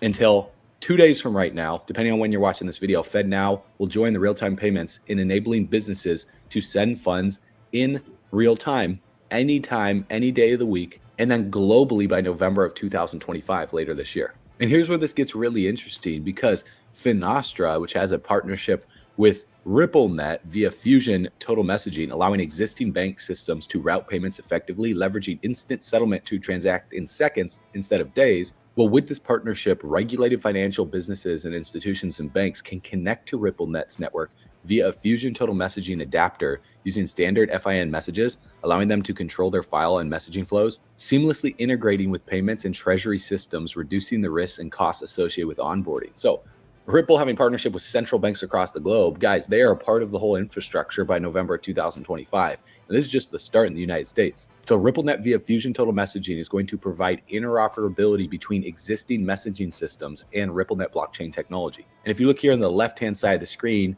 well, you see integrated dashboard provides high visibility. Well, interoperability with interbank services, including SWIFT, FIN, FileAct, Interact, SIS, Euro SIC, SECOM, Fedwire Fund Service, TCH, real-time payments chips. Guys, what more do you need to see here? On the 14th of July, this starts the Big Bang right here. And as you know, in the universe, the theory of the Big Bang then expands out to other universes. Well, this is where it's going to expand out globally from here, because as you can see, the real-time gross settlement system, the status and the date, well, the majority of central banks and real-time gross settlement systems will be migrated to the ISO standard by the end of this year. So this is a massive month, but the biggest month will be November at the end of this bull run. So prepare for the tsunami that's coming, guys, because XRP, in my opinion, will explode. It's only a matter of time, because there's also a flood of XRP ETF deadlines hitting this month.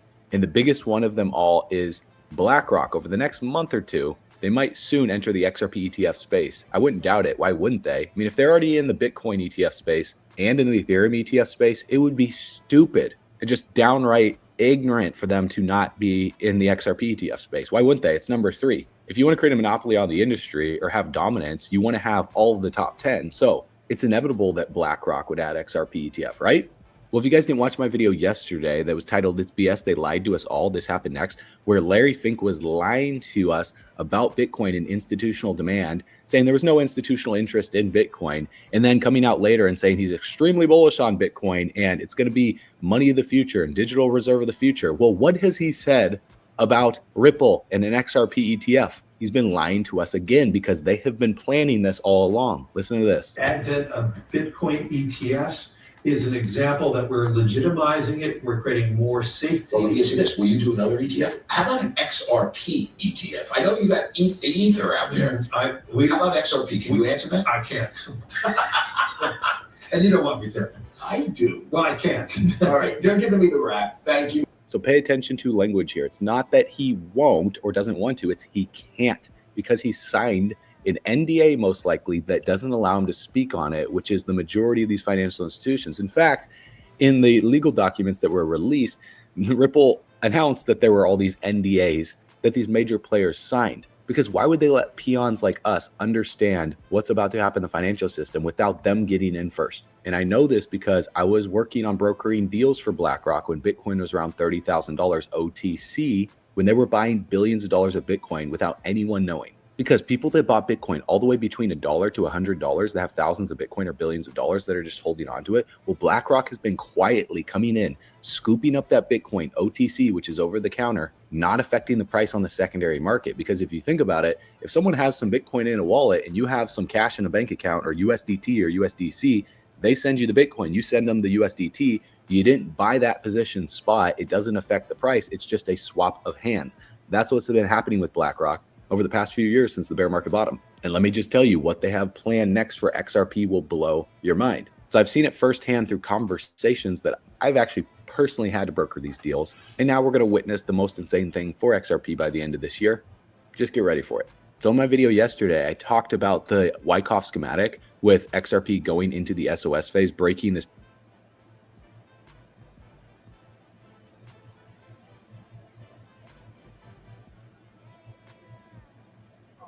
money always on my mind. Do it for my mother, always I'm gon' bank the cash. Call me always, I can make your family sing a lullaby. I'm certified, he murder type, my youngest really know the street. Make a play like man, real life, hit stick that PS5. They behind me. They gonna kill me, y'all. I'm gonna make them kill me, y'all. Today is the day I die. Today is the day I die, y'all. Today is the day I die. These words echoed through a Facebook live stream on December 28, 2024, as 36-year-old Antavius Brown sped through the streets of Columbia, South Carolina, with police in pursuit. Just hours earlier at the hospital, a woman begged nurses through tears, "Please don't let him kill my kids. He shot me, but please, the children are still at home." Within minutes, an innocent man named Ryan Heyman and his dog would be dead, victims of a crash they never saw coming. What transforms a successful entrepreneur, a devoted father, a rising rapper into someone who broadcasts their final moments to the world? This is Antavius Brown, founder of GB Tequila, recording artist, father who adored his son the most. Here he is launching his business, dreams in his eyes. And here's Nudera Tapia, known as most popular, successful podcast host, mother of two. They looked happy, they seemed successful. Two entrepreneurs building something together. But on December 24th, just 4 days before the shooting, Brown posted, "When I know I'm righteous, I'll go to war with whoever and die about it." Tapia's mother responded publicly, "If anything happens to my daughter, they already know who was a violent and bad man." Comments flooded in. "So all that because of you being on the DL," someone wrote. "That's his boyfriend," added another. When Tapia posted asking for prayers, a friend commented, "Are you okay, boo?" Her response, "No, my life is," and others are in danger. Tonight, we'll trace how a relationship's end became a public spectacle, how social media posts became evidence, and how a domestic dispute claimed 3 lives in broad daylight. Welcome to True Crime Anatomy. I'm your host, and I want to thank each of you, our incredible subscribers, for being here. May your families stay safe wherever they are. If you're new to our channel, please subscribe, like, and share to join our family. Here at True Crime Anatomy, we don't just report what happened.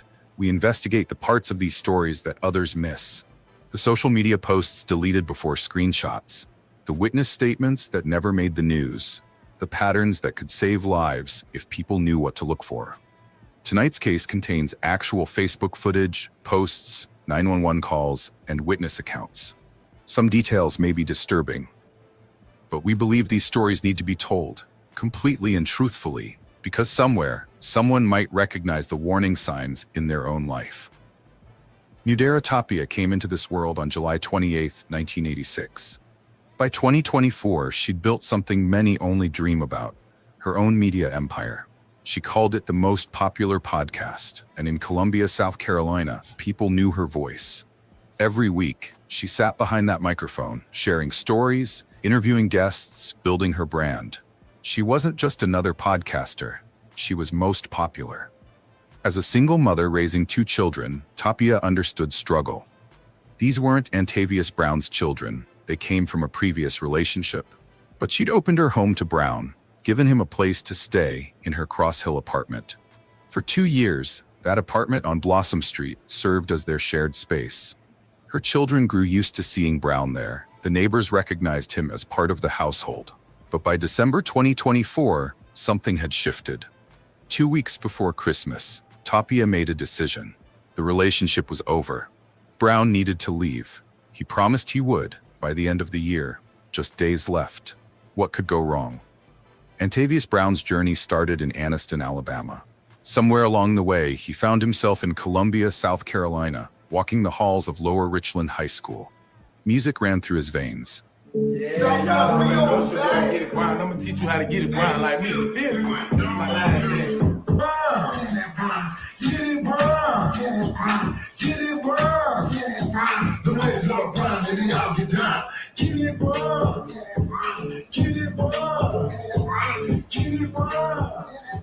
He wasn't just Antavius, he was Get It Brown, the rapper. The streets knew his sound. The clubs played his tracks. He had talent, no doubt about it. But Brown dreamed bigger than music. He launched GB Tequila, named after his rap persona.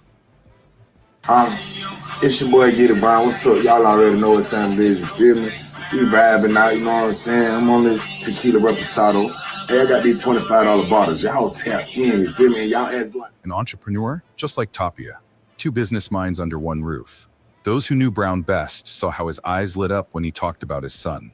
Friends would later say he adored that boy the most. A devoted father, they'd say, always posting about his child on Facebook.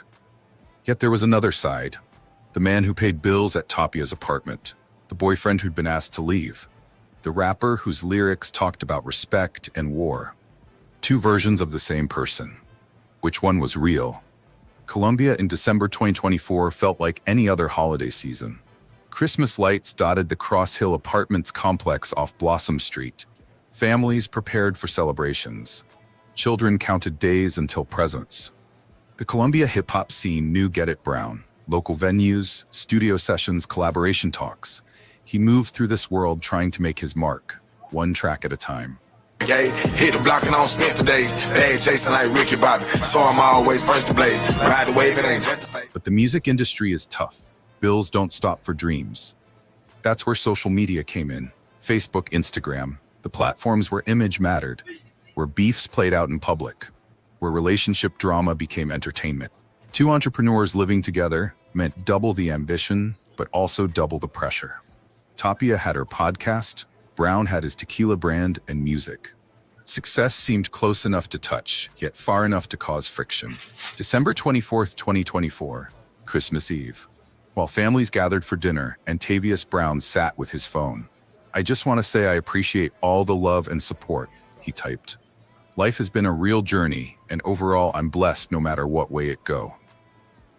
Minutes later, another post. "When I know I'm righteous, I'll go to war with whoever and die about it. Don't play in my face or whip my name, win, lose, or draw. I'll throw it all on the line." These weren't holiday greetings. These were warnings. Tapia's mother saw the posts. She knew her daughter's situation. She'd watched this relationship deteriorate. And now, on Christmas Eve, she decided to speak up. Her comment appeared under Brown's post. "Hello, everyone. For those who don't know me, I am Most Popular's mother. I don't understand how a person can be so bad. You are a treacherous man. If anything happens to my daughter, they already know who was a violent and bad man." The community watched this unfold in real time. Some offered support, others stayed silent. But everyone could feel something building. Get It Brown grabbed his phone and went live on Facebook because he felt people needed to know what was going on. It is. You feel me? It's your boy. The laughing stock. The pitiful fool.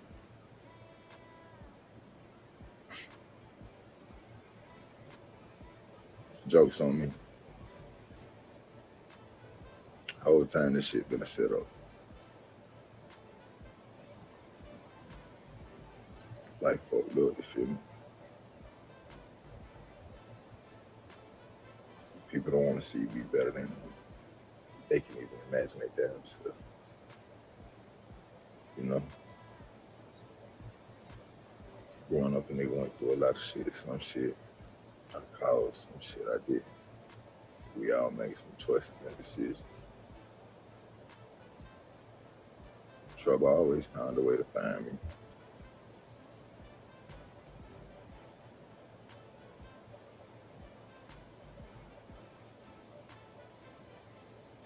Everybody always had what they,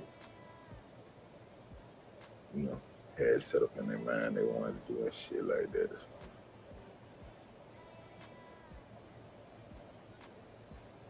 I guess, like they say, once you get in the streets, them bitches swallow you whole. I was always intrigued by the streets. But I always had a heart.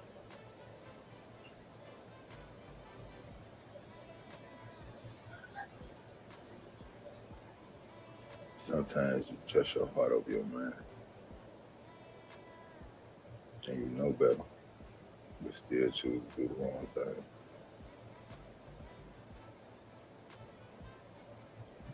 Yeah, at one point in time, you know, gangster was goddamn moving by myself. I don't need nobody to goddamn vouch for me. I'm still win, lose, or draw. You feel me? It's just what it is. Like, get your ass cut, you go back out there and you fight again. You fight till them niggas respect you. You feel me?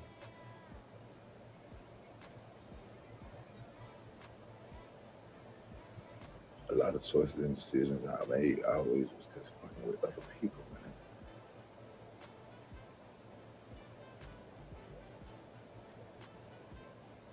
When you feel like you just gotta carry everything on your shoulders, shit, that's all you know, that's all you do.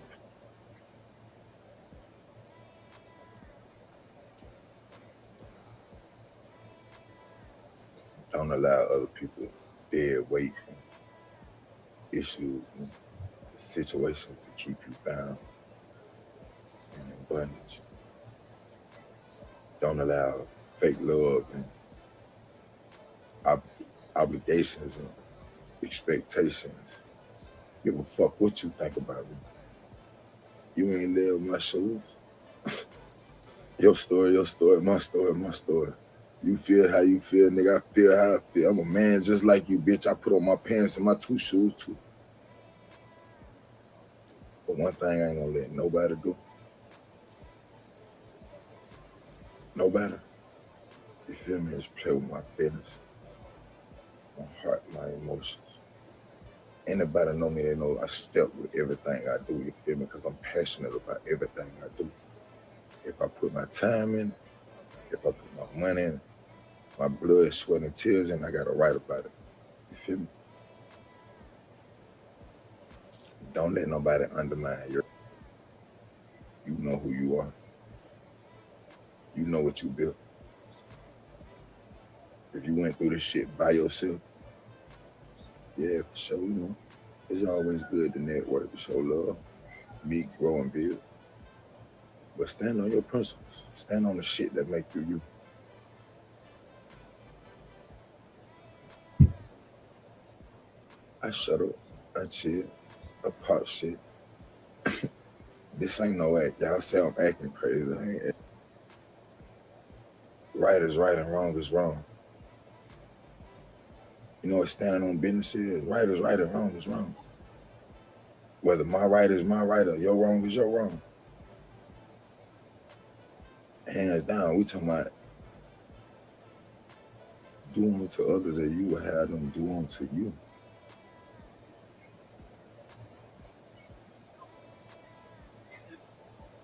See, I got a big heart. I got a big mouth too, but I got a big heart, you feel me?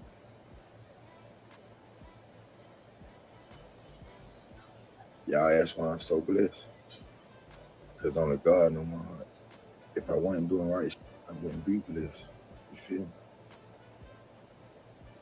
Second of all, stop allowing people to manipulate your situations.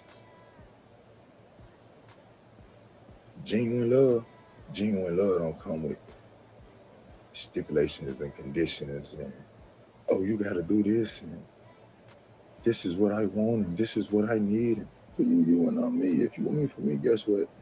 The bond is real. The connection is real. But don't portray or act like you really like that when you know what's up. You know what I'm saying? Because at the end of the day, if you're a shark, of course something, you know, don't come to goddamn sweep you. You a snare, shit, you know, there's always levels to it. Everything you do. Y'all be motivated, man. Keep going. Feel me? If I can do it, you can do it.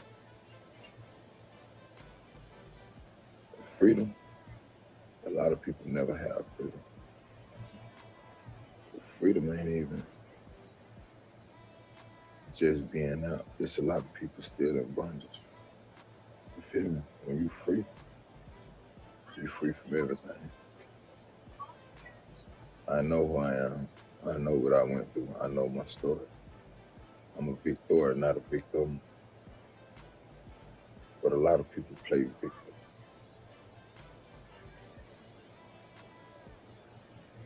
When our gut tell us some things, sometimes we need to go with it.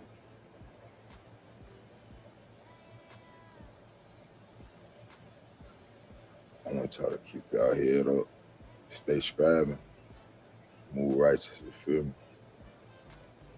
The love is love, but we're gonna keep rocking.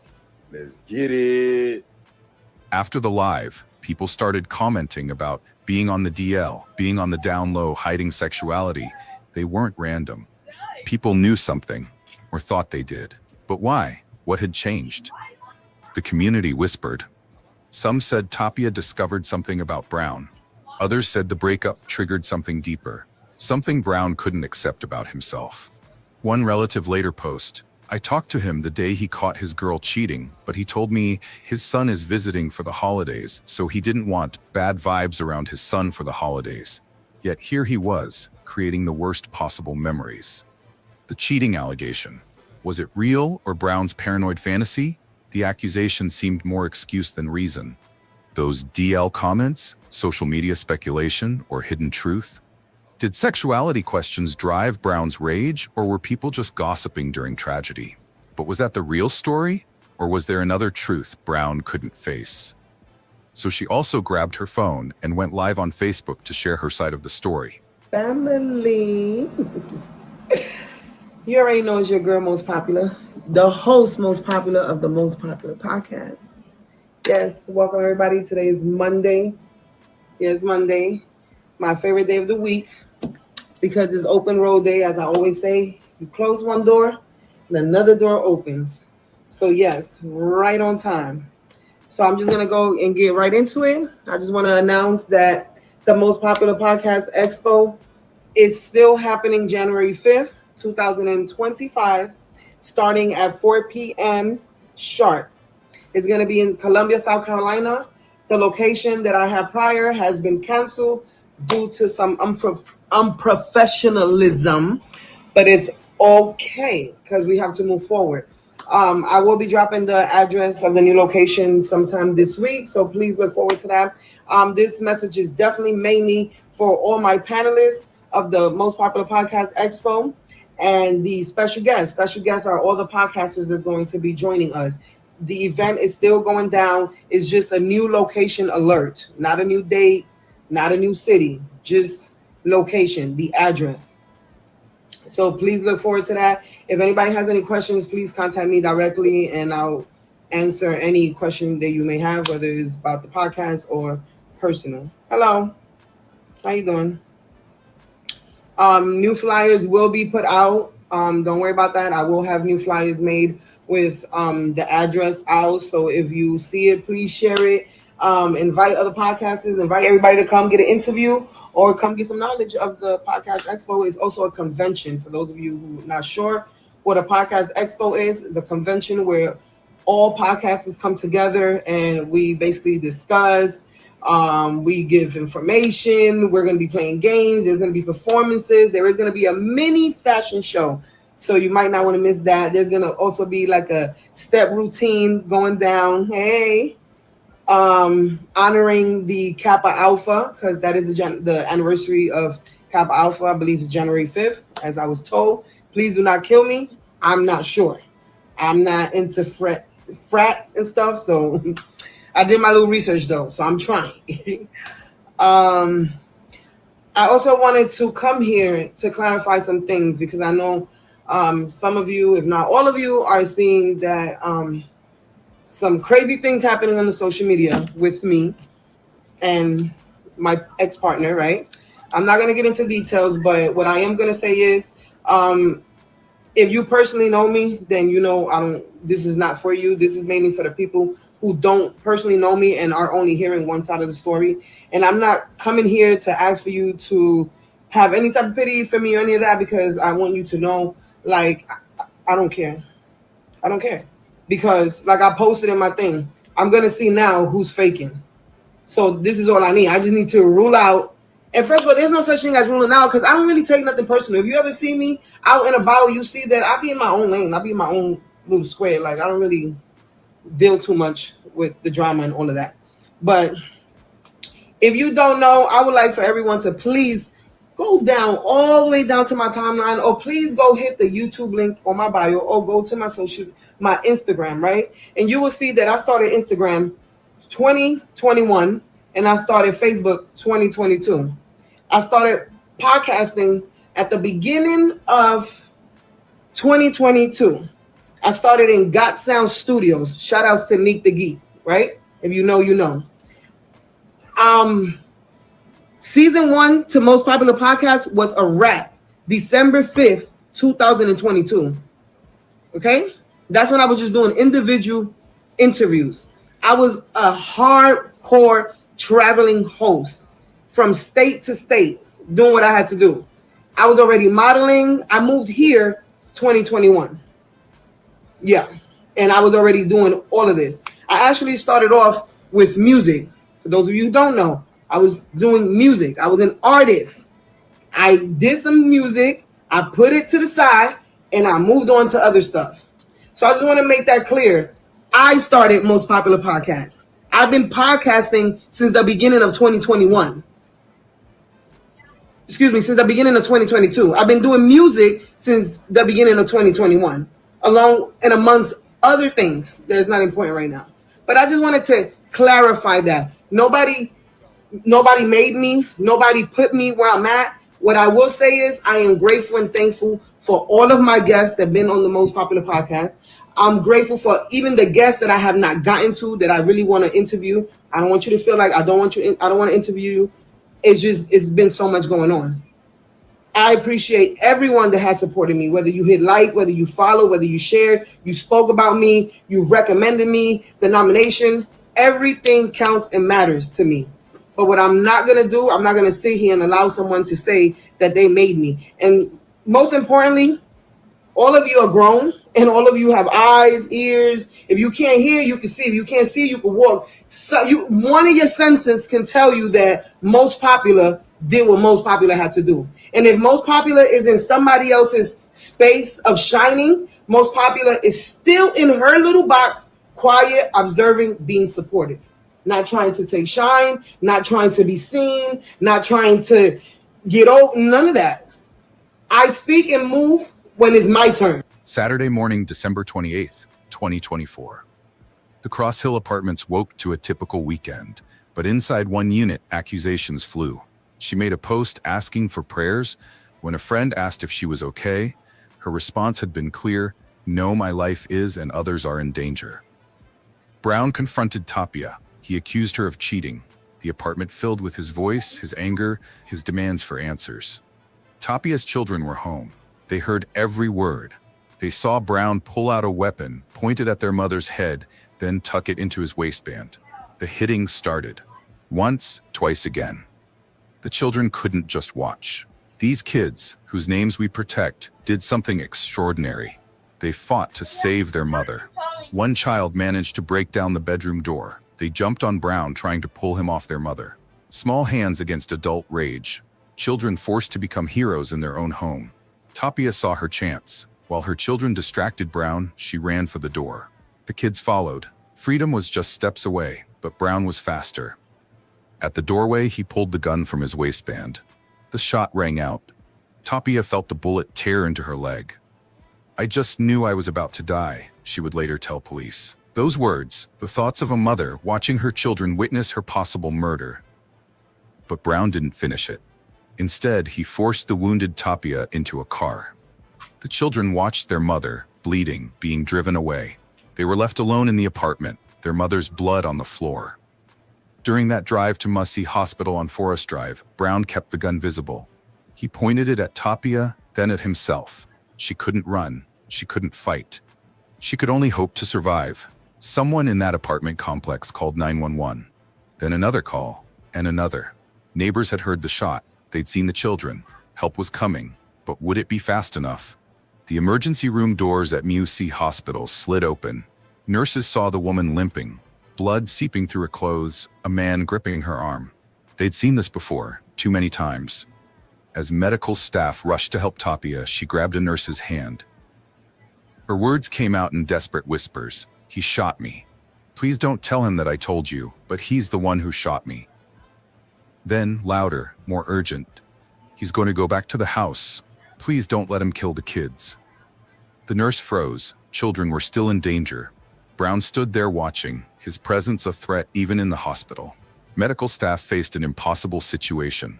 Treat the victim while her attacker hovered nearby, knowing children waited at home with no protection. A quiet signal passed between staff members. Someone needed to call police. Now. But Brown was already getting agitated. He threatened to return to the apartment to handle the children, to harm himself. The medical team kept him talking, kept him distracted, buying precious time. Columbia police units screamed toward Cross Hill Apartments. Officers knew they might find children alone, traumatized, possibly injured. They found blood on the floor, on the doorframe, a trail leading outside. The children, thankfully alive, told their story through tears, how they'd fought to save their mother, how they'd watched her get shot, how Brown drove away with her. At the hospital, security moved into position. If Brown tried to come back for Tapia, they'd be ready. But Brown had already left, disappearing into Columbia's morning traffic. The APB went out, Antavius Brown, 36, armed and dangerous.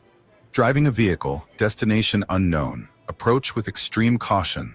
Social media lit up, shooting at Cross Hill, police everywhere. Anyone know what happened?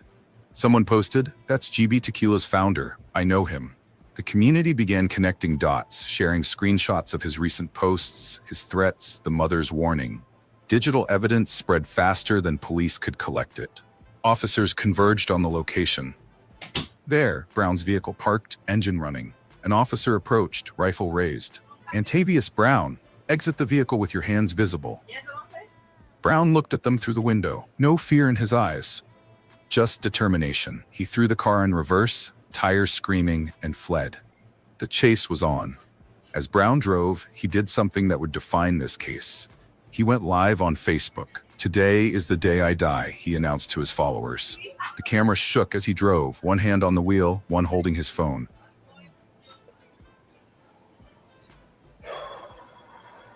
I won, y'all. I'm sorry.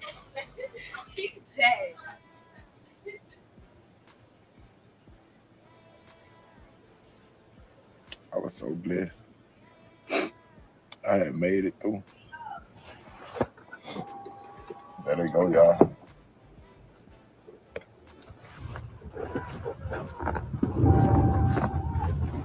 Oh shit, they gonna kill me, y'all.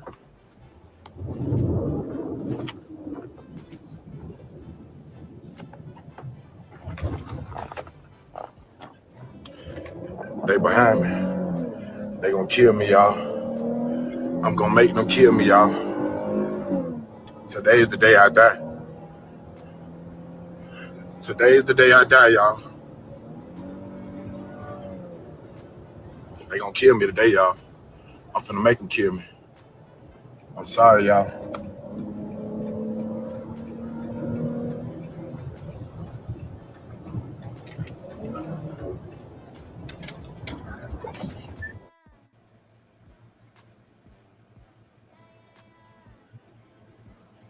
Sun rooftop, digging in the scene with the gangster leaning and we ain't coming down. See on my face that smile. See on my head that smile. I'm on top of the world, top of the town, baby. I moved up the hood that had the church on the corner where I sit and talk shit all day cause I wanna. And on top of that, wasn't none of y'all gonna do nothing but keep running your mouth and keep frontin'. Go ahead and say something. I'll wait. I ain't gonna wait for ladies in a minute I'm escape. Cause there is no debate. No, it's not an option. You gotta keep cock watch. Sun rooftop, digging in the scene with the gangster leaning and we ain't coming down. See on my face that smile.